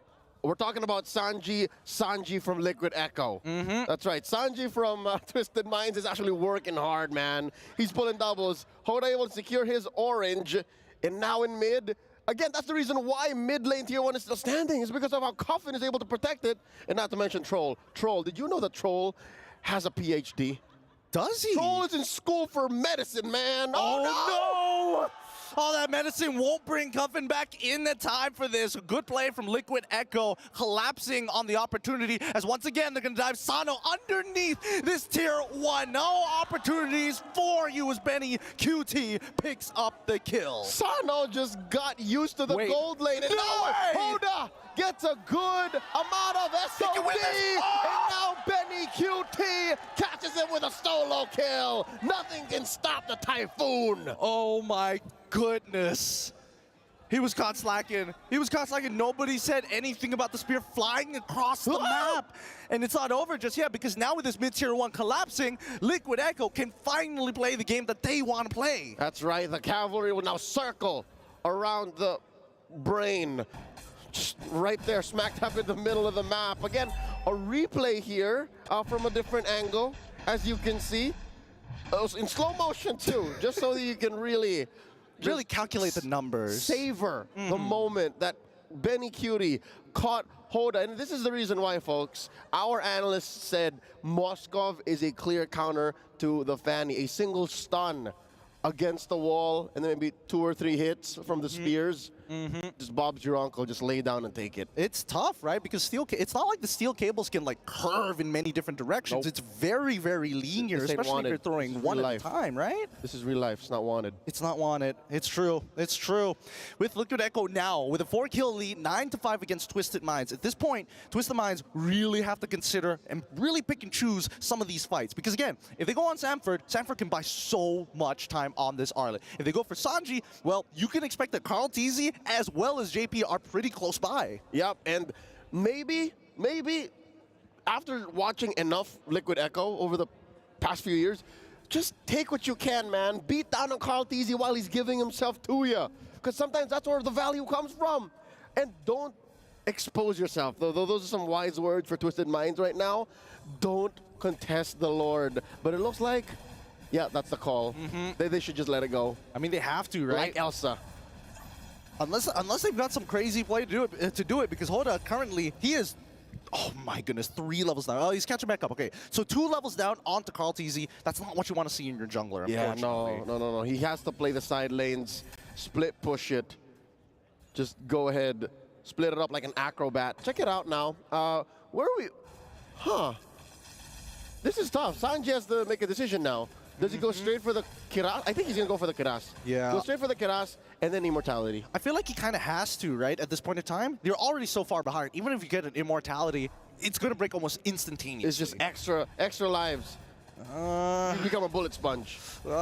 He's already taking so many bullets, but now MetaQZ trying to outplay the situation by himself! Single-handedly turning it around! JP supporting him, and Benny only knows how to move forward! So nasty. Kills Sano, no problem, in the middle of his teammates. Usually it's the Moskov that is the prey to the Roger. But nay, says Benny Cutie. You're right. It's push-forward combat for Benny Cutie. He's playing Doom Eternal, man. Yeah, he's playing a completely separate game right now. And not to mention that he's scaled up phenomenally in this. JP, honestly, just pass it in bloom. It's like, you do your thing, I'll keep you alive. Yep, and now they are threatening a penetration. Mid has a wave in. Top has a big wave in. Lord still standing. Feather Death Strike coming in and a final slash. It's good, but now the backline is getting attacked as well. Zoned out, Sanji loses his Faraga armor. They're still trying to reset. Oh, the bird almost catches him! So very close, but they at least defend the base at the cost of 1 inhib. It's just Troll who falls as well. So 1 inhib, 1 hero, 1 dream. Survive. Don't die here. Now they're coming in. Oh no. Tuffin, he's got him in the back, and now they're all forced to go away. Sano finds the return, a shutdown onto Sanji's. Benny QT takes out Sano as well. It's going to be a 3v4 situation as Oda, he's trying his best, recharging that energy to keep them at bay. And there's not much on Hoda, man. You saw one of the spears trace him. It's very difficult to play what Twisted Minds wanted to play now, 12 minutes in, wherein you should have seen this lineup do better at 2. Yeah. That's where it started. That's where it should have begun. It could have been better, but at the same time, can you really blame them? At this point, it feels like Liquid Echo is just trying to out-micro them, trying to tell them, like, hey, you stay in your place. We got the better micro here. You better be real careful about your decisions. And what's tough is they also might actually have the better macro just across the board, right? They were sitting at 0-3, 9-5, now 12-6. And even if Twisted Minds did draw first blood, the rest of Liquid Echo, no, it's up like this! Oh, the play once again. Sending in the right targets. Even Minoan Fury is just a little too late. Feather Airstrike doesn't find anything off of this. The flank, the diversion from Liquid Echo, making it seem easy. Hoda is trying his best to clear that way, but it's too late. The crystal might just fall here. No more minions. He buys a little bit of time, but the inevitable is happening. Benny QT still staying alive, and finally Hoda is able to shut him down. Liquid Echo take game number 1. Sensory overload for Twisted Minds. The villain find a hero on horseback. Suffering defeat here in game 1 of this best of 2. It's tough. I gotta tell you, Gideon. Every single player on Twisted Minds had to deal with so many things coming their way, starting from minute 0. Yeah, I agree. I think they have to start winning the laning phase, and I think that's the most important part, especially with some of their picks, right? If your assassin doesn't find that initial kill, you gotta invest elsewhere. And maybe that just shows that the draft is one way to regroup, one way to recalibrate. I like the switch up again. I agree with the analysts, but let's see what they think as we throw over to Lafel, Mirko, and Wolf. Thank you very much to Gideon as well as Leo, and honestly, shout out to our casters. Whenever they do a play here, they tell us which Sanji they're talking about. Yeah, so you know what? Shout out to them. It's It looks easy, but trust me, folks, it's difficult. It's difficult, definitely. And what's not difficult is the playstyle of TLPH, for at least from their perspective, because it looked very comfortable to the point where at 4 minutes in, you have your Moskov, your gold laner, using SOD on the opposite side of the map, trying to make a play and still come up on top afterwards, especially with this one, the Moskov countering the Fanny.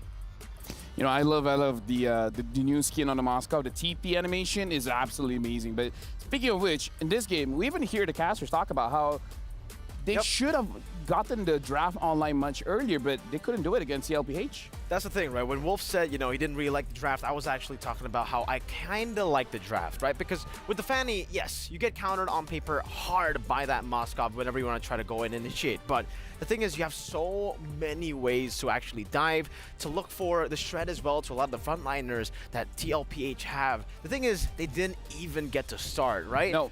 TLPH were able to dominate in their lanes individually, and they just got out-mechanicked in lane. The thing is, TLPH, they survive a lot coming in from Twisted Mind, and it's all JP's fault.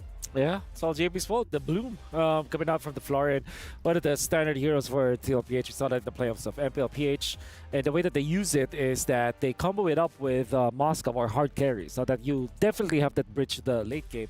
And JP has mastered this playstyle where he can just sit back and be able to farm. The thing with Florin is that it's very weak in the first turtle. So that's what you have to do. The compensation there for the side of TLPH is that they went in for Baksha as well as Arlet, heroes that are not that dependent in the items. Yeah, the Twisted Express had stood no chance in game number 1 up against the Echo Express, and how they were able to tackle that, I would say, all the way from the start of the game was to make the gold lane a non-lane. Because the Roger versus the Moskov, we were talking about how it could be a skill matchup. It is a skill matchup, but definitely it favors the Roger in this specific matchup. Yeah. In this, with the addition of the Florin though. Yeah. No, he still got the Sky Piercer. I think it was very, very forced to go for the first item Sky Piercer up against a Moskov who was getting babysitted by the Florin. So the Roger really struggled to find its place in the early game. So gentlemen, can we talk about Benny Cutie though? Benny? Let's talk about Benny Cutie though. I mean, like, dude, he made plays over plays over plays. Yeah. And there were multiple times where they're like, yo, we gotta kill this guy. But Benny Cutie's like, nah, I'm gonna get you. Low HP, JP, back me out. Let's talk about Benny Cutie.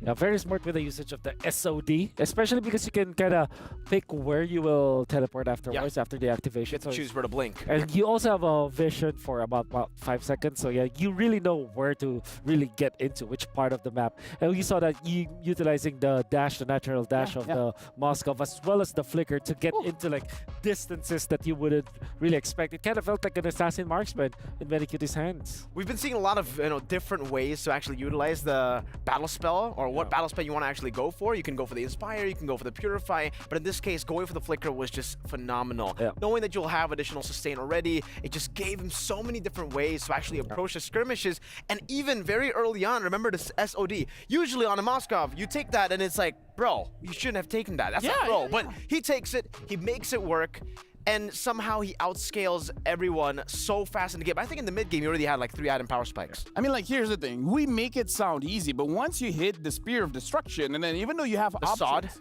the sod. Once you hit the sod, dude, it's like you have options, right? But the thing is, you only have a few seconds. You don't have a big time frame to make a decision. And Benny Cutie just keeps making decisions day by day, just like that. So now he's looking good. In fact, let's actually look at our MVP. And I gotta say, with how much we talking about Benny Cutie though, should be Benny Cutie though. It'll be pretty cool if it wasn't Benny Cutie, but I think it should be Benny Cutie, bro. Yeah. Well, looking at Benny Cutie though, again, the way he hits the sod. He got corrosion, bro. Just on that corrosion, he rotates. Benny Cutie scoring the kill again, and then he saw up top. Yeah, that's the play. And I would assume that maybe Oda was not particularly looking, and because sometimes you drag the map, and then of course it looked amazing. It looked amazing, but amazing. Honestly, like the Moskov using the first skill with the flicker reminds me of montages we see with the Paquito using the jab and the flicker at the same time. And again, during the entire time, I feel like Benny Cutie dropped very low once, but again, because JP was there, and like exactly, it's good for the hyper carry situation when you put our Sodi MVP on hard carry marksman. 931 GPM especially because of how active it was. 4 minutes and 40 seconds, you see SOD being activated already with a Moskov way too early, but he knows that there's a lot of sustain and help for him. Eventually, he died after that play, but he still managed to clear out the lanes faster. And this is very interesting because what TLPH did in this particular game is to not actually freeze the lanes, right? Going up against Roger, he actually called the floor in and just fast cleared the wave. Kept shoving. Yeah, that's just interesting because usually that goes unfavorably for any team, right? So maybe this is TLPH really just knowing their limits. And I would like to, point out the understanding of how they were actually able to utilize the snowball from the marksman, from the Moscow. Because usually, when you have such a big snowball, when you have such a big lead in the early game, you go for the 3-item power spikes, and maybe you want to go for a Windtalker, a Haas Claws, or more penetration with the Malefic Roar. But he knew that, you know what? I'm already dealing enough damage. Might as well get the win in nature. Yeah. It's a different approach to the snowballing nature of, something like a Moscow. You don't go for extra damage. You go for the sustainability on top of the healing that you already get. That was quite ridiculous as well. And no one could touch him. That's why he could just flicker forward all the time. Blink forward. He could only move forward. Honestly, it was a great first game in this match. But again, we're going to give time for both teams to prepare. So we're going for a break, but after this, we're continuing. We're going straight to game number 2. But for now, we're going for a break.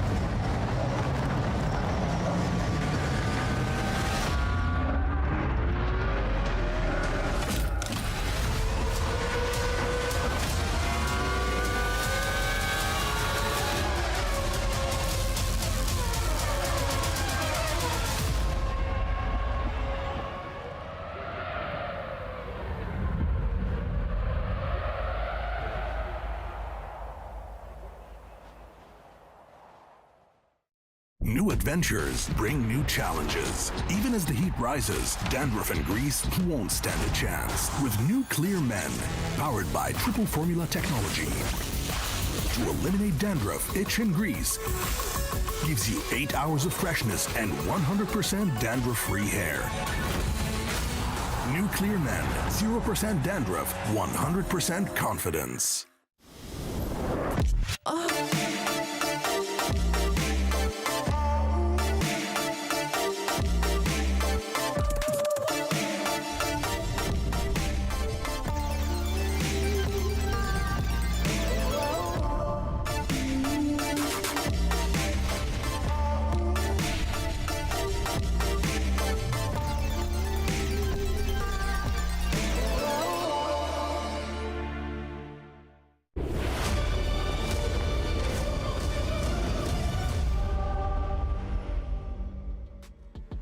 And now we're back for game number 2 of TLPH going up against Twisted Minds. And again, looking at the situation, it does look like even though Twisted Mind wants to play their game, TLPH just won't allow them, and that's kind of rude. It is very rude, but in the Land of Dawn, it's actually what you need to do. Oh, really? I think so. There you go, folks. You heard it here first from Mercury. If you want to win games, you got to be a bit rude. I mean, they recalled in front of their faces, and that was one of the fastest games today, so they were successful, man.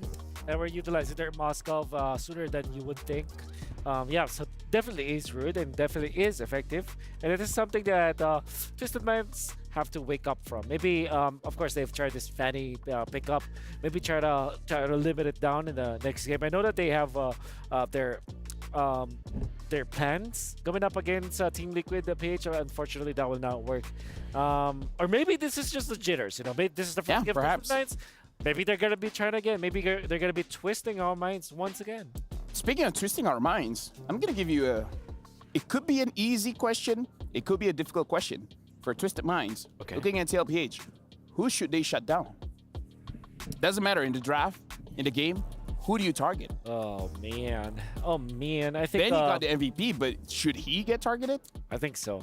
Like usually, but the marksman is the target. I think that's a general answer here. I think when it comes to like controlling Sanford, what you have to do is just to force him into heroes that aren't active.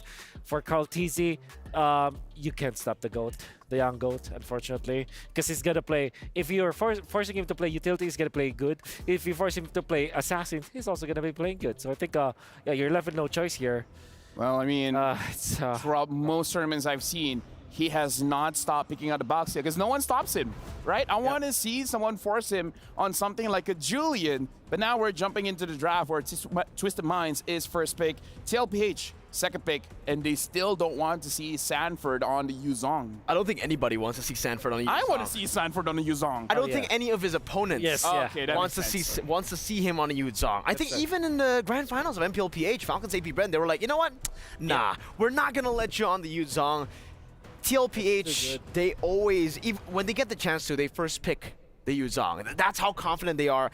Sanford's capabilities on the Yuzong can carry the game single-handedly. So the fact now that Liquid Echo are on the red side up against Twisted Minds is going to be very interesting, right? Because Twisted Minds will be the ones to actually be able to dictate the drafts. They can force out some of these crazy prio bans for Echo to ban out, and for them, they'll just get rid of everything that they want to respect. But I agree. I think banning out or trying to target Carl TZ would be a good way, because Carl TZ is really the enabler of the team. We were talking about this as well for MPLPH, Wolf. I think you believe that, you know, even though Sanford won Finals MVP, you were making a case for Carl TZ because he enabled a lot of the plays to happen. And in Game 1, that's what happened. We got Benny as the MVP. He was the one that took the spotlight, but a lot of the skirmishes to set up for the diversion plays, to set up for the Spear of Destructions as well, it was Carl TZ. Yep, and this time it's going to be the Baksha. That's the ban for Twisted Minds, which, as we have mentioned, is one of the more important picks here that TLPH can have. Harith is going to be banned out as well from TLPH. Definitely a great answer. However, I think TLPH might just let go of the Louis. Kind of feels like they want to bait it out and then pick up Faramis and Arlott afterwards. So there's this chance that the Valentina is the ban here for TLPH as their third ban. That's what I'm thinking. So far, no one really has been prioritizing the Angela, even if the Angela gets picked here. And Twisted Minds, they are going for full target ban. The Yuzong, the Baxia, the Moskov. We've seen the Moskov getting banned, of course, in the first pick, but Louis banned. This is very interesting. Louis has been banned. Faramis is open, but do they even want to go for it? Perhaps they just want to go for the Valentina. Yeah, I think with the Valentina open, it does, you know, fit a bit Roger. better. Oh no. Oh. So this is definitely a Faramis situation here for TLPH, and I think they don't mind if they pick up the if Twisted Mind picks up they pick up Valentina, and as well as the Edith. All right, so you cannot pick the Faramis now, definitely 100%, because Edith counters the Faramis already. Then Valentina also counters the Faramis, so I think you're gonna be forced with a Farsa here if you are Twisted Minds, and you cannot let not pick it right now because TLPH will just ban it out afterwards. So I'm guessing Farsa Arlott here for that side of Twisted Minds. This asset, by the way, is just still so beautiful, right? The fact that we can see these heroes. Valentina is beautiful. Yeah, right? I was like, I was kind of stunned. I'm liking her day by day. Yeah. With the MSC skin, do you think she looks more beautiful? Here's the thing. For me, my number one is always Kagura, so. All right. What about Kadita, though? Kadita pick with the Arlott together. Twisted Minds definitely want to try that Twisted Express again, just with a different flavor. Carl TZ. Talking about him on the enablers. Now he wants to be the carry. That's a Ling for Mr. Carl. What I don't like about the Kadita is that you give a big ultimate for the Valentina to have going up against the Roger, right? Valentina alone versus the Roger is already very good, but if you add in the rough waves, that's gonna be difficult. And TLPH reads through that, bans the Kaja, classic combo for the Kadita. Also, a hero that kind of counters the this Ling. So I think the next ban should be Tigreal for the side of TLPH. But then again, this already this Valentina Ling combo is already very strong. Let's actually start first with the first 3 picks coming in from Twisted Minds. These 3 picks requires a lot of mechanical prowess here, so things could look cool, but things could go wrong very, very fast. So the execution coming in from Twisted Minds, having this first three picks shows a lot of confidence. But the moment, say, the first 3 minutes, they blunder a few engages, it's not going to be looking good for their draft. They need to be very, very organized, and that's something in game number 1 that TLPH was able to punish from Twisted Minds. They weren't organized. In a lot of the jungle skirmishes as well, I remember we were just screaming at the TV saying, choose one member you want to go for. Because for Twisted Minds, when they find themselves in these, chaotic and awkward duels, they kind of have their own thought process, every single one of them, and no one really decides who to go for in the skirmish. So yeah, definitely the layering of the CC, the layering of this damage, especially in the early game before they get going, they have to try to organize that. But later on, they can go for that. Is this crazy for Twisted Mind to go something for like a Clint? If you want to go full burst, like put Roger in the... again, it's crazy, right? Being like a full damage comp, but maybe against the LPS, you gotta go local. Yeah. Perhaps. Maybe a Franco to go with the Kadita. TLPH though, I think they're going to be forced to go for the Benedetta. The way that they think about this is that they're going against the Kadita as well as the Arda. They need a little bit of vision, right? So they have to find a hero that can just run through. And maybe go for something very standard like a Beatrix or a Ruby for their gold laner. What about a Claude? A Claude versus a Kadita, yeah, that could work. But that means Sling and Claude, which is very farm dependent, which is definitely, okay, workable. Okay. Did not expect that to be the choice, but they still did it. So, does this mean Lolita for Twisted Minds going up against the Claude? Or a Minotaur? But that, again, gives a big ultimate for the Valentina. A Joe. So I'm thinking like actually like Franco and probably Franco and Fredrin perhaps for the setup. Franco and Julian actually works.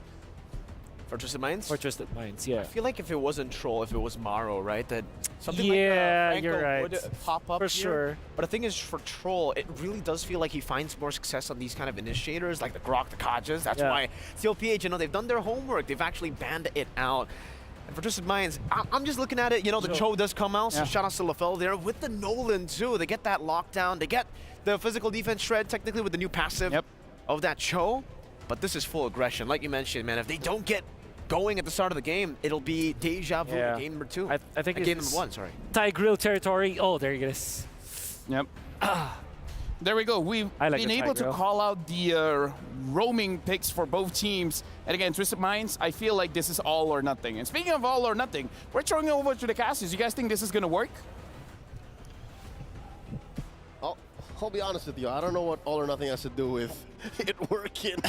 But good call on the roamers. Good call on setting up what each lineup wants to do. Again, Twisted Minds, they got to get their minds in the game because game 1 did not go their way. It really didn't. And I think, when it comes down to these all-ins that our panelists were talking about, it's so combo-oriented, right? It's who can execute better, who can get down that nasty CC chain. And if you're thinking about game 1, it's maybe our opponents will let this happen.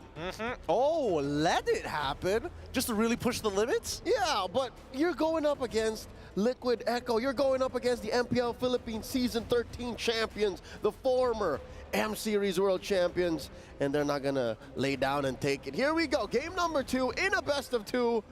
This is the group stage of MSC 2024 at EWC. You need to make every game count. Yeah, I think that this game in particular, if Twisted Minds can take it away, that would be a big statement in and of itself. And honestly, it's been a while. Walk me through this because you've been casting MPLPH for a while.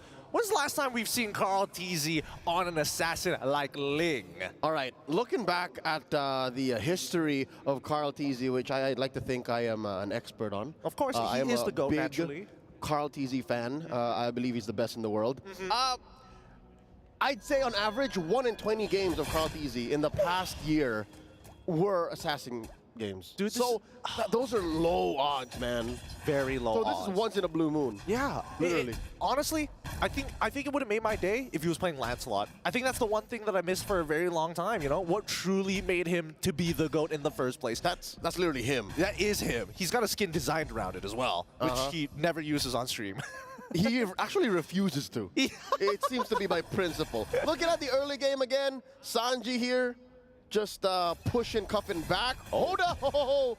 Very good movement from Sanji from TLPH, but he did have to use that Purify to ensure that at least when the rifts collide, they don't get the initial slow. But hold on, once again, trying to make sure that he is determining where his domain actually is. Carl TZ could try to go for this 1v1, but he's trying to bait out spells from Hoda to waste the energy as much as possible, exhaust the man. Yep, looking at the early gold lead that Liquid Echo has, that allows for an early sword to be built by Carl TZ. Maybe an item ahead for the XP laners from Liquid Echo. And so far, Turtle, I'd say you have a small advantage for TLPH.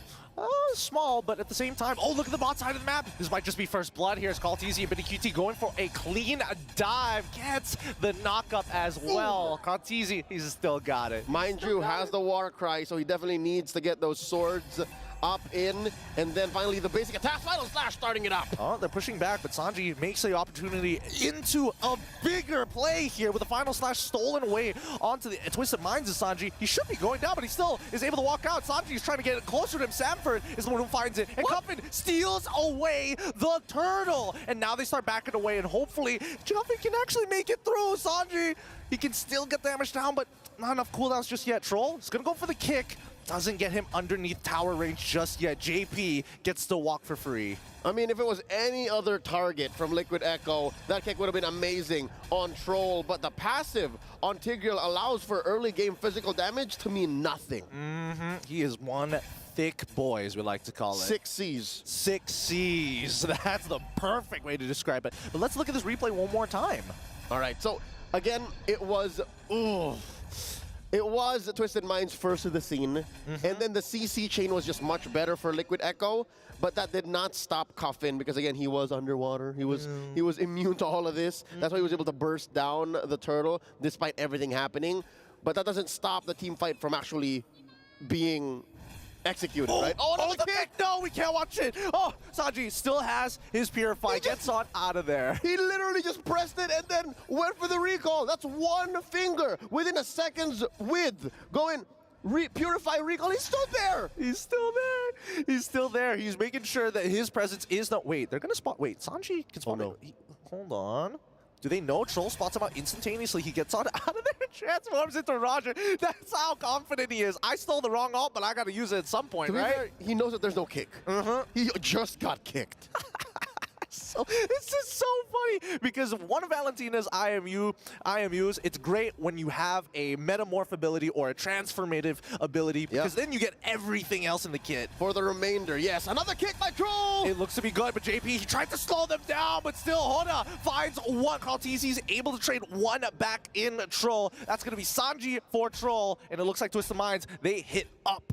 That's Liquid Echo Sanji, by the way. Sanji from Twisted Minds still up top, going 1v1 against Sanford, who, by the way, he's very close to EXP with. So at least Sanji from Twisted Minds can know that, hey, when it comes down to it, I can be as chunky or as good on the CC and the initiations as I need to be. Now the bottom, Benny's in trouble! Oh, it looks like he's just going to get run down here. Oh, and Hoda just waiting by the BMI as well. Sanji unable to do much as Troll slows him down on that rotation here. So far, so good, but the next turtle does fall into the hands of Carl TZ. Very reminiscent of game number 1, despite Liquid Echo playing a very different lineup and a very different play style. Oh, it's very similar to game number 1 underneath. Tier 1 down bottom, Sano gets to taste Carl Teasy's blade. Greedy.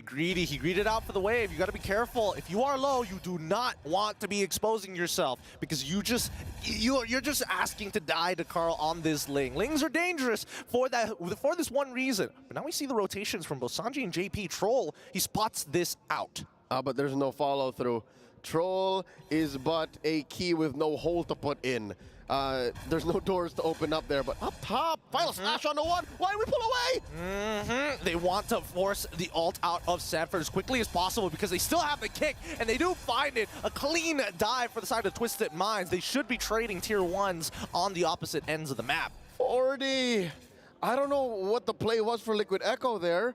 I don't think they made much space. Say maybe for bottom. They got the bottom push. Yeah, I mean, that's pretty much what it was, right? Twisted Minds, Troll spotted out the initial rotation, and they're like, okay, hands off. We're going to the top side of the map to make a play. They got the dive successful. And look, the worst part about it is that the tier 1 is still available for Liquid Echo on top side of the map.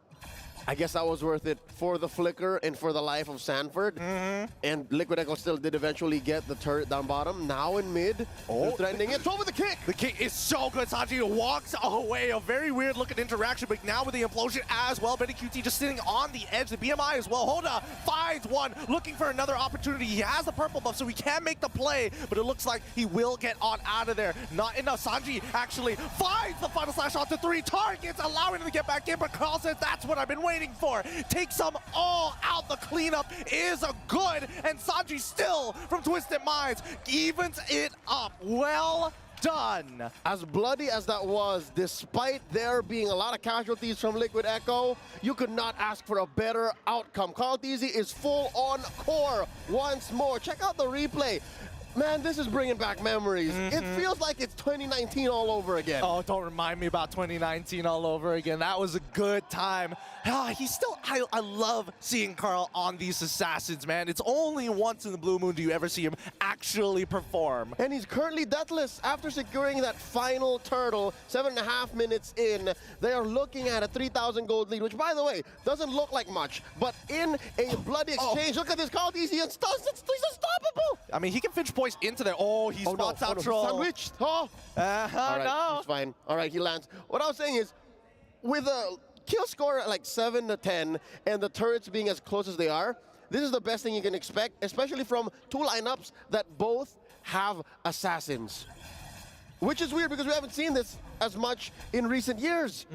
We usually see large exchanges, and now wait, Troll gets the kick one more time. He's trying to make this actually happen. I mean, everybody's trying to make the play, and finally, Sanji from Twisted Minds pulls 2 under, but it's too late. Troll is already dead, and now the mid-tier 1 is going down as we see Carl Teasy splitting on the opposite side, 1v1ing Hoda, but look at the damage that Liquid Echo is applying to the Twisted Minds' map. Mid-tier 1, now mid-tier 2 as well, should be falling, and JP just saving the HP of the minions as he's going for the recall. That's a triple kill for the Lone Stallion.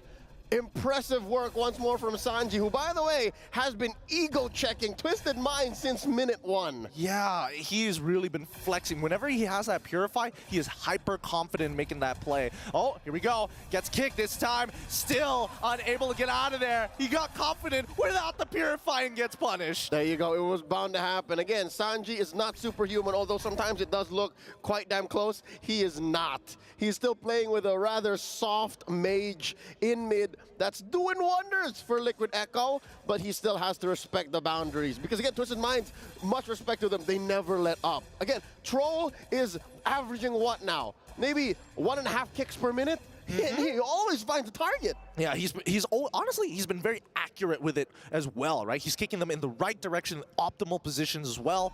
But truly, it comes down to just one battle spell. Usually, yeah. And now it's about to come off of Sanji's cooldown since he respawned. And now he's back to the scene. It's river control for Liquid Echo right now as they start up this Lord. Benny Cutie just bashing away at this major objective. About 10 minutes into game number 2. Purple secured by Carl Teasy. And now Troll looking for another.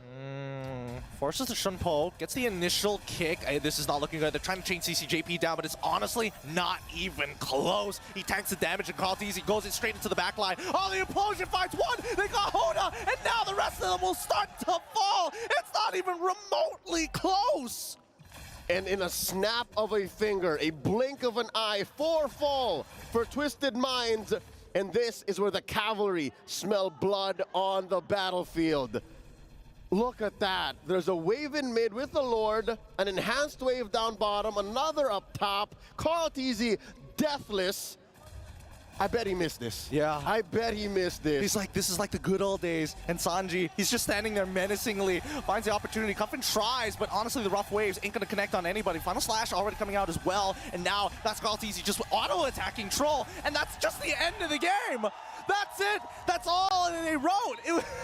What? This is what they call in the streets a liquid stampede.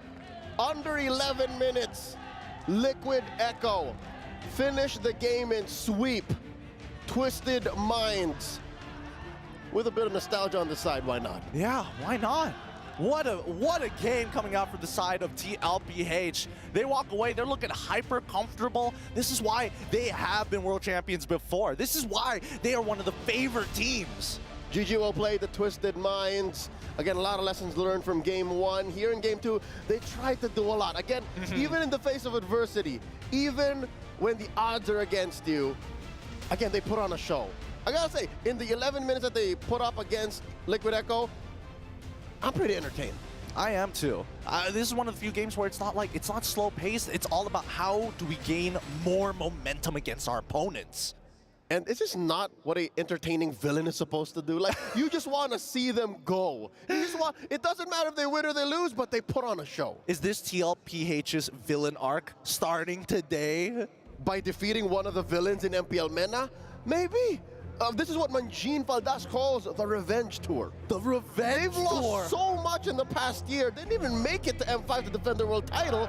And here they are, playing like it's 2019, going game after game, play after play, finishing under 11 minutes. Can you hear that in the back? You can hear people just screaming the name of Carlteasy, the man. If he's not MVP, I don't know what to say. He's gotta be. He's gotta be. We're moments away from hearing from the GOAT himself. He's on stage right now with Mara Aquino and the Wood Sandstorm. I wonder what kind of questions you got, because my mind is racing, Gideon. My mind is racing.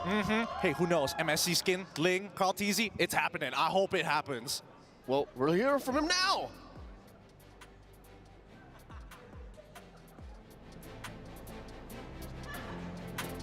Here with us, the two-time world champ, Carl. Congratulations with that sweep. We almost thought that you were gonna stick with Baksha, utility junglers, like you normally do, but you surprised us with that Ling. I know Assassin is your comfort hero. So how does it feel that now Assassins are viable? Masaya lang po sa feeling na nagagamit ko na yung mga hero na di ko pa nagagamit dati. Tapos parang nakukulangan pa ako sa performance ko. Feel ko mas kaya ko pa talaga eh. He feels really good that now he's able to use the heroes that he wasn't able to use before because it's not part of the meta. But he feels that even though he's used Sling, he's still a little bit short with his performance. So he thinks he can do better.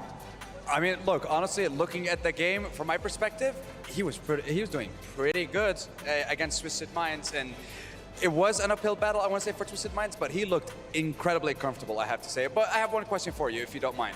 Now, the MSC title, that's the one title that you are missing from essentially cementing yourself as the GOAT. Do you agree? Is that the one thing that you're just focusing on right now? Is that your only goal? Yung goal ko lang po talaga, di ko po iniisip yung parang last, ko na, parang iniisip ko lang po para sa team manalo, ganun. Tapos, syempre, yung pera din po. He's not thinking about cementing himself as the greatest of all time. What he's thinking about is the team and, of course, the prize money of 1 million USD. Now, thank you so much. Congratulations once again. All eyes are on you. So we're going to go back to our panelists. Break it down for us.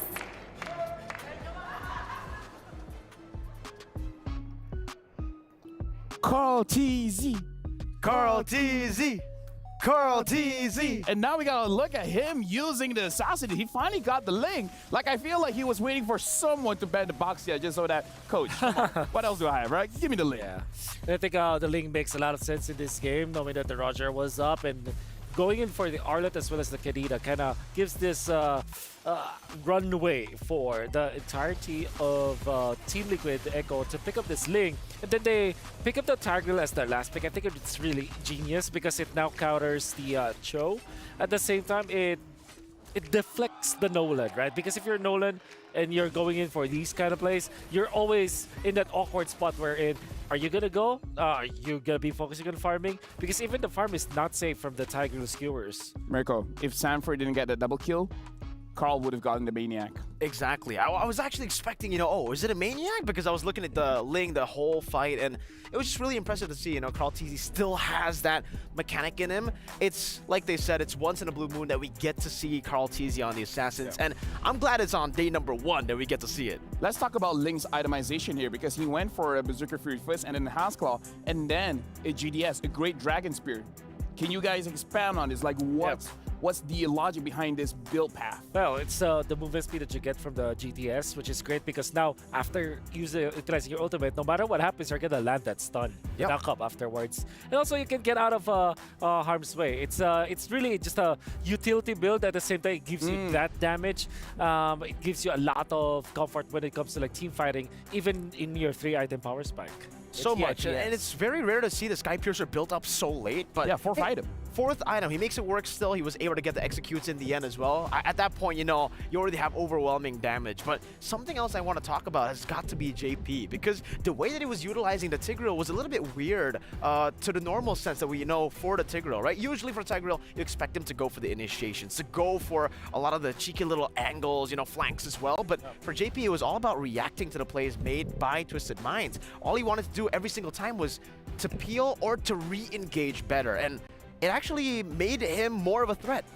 You're talking about JP, but I want to go back and actually talk about Carl TZ, because I feel like he's the MVP for this game. In fact, let's check it out, because we got to look at the highlights coming in from our MVP. And again, what a spectacular performance coming in from Carl TZ. Honestly, game number 1, game number 2. Game number 1, Deathless. Game number 2, same as well. Yeah, we could see some of the important like 4-blade setups coming up from Carl TZ. I think it did it twice, and sometimes this is not one of the occurrences. But yeah, there will be times where he is going to be flexing, utilizing his ultimate, and then look at this connection, knowing that Sano is just gonna be in a killable range, and JP even like missing the dash, which is Carl TZ was laughing because of that. But yeah, some of the plays that we are gonna see is about him just you showing us how Ling should be played. Picking up the 4-blade setup once again to eventually complete the 4K coming out from the entirety of TLPH. I think there will be another play up top if it will be shown. And it's again another of those moments where Carl TZ is just maximizing the potential of this assassin. And that's why he is our Sony match MVP. 13 KDA, again, not dying at all the entire match. 992 gold per minute, almost hitting that 1,000 mark, Mirko. Yeah, 929, 68% kill participation as well. And again, the itemization that's very, very unique, right? The Berserker's Fury right into the Haas Claws and then the GDS. So even then, he was still, respecting the members of Twisted Minds even after getting so many kills in the early game. I believe it was 5-0 that he was before he got that Great Dragon Spear. And he's still going for the utility, not the Sky Piercer. Still going for the sustain instead of, a lot of people would probably go for the Endless Battle or maybe the Sky Piercer in the second slot there. One shot, yeah. Very interesting stuff. But I would honestly say, I want to go back all the way to the drafts. Twisted Minds, if in the first phase they banned out the Moscow, second phase they banned out the carry, right? At that point, and they picked up Roger. So technically they're already trying to deny Benny QD. Why not go all out? Why not ban the Claude as well, right? I mean, like, it just feels like they wanted to go and ban out Benny, but they were like, yeah, you know what? We don't need to ban out it fully. And then the Claude came in, and like you said, it is conflicting, technically, the Claude and the Ling, because you want to farm both of them. But at that point, I think for the Claude, he was just playing like backseat, you know? On the backseat, just farming weak side. I feel like, again, this is first day. Teams are still figuring out how much you want to extend when it comes to the banning phase. And for you guys at home, your opinion matters. Scan the QR code for the broadcast feedback survey and let us know your thoughts. Because, again, we're trying our best for you guys. Whenever we're reading the comments, it's good and all. But scanning the QR code is going to have and an almost immediate impact. But I gotta say, gentlemen, this has been an amazing day, and it's still not over. We have one more match after this that we're gonna watch after we come from the break. For now, we're gonna have a short break, giving ourselves a breather because what a game that was. But after this, it's gonna be the final match of the day. We'll see you guys then.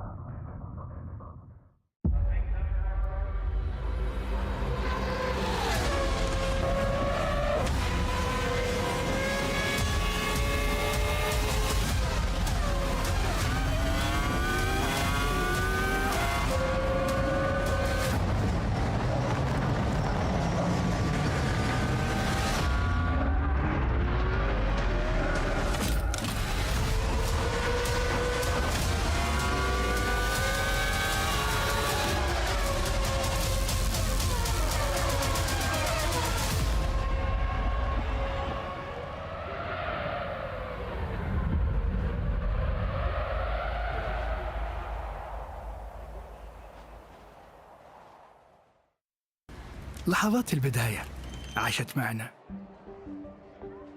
كنا نحسبها وقت للتسلية بس. نحسبها بس ذكريات. عبود أعطي أختك اليد يا ولد. ابتكرنا فيها ابتكارات، وإذا بغينا قلبناها خرافات. كنا نحسبها بس لمة وصحبة وسهرات. انتبه نوب ترى نوب. لكن كنا نشوف عالم ما أحد يشوفه. ليت يشغل وقته بشيء يفيده. الله عليك على اليد صدق. عالم كبر وعاش فينا. عالم الحماس فيه يوصلك كل مرة لحلم أصعب، بس ما يصعب عليك. بارد معك وين ما تروح.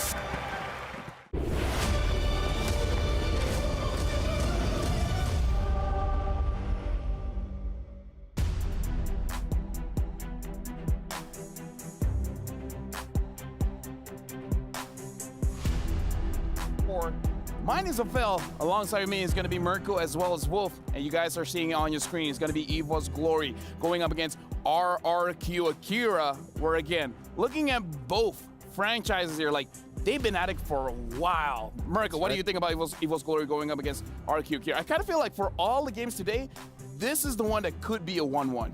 You know, it's so cool to see that a classic derby could happen internationally as well, right? Just even without the RRQ, you're right. Evo's Glory, the fact that it's Evo's Glory taking on RRQ Akira, you can see them walking up right now. And yeah, I agree with you, LaFell. I feel like for this matchup, for this group in particular, almost everyone can beat each other out, right? We got Evo's Fireflux, we got NIP Flash, and again, Theo as well, showing swag there. This whole team is having fun, and I think that's what's great about both these teams, right? For Evo's Glory and RRQ Akira, they're having a lot of fun here in Riyadh, and that'll definitely be displayed in the game too. I expect some banger team fights from both these teams. I expect Assassins in this particular matchup. Annabelle has been so good at the jungle. I think if there's one player that really just impressed me the entirety of MPL Indonesia, obviously Kyrie and CW, all those Onyx people are great. I think Luke was great, but there was one standout. It's definitely Anavel. I think Anavel just really outperformed himself as a rookie. You know? Yeah. I think he's got a lot of potential in him. And the fact that he is just performing so well in that region, and now we're going to be looking at him in the world stage. I'm just happy to see him, and I'm sure that he will be bringing out some banger plays. Speaking of banger, dude, this is the reason why I love now the MSC. We're expanding. We're going international, where before it's just Southeast Asia, but now we're going all over the globe. Now everyone has a chance to enter the mid-season cup, and the Derby EVOS going up against RRQ is, I would say, in terms of MLBB history, it's one for the history books, because this is the one where, like you said, it doesn't happen just in Indo anymore. It doesn't just happen in Singapore anymore. It's global. It happened in M1. I think that was really what set it apart from the rest, right? That was when it was called the Classic Derby. Unfortunately for RQ, it didn't really go the way that they wanted to. You know, 3-1, come back to 4-3 for EVOS Legends at the time. But now, with a new lineup for EVOS Legends, with the same line of RQ Akira, I'm really interested to see them match up, because I don't think we have actually seen EVOS Glory, or actually just EVOS in general, take on RQ Akira before. Brazil, Indonesia, right? We've seen RQ Hoshi. We've seen EVOS take on RQ Hoshi, but not this. That's right. A lot of exciting stuff also. Like, I'm just happy that Brands is back in world stage. You know, one of my favorites for sure.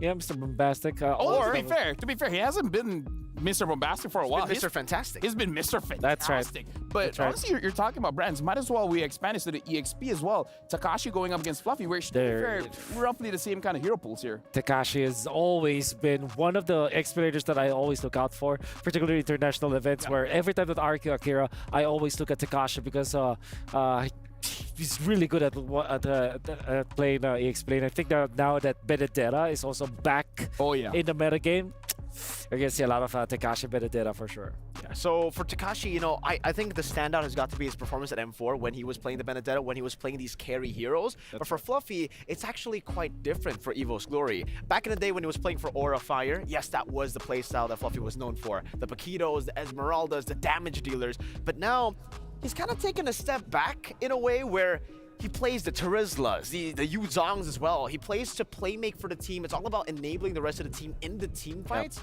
And it's also a very unique style. Because if Fluffy is up against, you know, some of these players who want to go for the macro advantage, which is clearing up those waves and play on the split push, he can match you even with the Terizla, even with the Yu Zong. The question is he forced on these heroes because of Anavel?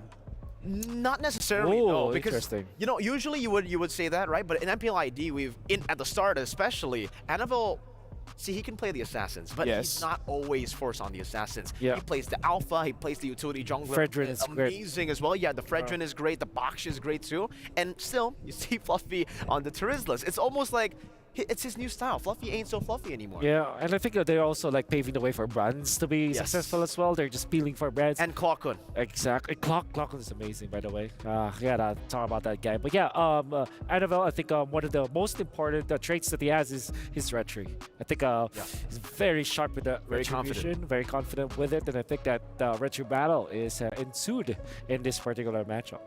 But we gotta talk about RRQ Akira again. Basically, in their own region, they've been stomping, right? No matter who they go up against, they'll take them down. Yeah.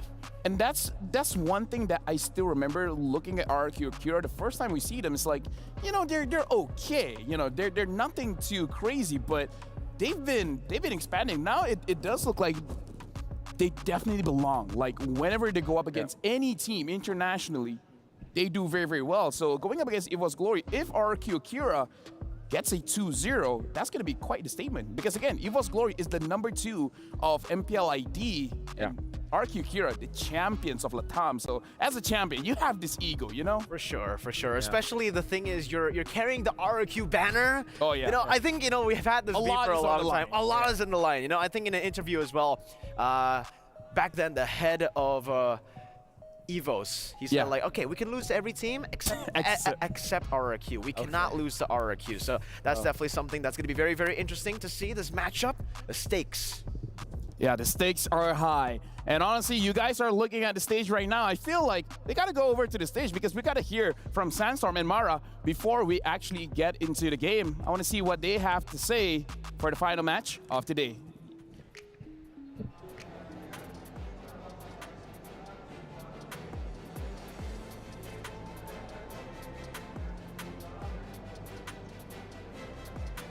And we are back, ladies and gentlemen, as we are about to start the fourth and final best of two of the first day of the MSC 2024 live in the Amazon Arena in Riyadh. We've had 3 sweeps so far, but this fourth game is going to be an incredible one. We have a team rich in history when it comes to Mobile Legends coming up against a regional giant, Mara. Up next, we have EVO's Glory of Indonesia going up against RRQ Akira of Brazil. Now, we're going to be starting off with EVO's Glory, and it's going to be an interesting story for them. Nobody actually thought that they would make it here. In fact, they didn't expect that they will make it to the pool of MPL Indonesia, because during the regular season, they were 9th place, 9th out of 9, with a change of roster, adding Annabelle, Dreams, Fluffy, Cloud Kun, and of course, the original member, Bronze. Well, they made it all the way to the grand finals, earning their ticket here for MSC 2024.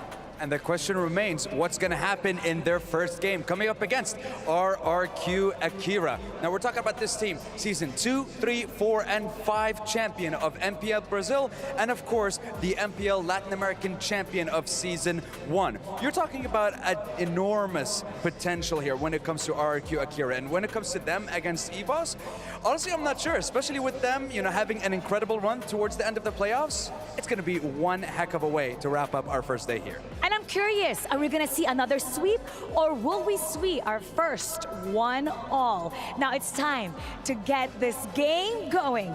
It'll be EVO's Glory of Indonesia versus RRQ Akira of Brazil. Panelists, take it.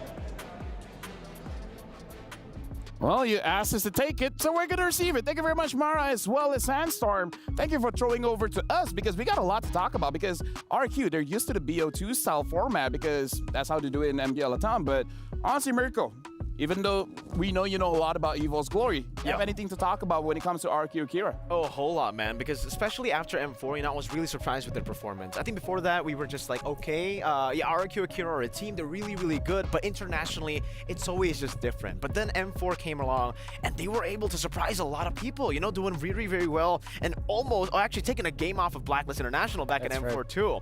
And then in M5, there's a cap, I feel, on them right now. Because yeah, they're capped. They're not F-capped, they're just capped, right? Because F-cap is a different team. But yeah, coming into this, I really hope that they can let go and like let go of all the pressure that's on them. Yeah. Every single time domestically they perform like crazy. They're basically like, they need to have fun. They're gods in Latam. They can be gods as well in the international stage as long as they forget about all the pressure, about all the expectations. Because you know what, you know what they say, in order to get great power, you got to forget about responsibilities. That is not the quote. Yep. Public advisory, don't try this at all. I mean, that's what I do. With great power comes no responsibility. Is that what you... Doesn't that feel great, though? But yeah, now we got to jump into the draft. EVO's Glory is going to be first pick. RRQ Akira is the second pick. I don't know, every single time someone says Akira, some sharp noise comes to my mind. Yeah, it's like you just get a headache all of a sudden, you know? Okay. Either ways, first ban here, Angela as well as Minotaur. Looks like EVO's Glory doesn't want to go up against healers. They don't want to ban out a Valentina or Faramis as well. Yep, and this is RRQ Akira special, but this opens up a lot, right? Because the Angela as well as the Minotaur being banned means that Arlott, your Valentina, as well as your Roger, definitely gonna be open up. And I don't know if RRQ Akira are interested in letting go of the Louis. I still prescribe against it. And with the Valentina being banned out, EVOs might be looking towards either Louis or Faramis. Agreed. You know, something that I do want to tell everybody watching back at home, for RRQ Akira, you guys might not know this, but Blink has been swapped in over Louise this season. And it's a bit different how Blink plays the game compared to Louise. You know, Louise is more of a risk taker, wants to be able to find a pick that can actually win you the game, but obviously it could actually lose you the game too. Meanwhile, Blink a little bit more consistent in that department. So maybe that's what RRQ Akira want to utilize here up against Evo's Glory as well. Yeah, we'll Speaking see. of that though, that's why we see the Minotaur ban instantly. Louis or Faramis should be the ban here for RQ. Or let both of them go. Right? Take either or. In that case, you automatically will pick up the Louis because it's just a stronger. Okay, so you did let it go. I think Louis should be the pick here for Evos, right? Clockun. Dude, Clockun and Louis. That's scary. I hope that RQ Akira is prepared for that. You know, like, funnily enough, for Evo's Glory, Clockun's like the CW of Evos. Oh, they pick up the Ling. They pick up Ling instead. Oh, wait. Is it? I mean, I guess so, but Evos is first pick, right? Yeah, it was. I mean, either ways. We'll figure it out Okay, once we. but I do like the Ling versus the Louis in that case. Okay, so it's Ling. It's going to be Ling for Evos, and I think at this stage you don't want to pick up the Louis because Louis struggles against that. So I think you'll go Faramis instead. Faramis Roger, I would say. If that's the Rock case. Roger. Wow. Okay. Okay, they're leaving a lot of options open. I think Louis still is good for Evos. Yeah, I think so too. Right? And back to my point earlier, Clockun is kind of like the CW of Evos, where a lot of people just, they talk about how good Dreams is, brands, especially Annabelle, Fluffy, but a lot of people still forget about Clockun, despite his amazing performances in MPL Indonesia with the Loyi pick. Obviously, that's definitely one of the signatures, but even then, anything, as long as he can carry the game, as long as he deals damage, the Novaria is amazing for him. The Valentina as well. Even the Faramis. He's just a solid mid laner, man. I think you go Loyi Arlet here for if you're Evos. The other option is Faramis Edith. Do you consider the Terizla here? Claude for brands and Terizla. Oh, this is a big shift. Okay, now I gotta say, I don't understand Evos. Well, I do, right? So I agree. I think this shout outs to LaFell, by the way, as well. Yeah. Am I on? Terizla. Yeah, you are on. Okay. Just gotta shout out LaFell here for that Terizla pick as well. But the Claude and the Ling. So when you go for the Ling, or early on already, you want someone to really just set up for it. And Terizla has been one of the ways that Evo's Glory have been able to enable Annabelle on the Ling. So something safe in the gold lane as well. That weak side that we were talking about for the Claude. This is how they like to play their compositions. Ling on Annabelle. How they actually try to balance out the farm with the Claude, because that's one of the main concerns for you, I believe, Wolf, is the Ling goes and invades very early on through mid control and through XP control. So it's all about winning the XP matchup, the mid matchup as well, and now you're probably going to see them set up for that. Meanwhile, Claude is just like, all right, brands, do your thing, just play safe in lane and scale up later with the gold lane. The biggest reservation for the Claude is the presence of the Grok. That is now available for RQ. And then now going in for the backshot. I think RQ Akira have this Claude under control. Same, doesn't go well with the Ling, however, but because of the fact that they didn't pick Edith and /or the Faramis, RQ might just ban it out. Edith just makes a lot of sense to be banned out here. Backshot obviously is great versus Terizla, so that you kind of nullify the healing factor for that Terizla, so that's a great pick from RQ. I also like the backshot going up against the Ling because you're great at the early game, but then come the late game, now you have a lot of problems facing that. And to be fair, Evos, they have great late games. So I think they're going to be closing this out with wave clear heroes, like probably Minotaur plus Farsa, so that they can have a bridge to the late game. I feel like Claude, there's two factors here. One, Brands is amazing on the Claude, and perhaps they want to pick that up early to kind of like make it so that RQ is staying away from the Faramis. Like, Claude is okay going up against Faramis, so maybe it's like a one stone kills two birds kind of situation where you pick up one hero and then you kind of deny the opposing part from picking the Faramis in the first place. Yeah. How about Kadita for RQ? Grok Kadita so that you have control over the Ling. Technically, the Loyi is still up for grabs too, right? That's right. But you don't want to pick the Loyi if you're RQ. That's gotta be difficult. Because that's Claude as well as Ling. I think you go either Aurora actually, but that might be the last pick. So at this point, you pick up Benedetta now for RQ. Or maybe a Yu Zhang. Oh, it's ban out. Yeah. So Paquito or Benedetta for RQ, I would say. Right, so damage dealing, damage output, maybe something RQ Akira wants to go for. Obviously, with the Baksha and the Grok, the two frontliners already for the team, does make sense to go for something of the sorts for the XP. They don't go for the Benedetta or the Paquito, though. They go for the CC instead. And I agree, I see your face. It's kind of like a, interesting pick. I agree with you. Usually the CC, you want to go up against, you know, the frontliners, the guys who can actually, you can actually punish hard, but there's a lot of damage dealers, a lot of mobile targets here on the side of Evo, so I definitely agree. The CC pick definitely is a bit interesting. Yeah, that's my initial reaction. And now the Moyi is there and the Tigreal, as expected. There is no legitimate CC killer for Evos unless we come to the late game. CC picks up the Vengeance naturally, so that's great versus the Claude. And you'll see later, Link is going to struggle versus the CC. But what Link can do is just to go to the backlines. Yep. So you're going to be looking for the last pick for RQ. With this lineup, I think Benedetta is... they still don't have a mage. They need a mage. Yeah, Vixana. I mean, Faramis is good enough. Novaria, perhaps? I'm not sure about Novaria, you know, up against the Link. Yeah. It'd be very tough to play. Or Faramis. They still go for the Faramis, even though there's a lot of reasons why the Faramis wouldn't work here. But again, I respect that they still go for it because it is an amazing hero. Speaking of amazing hero, you know, I have friends, and they are amazing casters. Oh, you do? I do. I want to hear their voices, so amazing friends. Please talk, it's your turn. Olafel, you flatter us, but thank you. You're also an amazing hero. Welcome to Desk at your service. It's Leo and Gideon bringing you this Game 1 in a best of 2, the final match on this broadcast. It's Evo's Glory going up against RRQ Akira. Yep, this is going to be an exciting one here because, again, I want to see RRQ Akira really make strides here at the International. We always have high expectations, but they always fall just a little short. But considering what the draft is right now, I'm so surprised Farmers wasn't picked up earlier. Bosses de Latam, the kings of Latam as they're known, had to get that last pick, Faramis. Even the analysts are wondering, why is Faramis not being big? Hell, I think LaFell said, maybe Vixana. Was it Mirko said maybe Vixana? Because that's how far Faramis has fallen, man. I don't know. I personally think that Faramis is still pretty relevant in this meta as of right now, right? But there are certain conditions that need to be met. But against a lineup of Evo's Glory, where everybody has some form of an AoE, a disgusting amount of initiation, it can get really brutal really fast.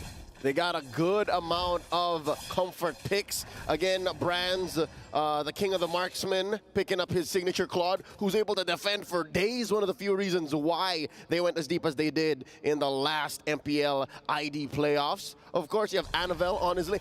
Petra, man, as good as the Carl Easy Ling was in the prior match, this is also a thing of beauty. Honestly, I would have liked to see him have played the Hayabusa instead, because I've seen him play Hayabusa before, and when he gets like that one kill, this team makes magic happen. Somehow they get that one, and they turn it into 2, and now Gusta Lagusta has to deal with a full level 4 Anavel. He makes it out, but he doesn't want to commit the ult just yet. Something else to note, you're looking at RQ Akira's lineup. There have been word in the grapevine that maybe Luis isn't playing. Maybe it's Blink, their ever-loyal 6th man. But no. Here he still is, the Brazilian heartbreaker, back on the world stage, playing on that Grok, and he's just holding down the fort, man. Usually when you're a Grok, you're hyperactive when you're rotating, when you're checking in on the opponent's jungle. Here is just, I'll wait for you, Saigen. I'll wait for you to get your wave back in. Hey, Dreams, how you doing? Dreams is having the time of his life, right? Just fighting against the Grok to try and hit level 4, but worst yet, Clawhood ends up missing a good amount of EXP, doesn't hit level 4, but we look at the top side, right? Anavel, he's able to steal whatever camps that he wants because there's such a strong freeze on the top side of the map, and now Saigen, oh no, he walked into the wall, pops down the Netherrealm to keep himself alive. That is unfortunate. Now Luis spots Anavel. Let's go. I was just about to say, what was that, Gideon? What was that fumble? Did he miss out on the Shadow Stampede, hence why he had the Netherrealm himself into surviving? I mean, he might have fat-fingered the Purify into the wall. Butterfingers. Butterfingers. Hey, look, I mean, I'd be nervous on my well, technically not even their first match, essentially, in terms of experience, but on an international stage like that, and especially playing on the Amazon stage, it's a little daunting. It's huge. Yeah. You feel like a little spec in this amazing stage that is the possibly biggest we've ever had in the history of our esport. Down bottom, check it out. Tekash, Astro Thunder, pushing away Fluffy. I like that lineup, actually. I like that matchup. As the CC, I'm pretty confident. Look at this, a rotation, the diversion by Dreams and Clawkun. Hey. Blasting Gusta Lagusta. Minute 0, he hasn't had anything, man. He's struggling. He may be struggling, but in terms of gold, right, he's not too far away. The only hold on, the wild charge from Luis, and he's pushed out position. He quickly flickers out of there, and now with the power of nature, he should be all right. But Brands, he just uses BMI, manages to go back in position. Great positioning from Dreams, just covering the battle mirror image. The reason why they call him the Indonesian Nightmare. Always putting up where they need him. Interestingly, that was a good trade of ults. Battle spells, though, I think that's where Evo's Glory won out. This is uncharacteristic of these two teams, Gideon. Because look, 4 minutes in, second turtle almost up, no kills from Evo's Glory, who loves fighting, and from RRQ Akira, who loves to snowball. Neither of them able to find a grip. Well, I do think, you know, this is very much in the playstyle of RRQ Akira. However, I will say for Evo's Glory, this is, you know, rather interesting. Usually they play around heavily around Brands. This time around, people are able to express themselves. Like, look at this, Luis. He's getting surrounded by all the members, forced to wild charge out of there as King and Gusta Lagusta are trying to claim back the space. And now Evo's Glory is like, it's totally fine. You can sit on top of the turtle first if you want. And they're delaying this take. So far, I'm not so sure if that's to their benefit or if Annabelle is just saying, you know what, take your time, guys. I'm still on my purple. I think it's most beneficial for Brands because he can walk down to the mid lane, pick up some gold, go back to the top lane and lose basically nothing in his lane, and they can just chill out, right? Evo's Glory, as much as they want to play around Brands, they know that he needs resources, and they'll create some space to get him those resources. And as you just read, it's definitely for Evo's Glory now. All 5 just wailing away at the turtle. Another one secured here, but this time going over to Evo's Glory. So they're 1 turtle apiece still on that pacifist run, Gideon. No kills for either side. Not yet. Whoa, that was very dangerous. And now in the mid lane, hopefully, okay, it breaks down, as you were saying. Tekash has yet to leave his lane, man. I mean, I would say he is a little slow on the rotation, but then again, he doesn't have to. I mean, the problem is that he hardly, it's difficult for him to push waves, man. It's Terizla, man. You can't outpush that guy. But he's winning. Look at that turret. I mean, that's only because they made that initial rotation, right? Like, while everybody was at turtle, we see this fight down on the bottom side of the map where Tekashi chunks out Annabelle. As mentioned during the fight, oh wait, Luis, great Purify coming in from Clawkun, but Dreams will still die. The implosion does buy a little bit of time, but Brands, he can only do so much. A lot of AoE, great splash from this. Wait, the TP, Luis spots it out, Clawkun, he whips, he throws it the wrong way, and Fluffy's here in the middle of it. He's trying his best as the Netherrealm pops, and now he's only just begging to survive. Please let me go. 1 HP, Body of Smith once again saves his life. An absolute unit, thick with 14 Cs. At this early on, what's he building? It's a War Axe and a Warrior, but what? I mean, that's what we've been hearing from the panelists. War Axe, Terizla, they just go hand in hand. Now you get all the benefits of the Spell Vamp on top of the War Axe passive, and now Tekashi is going to crack open Tier 1 bot side. Astro Thunder just keeping up the pressure. He is doing work, man, and because of that, they're about 1,000 gold ahead here. That's amazing. I don't know if RRQ Akira knows that right now is the best time to strike. As soon as they hit the 8-minute mark, oh, Luis, holding out for it. All right, as soon as they hit the 8 to 9-minute mark, that's when they should really bear down on Evo's Glory, because if y'all watched any MPLID playoffs, they're capable of coming back. Oh, no! No, the timing! It's so bad. Gusta Lagusta just walked into the brush. He didn't know that the diversion was going to happen there. But King does secure the turtle in the meantime. And that's the final turtle of the game. Dreams, he's caught out of position. Pulled back even by Sagan with a combo. Wait, hold on. The implosion to turn things around. And now Fluffy with a penalty zone. The yin-yang reactions just won't stop. The Netherrealm keeps them alive. But it doesn't mean that they get to walk away. Clawkun finds another kill. Whoa, amazing, the turnaround by Dreams. When you thought he was the prey, he turned into a predator and just, with a flick of a wrist, took down 2 members from RQ.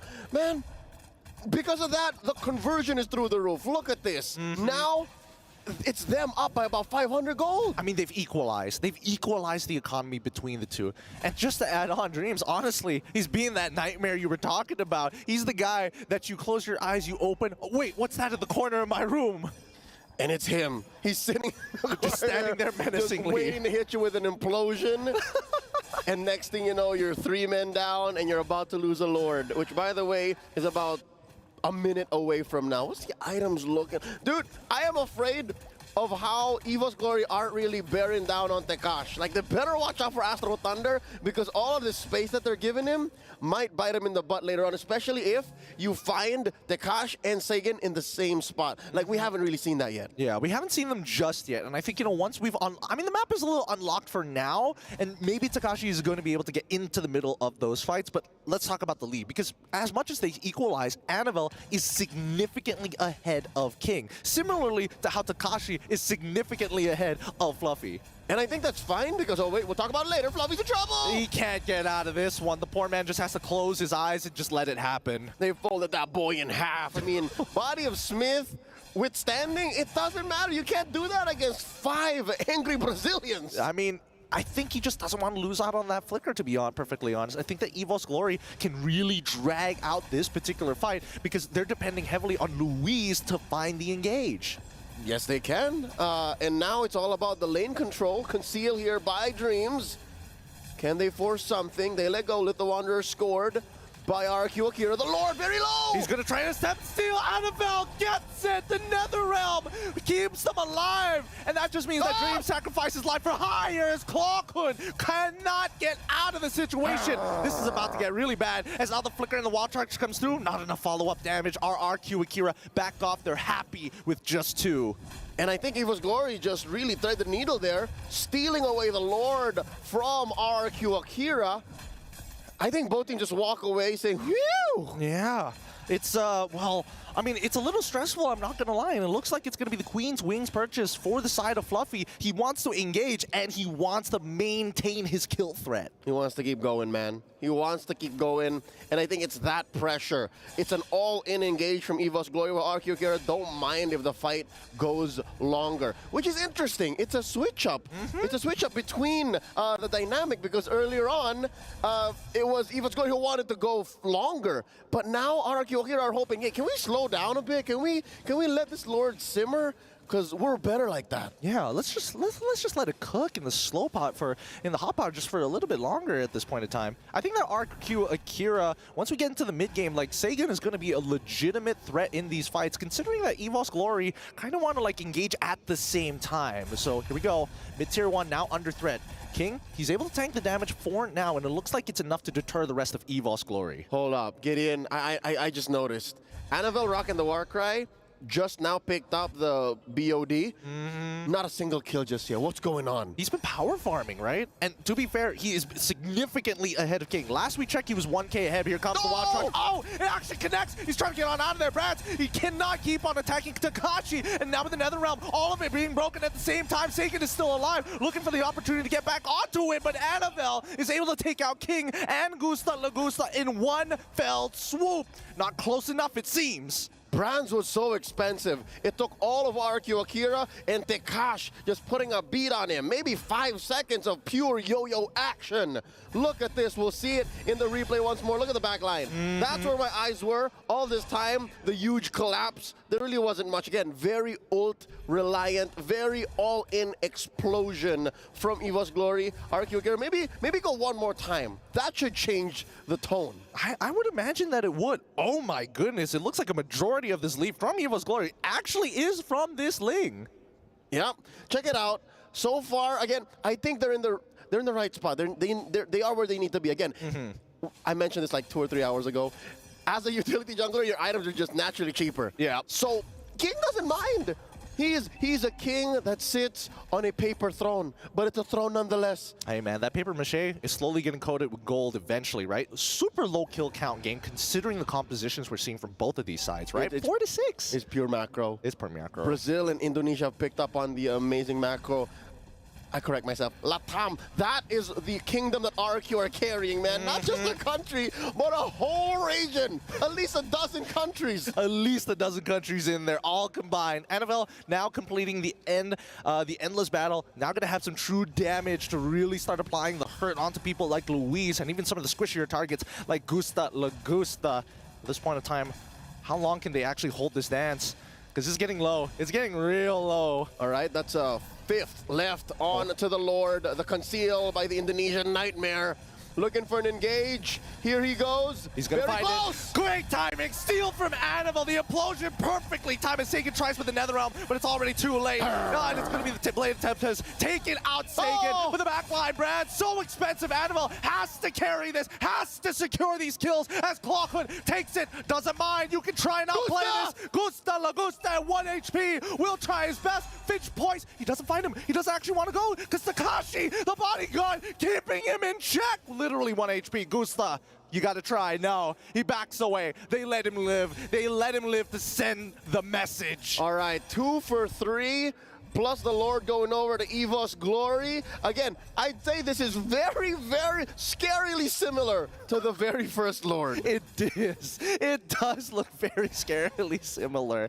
I mean, I like now that RQ Akira, they're very together. Last time, it was kind of all over the place, but now... together. Yeah, they are. They target acquisition. Yeah. They all are going for the same targets each and every time. If they spread out their damage, I don't think they would have gotten the same results. That's right. So now, they just have to be more together. They have to be more than just one. They have to be a singularity. It's gonna get to that point, right? Latin American singularity.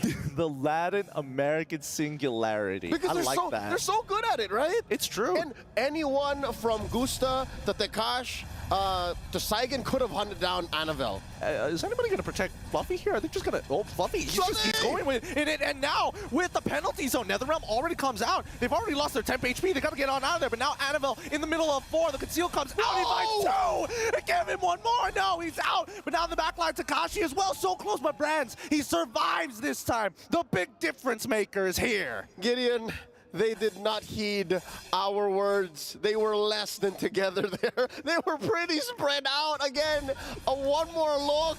They were together where it mattered for Anavel, and then they were spread apart, dispersed when they couldn't have afforded to. EVO's Glory divided and conquered, man. Yeah. 10 to 10. Say what you will about that scoreboard, but the map has turned blue.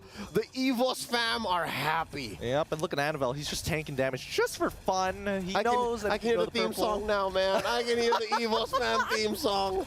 Oh, boy. I mean, at this point, I think still, RQ Akira, they still have an opportunity, but they need somebody that can force out that Bladed Tempest as early as possible and still take care of Brand. So, hold on. Target the acquisition. Indonesian Nightmare is on a roll, dude. He forced with a single... to be fair, he flickered, and Implosion enforced such a response. And that's what you want, right? That's what we want to see from EVO's Glory. And hopefully they can keep on rinsing and repeating the process. Maybe if they can buy 100 seconds or so, but Lord already spawned. Okay, to be fair, 100 seconds is plenty time in the world of MLBB. Look at the ults and the resources from RQ Akira as they make their way to the Lord, approaching half health. King rolling out like the Autobots. Oh, and he's trying his best. Where's the Netherrealm? It's going to be popped soon, but now coming back in with the Lycan Pass, they're holding it for as long as possible. They've already broken everything. They lost their temp HP so fast, and now Anavel breaking apart the backline. Lycan Pass keeps him alive. Oh, great movement from Gusta Lagusta as he takes out Anavel. Brands TP's into the backline with the help of Clockwood to find the trade. As beautiful as it could have been for Gusta Lagusta to clean house, they forgot that the king of marksmen, Brands, is still here, and he's the one who comes in claiming their heads, and that just straight up opens up this Lord. Anavel's 15 out, give or take. Oh, the fact that King is down makes us all the more an EVO's Glory Lord. Yep, EVO's, again, they've done a really good job at securing these neutral objectives for a majority of this game. But worst yet, I think that RQ Akira are banging their heads against the wall. It's like, what do we do against Anavel? Like, he almost guarantees jumps in after the temp HP from Netherrealm and gets 2. And that's why I think we get the answer to why do we not see Faramis. Prior to this matchup, Faramis only showed up 3 times across all Stream A games. We used to see Faramis in 100% of games, Gideon. That's true. This is a new age. It is a new age, and it's more surprising that it only... it's even more surprising that it only takes one person to cause that much destruction. Like Clockwood and the rest of the team decided, we're going to flank. Now, here we go. Lord already cracking down on towards that crystal. They're going to take their time. Ooh, interesting angle for the wild charge here is Fluffy trying to get... Oh, what? The penalty zone absolutely whipping. They're out of there. That's an ult for an ult. A good trade if I were you. Listen up. RQ Akira can still defend. And I think, given their lineup, this is a good position for them. This is an okay position for them. I would rather be RQ Akira's comp than be EVOS Glory's comp stuck in their base. Also true, their high ground defense is very nice, but RQ Akira is eventually going to come to a point where they're going to have to walk out of that base, right? Yep, there is a fresh amount of jungle for a take-in, and it's out of their base that they can find these sneaky wild charges, which has been a while since we've seen Luis do something with that. Yeah, especially when Lois are topping the damage charts as well, right? That's why there are just so many conditions that need to be met. And hold on, looks like the rest of RQ Akira just going to squat up at this point. No point trying to split push. Yeah, I think they're just respecting the fact that there might be a huge diversion play from Clawcoon. Again, folks, you might be confused. Louise, Louis. We'll call them the player names, for sure. Unless we're specifically talking about the kits, then that's when the heroes come up. So far, so good. Again, that's a fully built CC we're looking at. And then just one more for Saigen to hit the threshold. It's about to happen, King. He notices, but he's able to take a good amount of damage. Always fights too! And now they're starting to take the space. They're not giving them opportunity as Takashi is already in backline. Fluffy's trying to slow them down with the penalty zone. NetherRealm finally comes out, and now Brands is dead. Saigen is going to keep on pushing, and here comes Annabelle. Their biggest problem, Winsome Nature is out for Gusta Lagusta. Bladed Tempest comes out, finds one in the kill, and Saigen says, no, you don't have the magic defense. Get out of here. For the first time in, I'd say, 5 or 6 minutes, RQ Akira actually get a winning trade. They give up Gusta Lagusta for Fluffy and Brands. Thank you very much, or I guess, gracias. Gracias. Oh, man. Honestly, these teams are like dead even. It's 14-14. We're 20 minutes into the game, the longest one we've had so far. Obrigado, Portuguese. But you're right, it's amazing how both teams are playing on different axes, and they're still trading to the level that they are. Look, oh my God, what a zoom in from our Amazon Arena stage cam. 9-1-2. I almost forgot that we were looking at Annabelle at what, like 7-8 minutes? 0-0-0, and now he's at 9-1-2. Dude, Annabelle's portrait is so funny. It's so funny. So He's like, the Annabelle. difference between you and me is about 3 inches. It's so Annabelle. It's so Annabelle. He's known as the jokester for EVOS Glory. He was scouted by the EVOS fam when he started playing at 14. And now he's a ripe core. Check it out. They're starting up the Lord one more time. King trying to pull it out a little closer to their side of the map. Dreams spotted here by Luis. They trade blows. And so far, oh, this is why a Ling is so dangerous when he's in meta. He does more than just clean house. He cleans up the map. Almost with impunity, Gideon. He's able to go split from side lane to side lane. And the worst part is they also have the combination of Clawhood and as well as Brands. Lodi just TPing the Clawed up to the top side of the map and Right. the BMI back. Yep, the world's longest BMI. It's dirty. It's almost broken. And now we're waiting for a fight to actually break out. Lord here approaching half health.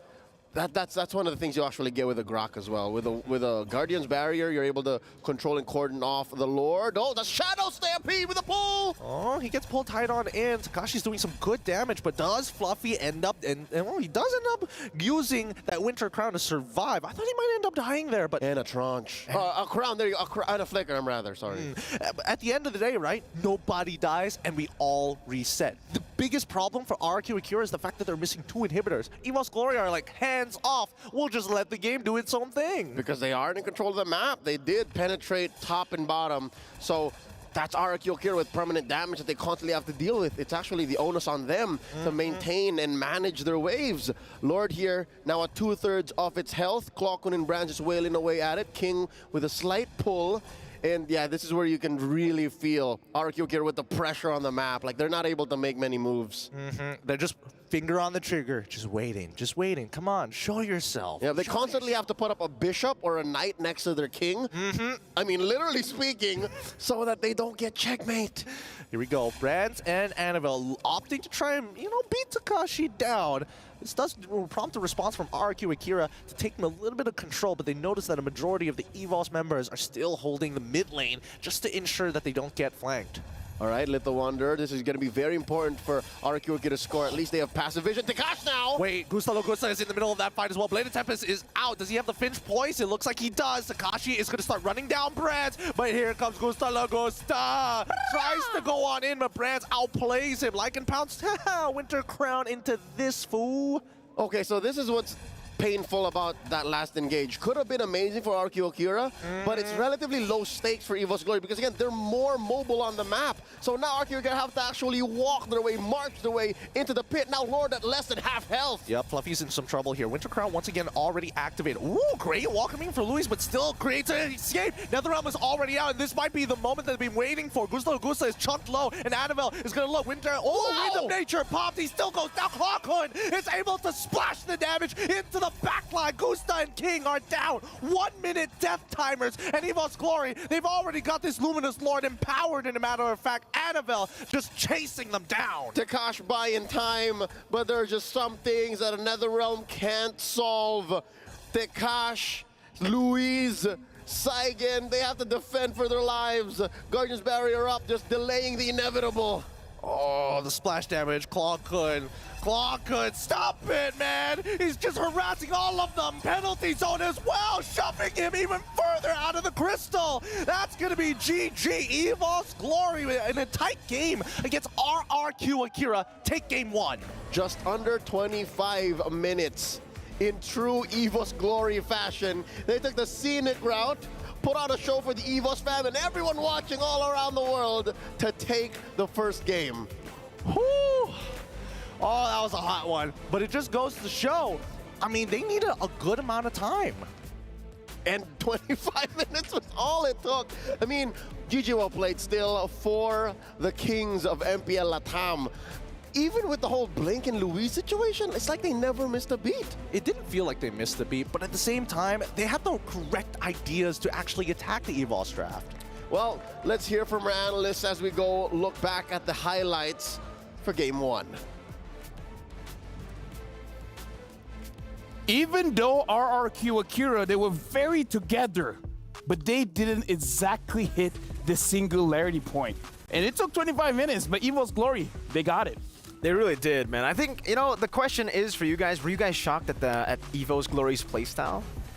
No. Are you guys surprised? No, right? No. Not at all. I feel like this is just the normal EVO's Glory gameplay that we've always been seeing in MPL Indonesia. They've just been always with this kind of lineup, right? Yep. Layering. That's what they're good at. They're like a one trick that likes to layer, but they're really good at that one thing that they do. They're onions. They have a lot of layers, and they make your opponents cry. I would have thought of lasagna, but yeah, sure, onions. Onions, man. Yep. EVO's Glory are just onions. Yep. I think the MVP plays that I would say for the side of EVOS was when Brands went for the Winter Crown play that we've always just theorized about. Really good at utilizing that mechanic, that unique mechanic. And then Dreams and that last Lord Dance was able to just man up against the entirety of RRQ and use the implosion not for a setup, but to actually stop RQ from even getting vision onto the Lord, which was so instrumental to EVO's winning that. I like how Gideon was like, yeah, try to go through this Winter Crown, fool. Winter Crown, fool. Oh, so many Winter Crowns, by the way. Yeah, so many Winter Crowns, and really show dividends in this game where you feel like you've got the upper hand, and then they just turn things around. But gotta say, RQ Akira, we were talking about the CC pick, but honestly, I felt like it did well. Yeah, it did really well. I think we figured out in the game itself, we were talking about, okay, the CC, usually we pick it up against tanky members, but in this particular situation, it's always great up against Annabelle, because Annabelle likes to go for the cross-map play. He likes to go for the mirroring and for the split pushes. So if you have someone there to match up against him and, actually take the 1v1, the duel against him, it's really good. It almost worked, but I think the itemization coming out from Fluffy, as well as the entirety of Evo's Glory, going for the Winter Crown, make it very difficult and very awkward for the CC to eventually have a nice late game. You can see that around the 16-18 minute mark, CC is already like hitting like critical mass, and it's just being very difficult for Evo's Glory to deal with. But then Evo's Glory figured out, okay, there's a new meta item. Let's go for the Winter Crown, fool. Winter Crown, fool. Speaking of which, we gotta look at the MVP, because I gotta say, without even look at it, it's probably gonna be Anavel. We gotta look at the Sony MVP of the game. Where highlights first, Anavel. Mirko, talk about how Anavel takes his time. He wants to get the farm, he wants to get the items, and then he's gonna get unleashed. See, he's a very different player on Assassins, right? On Assassins, a lot of players tend to, especially after utilizing utility jungle for the longest time, they tend to kind of lose that assassin instinct. But for Anavel, it's still just a very, I would say, selfish style. But it works as an assassin. It works? You want to be selfish on an assassin, and it works so well for Anavel. For the most part, even in the regular season, it's so tough for a lot of teams to actually go up against Evos, because when usually you would think, you know, the assassins would actually come in to finish off the job, he sometimes in early game just farms. Even when everybody's low, he's like, nah, you know what? I'm gonna just take my time. I'm gonna farm up. And you can see from the itemization, that's exactly why he chooses to farm. He goes for a very, very greedy build in the Blade of Despair so that he can pull off those kind of big plays in the later stage of the game. Yeah, 92%, 923 GPM and 68% kill participation. There was a point where he was, what, 7-0? 6-0? 8-0. 8-0. That's how good he was with this particular hero. And of course, we know for sure that the Ling is one of the strongest heroes out there. I think it is criminal for RQ Akira to give both the Ling as well as the Lu Yi. I mean, again, we got to talk about this, because the Ling first pick, like you said, Wolf, it made it so a situation where it's kind of not good for them to pick up the Lu Yi itself. So perhaps that's the idea coming in from Evo's Glory. Once we pick up the Ling, we made it so that whatever mid laner that you're going to pick up is not going to be looking good. So perhaps that's the trap. And I kind of feel like RQ Akira, they should see this coming now. The Ling is a problem. Even though it's a trap, I feel like, again, they had so many different opportunities to go for the ban on the Lu Yi, because in the second phase, they completely ignored it. The fact that they gave the Ling in the first phase, and it passed through the first phase, is like, all right, Evos were like, okay, we're just going to go for some other prios. That's right. But then they got another prio, so why not? Just add on to it. I think overall the draft was with Faramis as well as the CC. It makes a lot of sense in the late game. Kind of good versus the Claude, because you have the CC with the Vengeance as well as the Grok. However, the Lu Yi was definitely a problem, not because of the Lu Yi itself with the first skill, second skill, but this time it was the ultimates that really just made it difficult for them.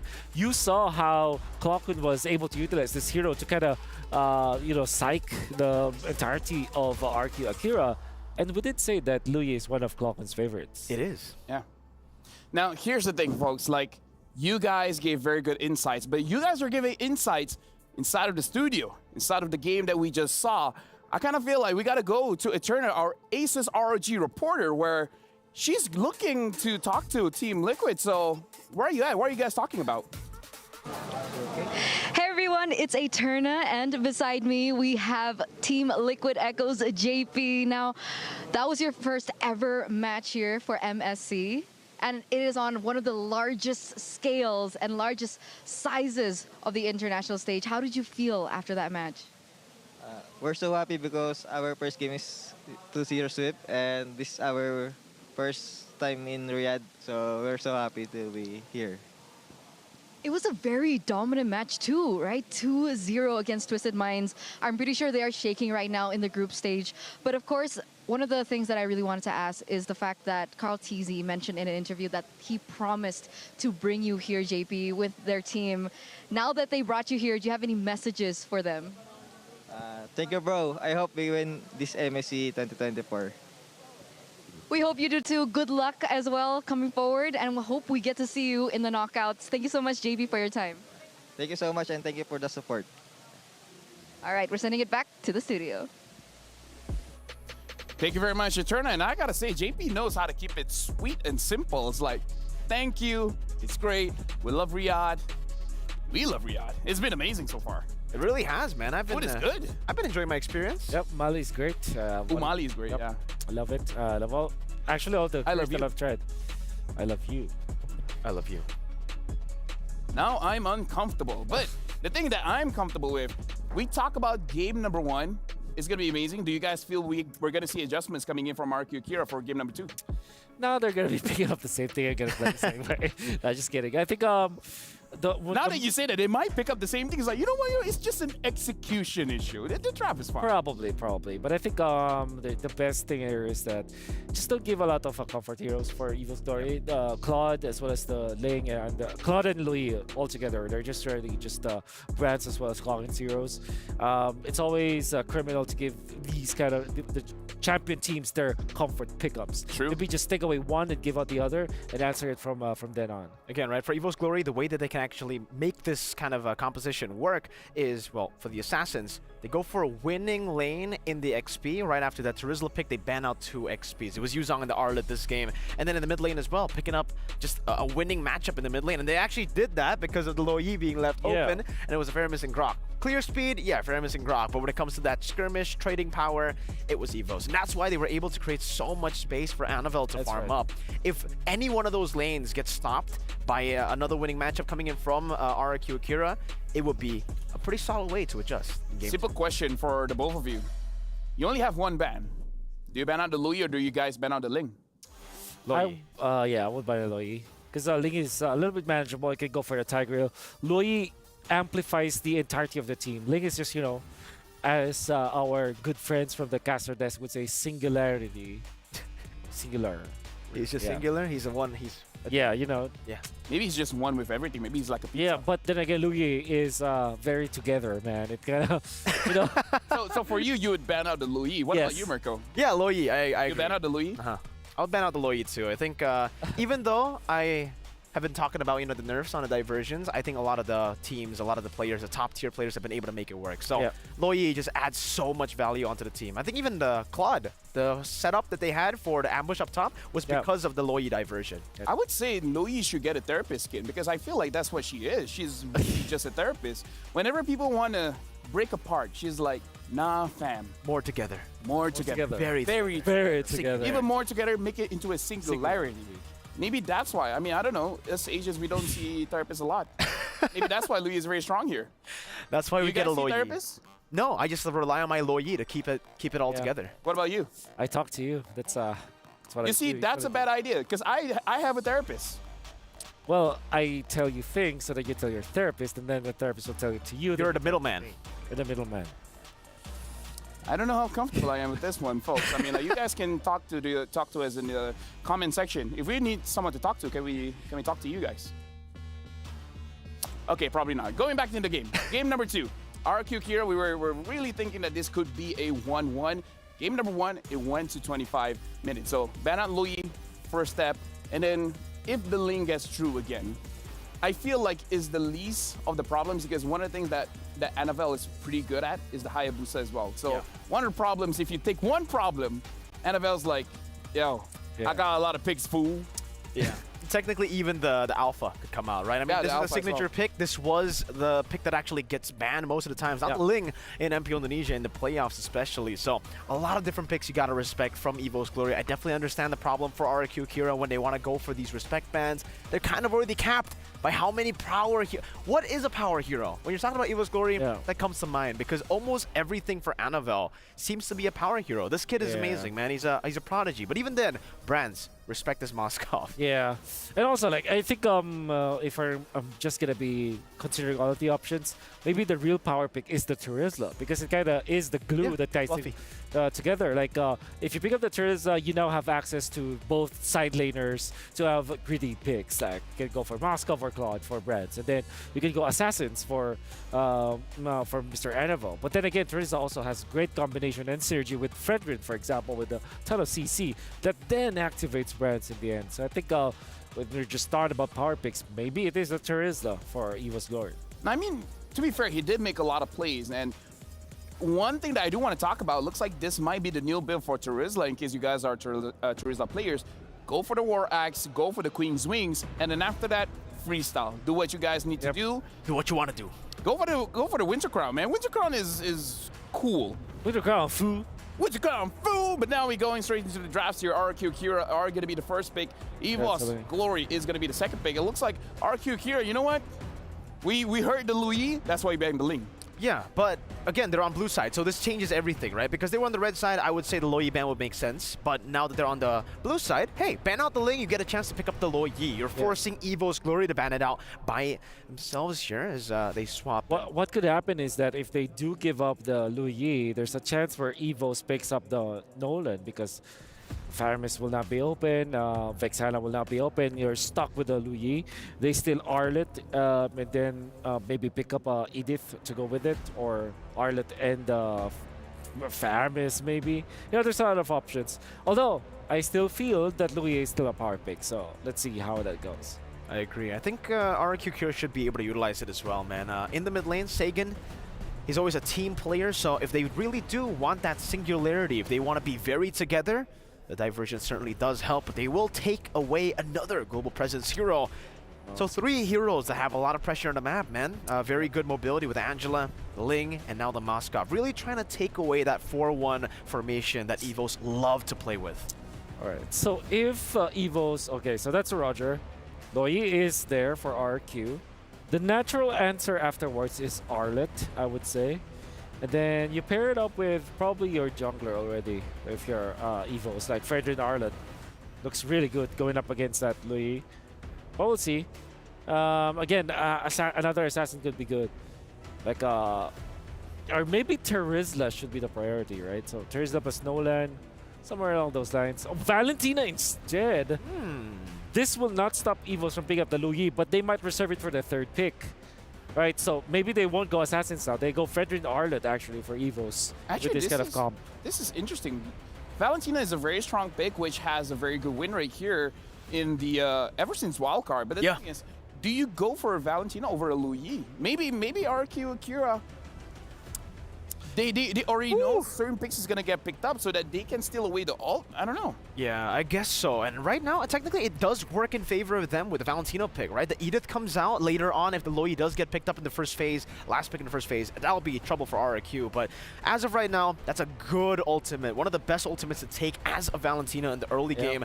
The Primal Wrath to be used up in the neutral objective fights. Yeah.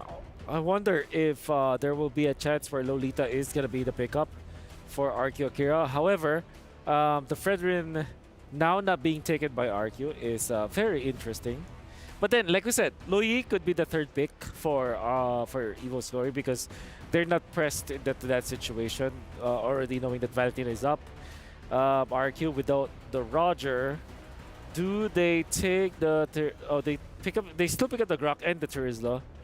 So they have revealed their hand. EVOs, still pretty much a Loyi game for them. Yeah. It should be the Loyi. It should just be that pick for Clockun. But another way that they can take this draft is maybe possibly an X-Borg. That's something that Fluffy has been finding a whole lot of success with, especially now considering, you know, there are a lot of tanky, beefy boys on the side of RQ Akira. It's already a different ball game at this point. So, interesting. X-Borg was actually the prio pick for Fluffy for the longest time in the regular season, and then they started getting banned, so he had to move over towards the Terizla, and then the Yuzong. Yuzong could also be a pick here. We haven't seen Yuzong in the first phase for a while. Right. I don't think we've seen it at all today. Yeah. I mean, it has been banned. It's just it hasn't been picked up at all. So, again, right now, looking at the picks, they pick up the Vexana. So far, looking at RQ Kira going up against EVO's Glory, I would say the first 3 picks coming in from RQ, it looks a little bit more solid because they already have their front line. So we can imagine how the setup is going to look like. They just need to build their comp with more damage compared to what EVO's Glory has.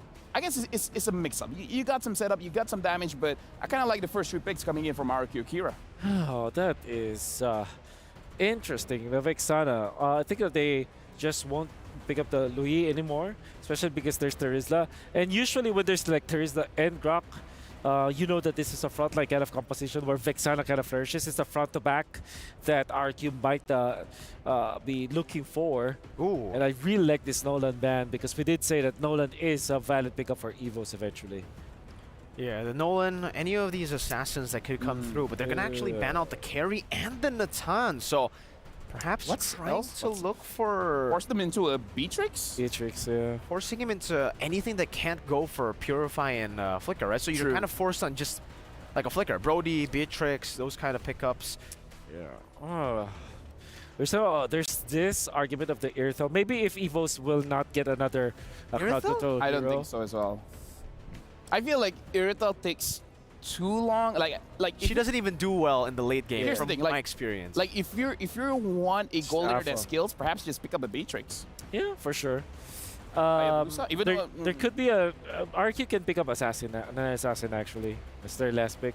Yep. Hayabusa looks really good, but that's also true for Evos. But this time, Edith Vexana looks already super duper good. So maybe they'll just pick up Barretts or Xborg, Minotaur. Just Wow. Edith going to the EXP. Okay, so trying to just utilize the Annabelle pick for last. What is a burst hero that can pierce through the Minotaur? So maybe they pick up the Xborg jungle or Dyaroff. Who knows? Beatrix. How about Leslie though? There's not much. Great in lane, yeah. There's not much dive for Evos. But if the Hayabusa comes up, right? You go for Yeah. Leslie and then the Hayabusa last pick. I guess Yeah. that's why they're hiding Annabelle's pick here. Yeah, I think you're left with Beatrix. No choice. And then what else is like Frederick doesn't look really nice. Baksha maybe for RQ. Let's go back to the Baksha. I'm Baksha just Beatrix. worried they don't have that much damage. You know, you're really hoping for the Grok as well as the Valentina to really bring out the damage. So, I mean, a lot of control. A lot of control. Is just that when it comes to the damage, the Valentina kind of has to carry this one. I don't know. For me, it definitely feels like for Evos, they can actually go for something crazy here, like a Lancelot. If they don't go for Hayabusa, they could go for the Lancelot. We have seen Annabelle play this before as well. If they can't find any other assassin, they usually go for the Lancelot, just for the retreat battle as well. Knowing that you already have a Minotaur, an Edith, and a Vexana, you want to have more prio when it comes around to the neutral objective. So I'm guessing either utility jungler, or they could go for that Lance. Utility jungler should be Barretts. I think Lancelot should be good here. How about a Joy? I haven't seen that in a long time. Oh yeah, saw that in Wildcard. I think it was Chibi. Yeah, but there's Valentina. Yeah, they go Xborg. Okay. Xborg jungle. Yeah. I mean, like again, look at RQ here. They're very tanky. Makes They sense. are. Speaking of which, looking at both these drafts, I don't know, looking at like Evos as well as RQ Akira. At this point, even I'm not so sure what's gonna happen between the drafts coming in from both teams, but let's see the oneness of both our casters casting this game. This is gonna be the final game of today, so casters, take your space. As one we shall. Thank you so much, LaFell, Mirko, and Wolf. Going into the final game of today's broadcast, welcome to Game 2 of RRQ Akira versus Evos Glory. Once again, it's Gideon and Leo at your service. This time around, the compositions are kind of interesting. I have to admit that RRQ Akira, they're bringing in some, again, we said 16 Cs on that Rizla before. Now it's way more with the RRQ Akira lineup. I couldn't think you could go beyond 16. Right. And here they show us. That is definitely Takash. Looking to be one of the frontliners alongside Luis and King, because that's what you need right now against Evos Glory's lineup. But here's what sucks, right? Since they are red side for the Kingdom, here's what sucks. Since Evos Glory is red side, they got to pick up the Xborg, which will definitely shred through what's left of King, Takash, and Luis. When Dreams is done with the Minoan Fury. Oh, yeah.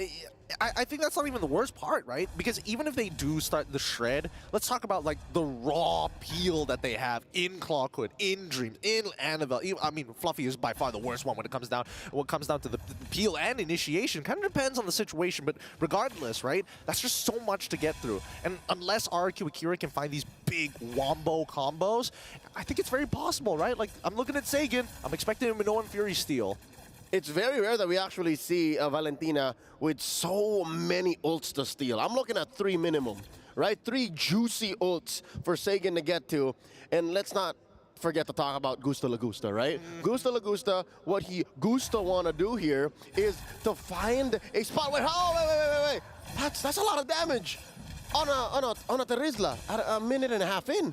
It's fine. It looks like both went for like the hyper early rotation to try and hit 4 as soon as possible, but they both did not hit it. It's this wave here. They went 1 wave earlier just to fight for control. All right, back to what I was saying, man. Gusto what he wants to do is to get Brands into the defensive position early to compromise that Blazing Duet intro later on.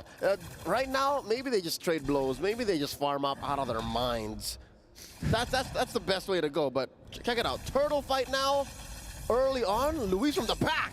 Yeah, but here we go. Instantly, Clockwood is able to get on out of the Minoan Fury as well. The Eternal Guard has just dropped down, but that last Insanity is doing more than enough damage to start melting the members one by one. 2 already down, and RRQ Akira, they've flicked so many flickers, in a matter of fact, have been expended to dodge that raw damage. If only the game ended at 2.5, that was it. RRQ Akira wins, right? If all you need to do is take a turtle and kill 2 opponents, then that's it. But how do you translate? That's the question. I think that's what RRQ Akira had trouble doing in game 1. I right? agree, yeah. They had a good control of the early to mid, and then eventually they forgot, oh wait, Annabelle is just snowballing out of control. Now though, they're on to a great start. Gideon, how often you see 3 minutes in, 2 kills up, about 2,000 gold ahead. How often do you get this? I mean, I'm probably the wrong person to ask this question to. I'm from a region where it's pretty often. It happens all the time, but here comes the rest of the team. Great last Insanity to dodge for a majority of that damage, but without that Faraga armor, it does mean that RRQ Akira can walk up pretty freely. There you go. King just stealing away, paying the iron price from Annabelle's farm. And here's the thing, man. Usually you see an X-Borg in the jungle, you go like, oh yeah, it's one of the more sustainable, low-cost junglers. Nay, I say to thee, nay. You need more items to make a difference, because if not, you're a one-time last Insanity kind of hero, because after that, you're nothing. Yeah, this is starting to sound like Hooverstank real quick, man. But I think that for the most part of it, Evo's Glory should be able to control the tempo, right? The onus does feel like it's on RRQ to make things happen fast in this game. Yep.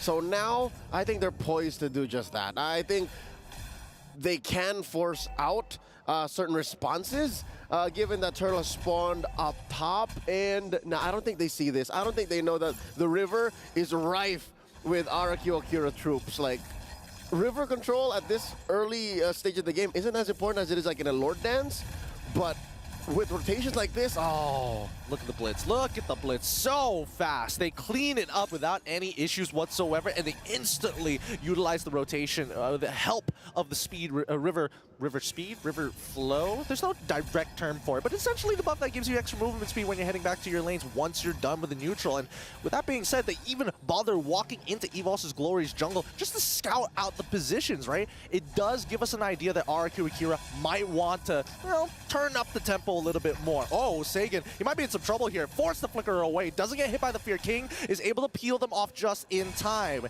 Now, the scouting mission, the recon is done. As Mr. Wagner would say, it's the fear. It's the fear that's keeping them in check, because that could have definitely been lethal for Saigon. Now they clap back, forcing out one from Annabelle, popping his immortality. Yep, that Bandit's Rage is looking so very good, but now Annabelle, he can't get out of it. He lost everything, all of his resources. Firaga armor on top of the early immortality, all down the drain. And with that, RRQ Akira just grow their lead even more. Gideon, we're looking at 3,000 head. 3 for 3 now, 6, well, not even 6 minutes in. I think this is just a great hard read from the side of RRQ Akira, and Luis, he's doing so much on this Grok, something that Evo's Glory might have to think about, but when do we expect Evo's Glory to actually bounce back? Here's the thing, in game 1, they were playing with a jungle Ling, right? They were playing with a core assassin in the jungle, and the slower it goes, the better it is for them. But now, I don't know, they're just really waiting on Brands. They're waiting on Brands. I don't know if Clockhoon is the right person to look at. If you're looking at like a mid to late game power spike, sure, Vixanas are great. Clockhoon is a very talented individual.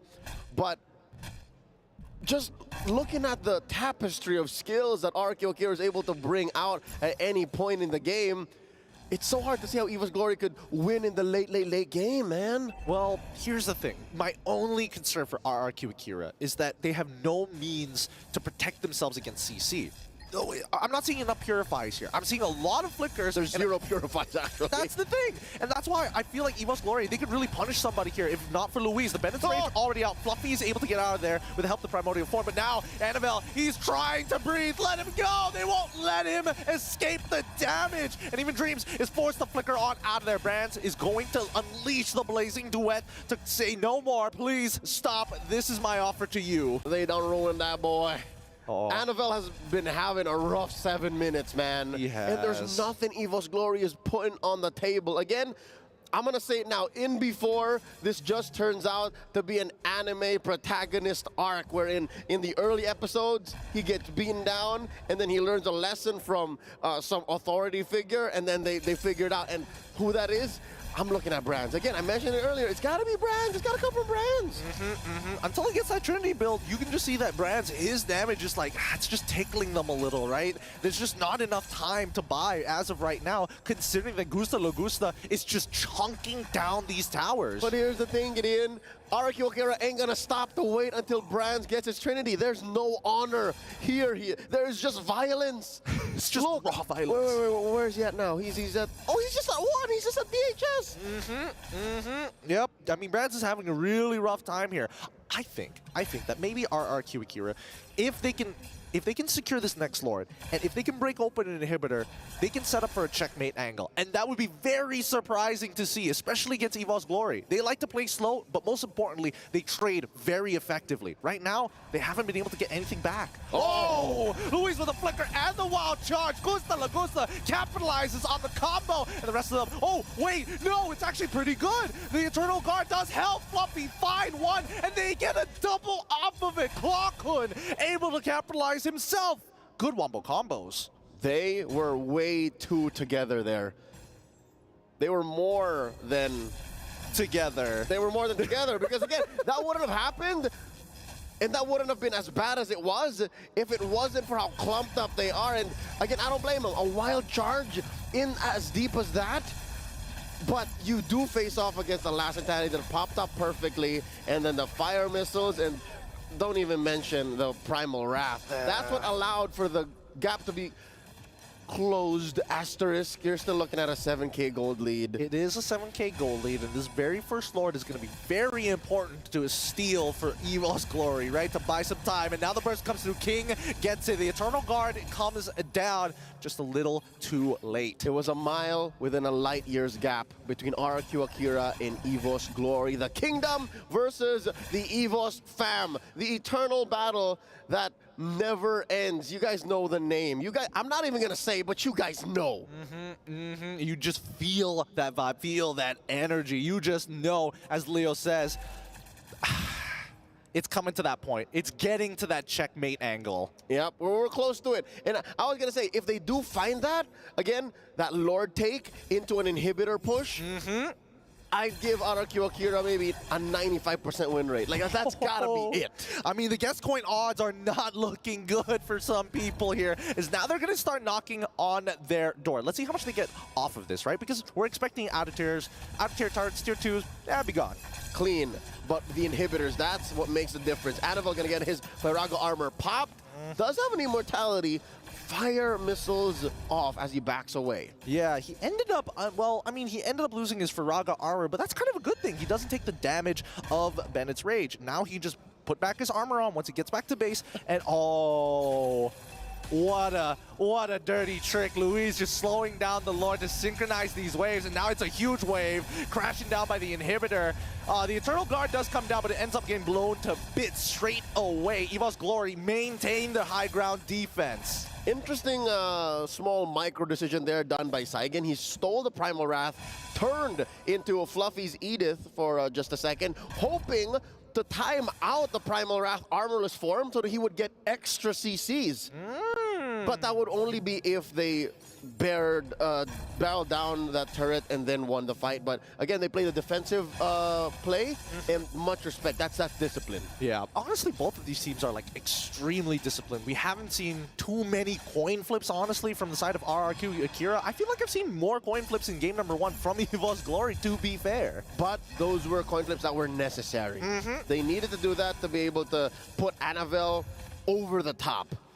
And now, again, now that they're on the back foot, what are we looking at? Oh dear Lord, I did not expect 12,000.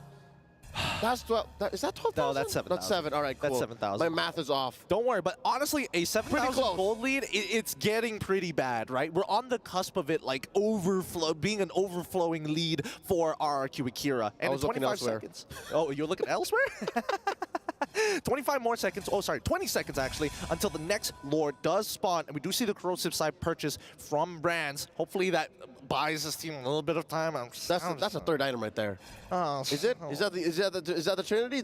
Can we say now that the King of Marksman is online? But who's he gonna find in the back? Best case scenario, Gusta Lagusta. But Gusta Lagusta can just flicker out of there and he's still an item up. Yeah, I think the worst part is that anybody can CC him. Luis, Takashi, King, Sagan, like anybody can hurt Brands until he gets his situationals, right? We're waiting for the Winter Crown, right? We're waiting for the Winds of Nature. That's 4 sources of CC, you're right, Gideon. He's overloaded. He's overloaded. Check it out. That's 1, 2, 3. That's it. Yep, definitely. So he's built into his Trinity compared to Gusta Lagusta, who is on his way to his 4th core item after the BOD. Man, this is like a really unfun game for Brands, right? Like he's just waiting for things to happen. He's waiting for RRQ Akira to make a mistake, and everybody else on the side of Evol's Glory just wants to take a traditional front to back. But as soon as RRQ Akira grab you, they hold you, and Gusta Lagusta just pushes you over. And now the Lord. Oh, here we go. An early Last Insanity from Annabelle. Not going to save this inhibitor, though. Just one more hit in. Ooh. That's fine. They're not going to force it. I love the discipline, though. Proving me wrong. Yeah, I mean, it's basically as good as gone at this point, right? Anybody can just walk up, auto-attack it. It's basically going to break. You can take the wave, sure, but at the end of it, it's going to go down. Sagan finds it, and now the rest. Oh, Last Insanity coming up from Annabelle, and Dreams might be in some trouble. He flickers out of there, but the penalty dome from Takashi is going to tell him, hey, no, we don't want you to leave just yet. Last Insanity stole it from Sagan, able to find one, and Brad, oh, he ends up getting blown up by Gusta Lagusta. Wait, no, this can't be the end game. This can't end just like that. Evol's Glory on high ground defense duty once more. Oh, it's just Luis who's very low. Everyone else from RRQ Akira fresh, ready to fight underneath tier 3 in mid. Annabelle still keeping his Firaga armor. Oh, he's trying his best. He needs to get that armor back up to use the Last Insanity to clear the waves, but they can take their time here. Takashi, he's taking a lot of damage, has to use the penalty zone to get out of there. That's a DPZ if I've ever seen one. Big DPZ. They do have a minute to wait until an enhanced Lord spawns in the upper quarter, and I think that's fine. At 14 minutes, when the Lord does spawn, it'll be about 15. I think they're still good. Now you're looking at, okay, can't confirm, this is 10,000 gold, right? Yes, 10,000 in between. I think they're okay. I think they can afford to wait for this Lord and then go for the GG push. So now, right now, I'm calculating in the absence of our real-time win rate AI, about an 80% win prediction rate for RRQ Akira. We need to get a graphic for that. Leo's prediction win rate right on screen at some point in the broadcast. Now, I think that, yes, I agree with you that they kind of need to rush this down, though. As soon as that 22 seconds expires, the Lord is up. Hey, start working at it, right? Get Evol's Glory to come out of their base, but they can't drag it too long. Because keep in mind, Evol's Glory, once they hit the 42K mark, then they can pretty much go toe-to-toe with RRQ Akira, with the exception of no situational items to swap out. But they are far from it. Again, 5 seconds from now, there's no way you're farming up 5K. There's no way. Let's see how long RRQ... I mean, who would have the big shutdown at this point? Hold on. The combos are coming up, and Fluffy loses his immortality straight away. Minoan... Oh, the Motivation Roar is going to keep him alive, but Annabelle doesn't mind taking his time with this. Building up that heat is a good idea, but without an immortality, this can get dangerous very fast. Oh, he might go for the Gambit here. Might go for the Last Standing Retribution. There's a knockup. All right, the Minoan Fury and Flicker is out. In RRQ Akira, they've got smiles across their faces. They know for a fact that Evol's Glory, without that big ult, without that battle spell, and an exposed crystal, this is going to be the GG push. Lord's going to be spawning up top. Worst case scenario, RRQ Akira pops all inhibitors. That's minimum, all right? Minimum. Best case scenario, it's over. I can only imagine what's going on through Evo's Glory's mind. Again, number one is wave management, right? Clear the waves, make sure minions don't crash in. They know that they're going to lose both inhibitors, Best case scenario is they might even get the punish. Now you ask the question, who could they pop the piñata on? Who could they shut down? Because they spread out the kills very well. They do. And here we go. The end game might just ensue faster than we would like to imagine here. High ground defense for the side of EVOS Glory as the Lord. Oh, penalty zone actually getting on top of Fluffy. Fluffy can't get out of there. Quickly flickers away, even using the Primal Wrath as well. No Fear coming out from Dreams, but that means RQ just push backwards and then re-engage into this fight. They're trying to zone them off, but there's not enough minions to make it work. The raw sustain from Dreams with that motivational roar is keeping them in this game. RRQ Akira keeping EVOS Glory within an inch of their life. 17 minutes in, 8-2. You're looking at a, now can confirm, 12K gold lead. Man, this is why they call this match the oldest time matchup, man. It's a rivalry that spans regions. I mean, sure, same franchise, different team, but who'd have thought that RRQ Akira, not RRQ Hoshi, would put off a fight as good as they are against EVOS Glory? People are going to be talking about this to their young ones when they go and tuck them in for bed. Oh my goodness, where did that Firaga armor go? Sagan has so much damage. What was that? I mean, after a wild charge plus a few right clicks, a few basic attacks, and again, with the 12K gold lead notwithstanding, best believe that Firaga armor is going to pop, but good news, at least he still has his immortality. So, yeah, you know, no harm done. Yeah, no harm, no foul. And I think at this point, as much as I would like to say that the checkmate angle has been achieved, I think that RQ might need to actually roll the dice a little against EVOS Glory. If not, how else are you going to risk it for the Mystic to close out this game if nothing is happening? Very minimal interactions between the two. The most is that you get resources, but you need to go above and beyond if you want to close out this game. All right, so here's one possible theory, right? One possible solution. They bait out these big-time CCs and then use the Purify. I think that's the main difference between these two lineups, right? These two comps is EVOS Glory invested in Purifies. RQ invested mad dollars into Flickers. So what if they're able to nullify that advantage and bait out these engagements from RQ Akira and Purify and then punish? I think the biggest problem is that EVOS Glory's comp doesn't hold space very well. They're good at taking and backing away, right? Giving and taking all the time. But RRQ Akira, they're very good at taking and sitting on top of the space, right? So that's when the BMI needs to be, well, hopefully not in a visible spot, because that means RRQ Akira are gonna start creeping up. And once King is on top of that BMI, I'm sure as hell the Brands does not want to take it back. But here we go. The wild charge looking kind of good here. King still has a good chunk of his life, but in back, Takashi just threatening from every single angle. They do not want EVOS Glory anywhere near the pit. That's right. I was going to say, even if the wild charge has been committed by Luis,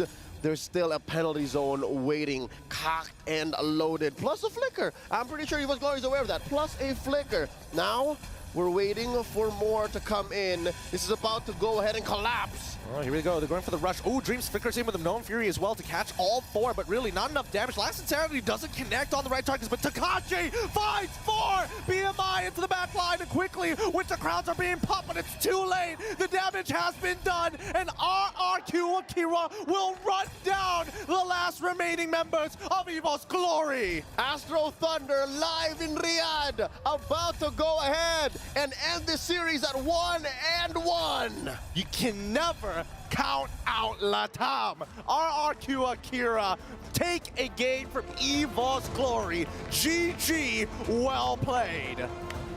On this very broadcast, that is the first series to actually go the distance.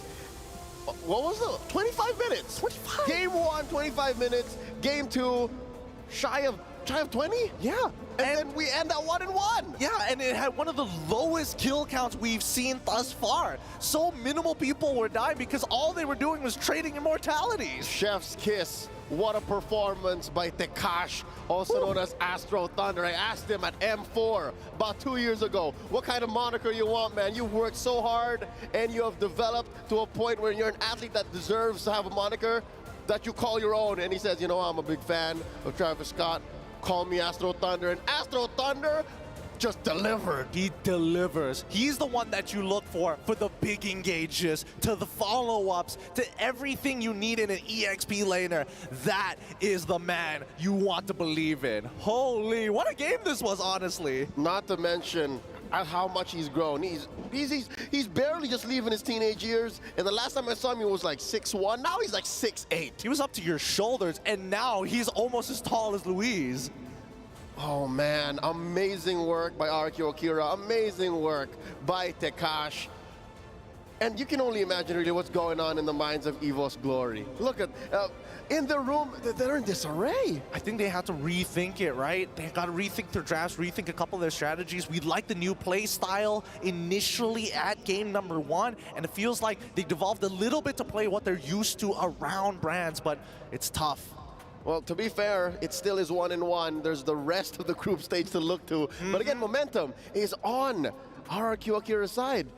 Now we're going to be throwing over to the stage in just a bit. Again, Marakino and the Wood Sandstorm are on stage with Tekash. Again, GG well played to both teams. Now let's go on over to hear from our winner. 1-1 tied game of the day. Congratulations to RRQ Akira, and here with us, Takeshi. Congratulations. Now, EVOS has managed to defeat various RRQ teams like Hoshi, Sana, Kaito. How does it feel to deny EVOS a sweep against RRQ Akira? Yeah, it was half revenge because it was 1-1. But yeah, it's good to win EVOS. But yeah, I think we lose to ourselves in the first game. I think we lose to ourselves because we played so bad in the first game. I choose the pick CC. I think the other pick will be better than CC. So it was half my fault.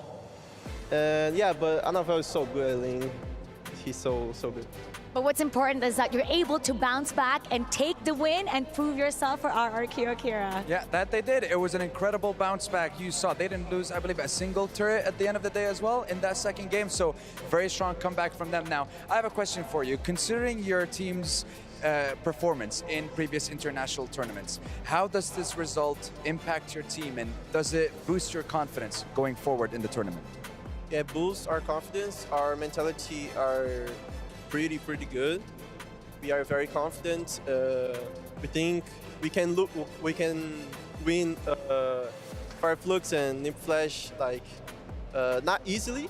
It will be a tough matches.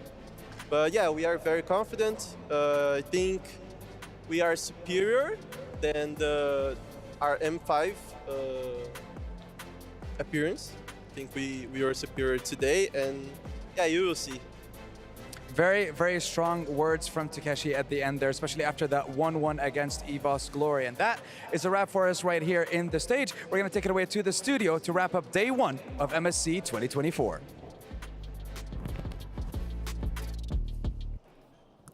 That's right, and I gotta say, I love the interview coming in from Takashi. He gave a lot of insight where he was like, he picked the CC, and he's like, maybe there are other picks that are better, and NFL's crazy on the lane. But let's look at the game number 2. Yep. Yeah, you know, I think first question is, are you guys shocked? Are you guys surprised by EVOS' performance? Dude, I'm looking at this game. I actually am. No. Yeah, because, well, this is just them. This is how they play in the regular season of MPL. Wait, I've said this before, and that's because they're playing the same style. We were talking about how mid-prio is very important, XP lane as well. If they don't get that mid-prio, if they aren't able to get that lead in the start of the game or actually get space for the jungle to farm, they ultimately crumble, just like we see in game number 2. Yeah, I think at this point, I probably will not be looking at the draft for EVOS anymore. Like, it probably doesn't matter because I really thought that they had this in the bag. They have a great competition. By the way, Tekash as well as Sagan. And this is done off cam. I told you, and this was I kind of called that the ultimate from the X-Borg from Sagan will be the finisher. But the Tekash initiation was the one that started it all. It was actually the precursor on why RQ was able to win that match. And again, it's the same build path, right? The War Axe into the Queen's Wings, and then obviously just the other items to finish it off with the Blade Armor here up against the Claude. And really, even in the late game, you really never saw Brands become the ultimate threat that he'd be. Even with the full items, dude. Even with the Winter Crown. And okay, I have a question. Evos, all of them Winter Crown, Wolf. Yeah. Are they like overusing it? Because the Winter Nature, I feel like, would have been a bit better up against the Beatrix. He was one-shot a couple of times too. Yeah, I have to agree with you. I think this Winter Crown that was picked up by many members of EVOs was definitely overthinking the meta item that we have. Maybe it worked in the previous game. It definitely was a surprise, but it seems like RQ are really prepared for that. They're not allowing, they're actually forcing the Winter Crowns, forcing the Immortalities, even the Immortality on both Fluffy as well as the NFL, the X-Borg. They were forced out so easily because of how the Beatrix plays it. Gusta Lagusta was on point with the Renner, and he was able to force out so many ultimates and immortalities because of that. I gotta say, looking at the draft coming in from RQ Akira, this is like a very meta draft a few metas ago. So maybe it's a bit of a comfort. I don't know. We gotta look at our Sony MVP of the game. And again, we are gonna get to see the highlights again coming in from our MVP. And I believe the MVP is gonna be Takash. Like our analysts did say, I want to see a lot of members coming in from RQ Akira. King winning those retry battles, really setting the tone for the team. But Engages coming in from Takash has been amazing. There's so many good ultimates to copy here for Sagan, and they will go for the combo again. This will be eventually punished. And the thing for Sagan is that he's not overcomplicating things. He went for the X-Borg as the primary target for the IMU because the X-Borg is always in their face anyways. Like, he's not able to get into the backlines to get even the other ultimates. But then his combination with Takash this time was on point, and I think the reason why we feel like this was the meta from way back is because they're comfortable with it, and you can see it translate into the game. And it definitely feels like in this meta in particular, like looking at the team fight meta, the hard commit meta, it's just really valuable for you to get someone like a Yuzong, a Terizla as well, someone that can pin people down in the team fights instantly. It's an instant initiation. It's all about that commitment, and even the X-Borg, I feel like that was a great time to go for the X-Borg pick. You know, there were a lot of beefy boys on the side of RQ Akira, but we really didn't get to see these team fights play out all the way to like the later parts. So layering gets a bit tougher for EVO's Glory compared to game number 1, where they had assassins, they could just layer their damage. Here they had to layer their skills on top of their damage for the CC, and it really didn't work out. I think the main difference here is that the Edith was picked up in the EXP lane and they went for the Minotaur. If you combine those two beefy heroes together, they're quite passive. And if you combine it with the Vexana, that's even more passive. They're waiting for people to come into their box and punish them. However, because of how fast the side of RQ Akira played, and Frederick was also very much on point when it comes to like allowing for the Valentina to deal the damage eventually, and then Takash was just very active in this game, that allowed them to really just punish this slow meta game from EVO's Glory. So based on what you guys have been saying, talking about the layering when you're coming into the team fight, it looks like you got to go Riyadh or go home. Get it, go big or go home. Fully engage. Once you decide to fight. That's a 2 out of 10 for me. I'll give that a solid 1. You know what? Mark your calendars. Because on July 7, the Soul Vessel Series skins, Amon a Vessel of the Seat, as well as Hanabi Vessel of Rage, are slated for a stunning reveal. Don't miss out. So make sure you guys grab it while you guys still can. And listen, Mirko, we've agreed, right? Throw out a bunch of 2s, and just like the skin, you're going to get a 10. Exactly, right? You throw out some of the other skins and you get this skin? Is that what we're heading to? Our jokes, and then a big skin. Ah, so the battle will then go ahead and check out the, as Wolf says it's the wrong way, but Amon. Just say Amon, man. It sounds way better. What's wrong with you? Hanabi as well. If you play Hanabi, like me, I don't play Hanabi. Amon. It's always been Amon. You and Arashi are the same, you know? When you talk about Amon all the time, it's Amon, bro. I mean Jays. Yeah, same guy. Same guy. And, you know, shout out to Jays if you're watching. And for you guys in the comment section, is it Amon or Amon or Amon? Do you say it that way? I say Amon. Amon. That's how I say it. That's why I don't cast anymore. I'm just a host. Ah. It's like, and look at Amon. That actually sounds good. Yeah, maybe you should become a caster. Maybe I should become a caster? Yeah. You know what? What if it's Kyrie on the Amon? Kyrie!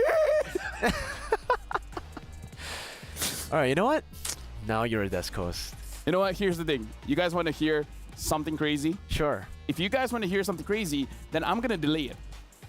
But what I'm not going to delay is the new hero. Juicin, the new mage hero, arrives on June 29. Well, it's here now. With the exclusive pack, get the hero and the Ethereal Serenity skin during the launch week. It's only 469 diamonds. You guys can also get her skin for only 51 diamonds if you grab it right now. It's only during like the first 14 days, so while it's still up, make sure you guys get it. Do you guys still want to know the crazy news? Yes.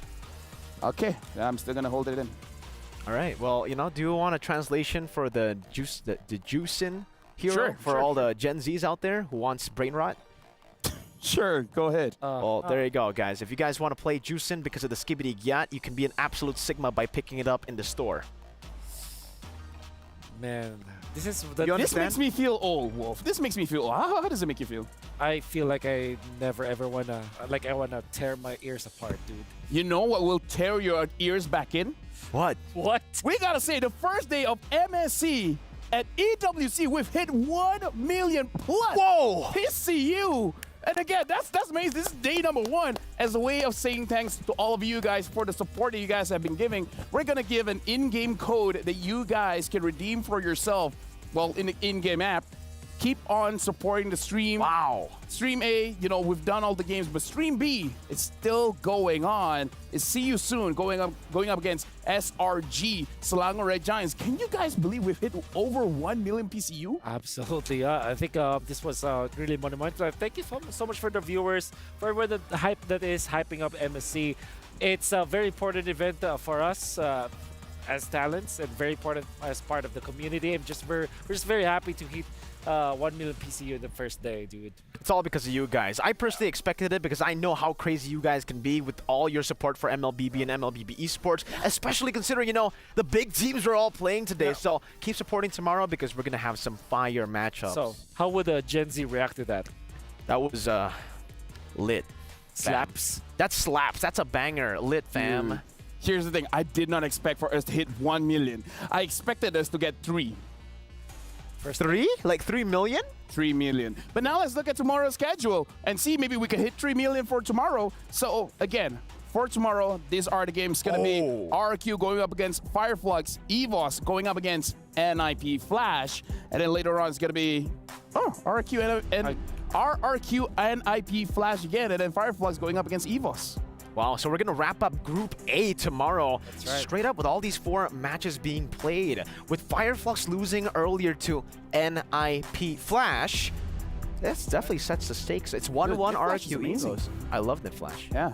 Yeah, I think you were very clear about wanting to see NIP Flash, both of you. And I am excited for you to see NIP Flash. You know what? I'm so excited for you guys at home again. Big thanks for over 1 million PCU. My name is Milfel. This is Mirko. This is Wolf. You guys have been amazing. It's not the end of the day. Stream B is still going on. But now, let's actually watch the Kadia play of the day.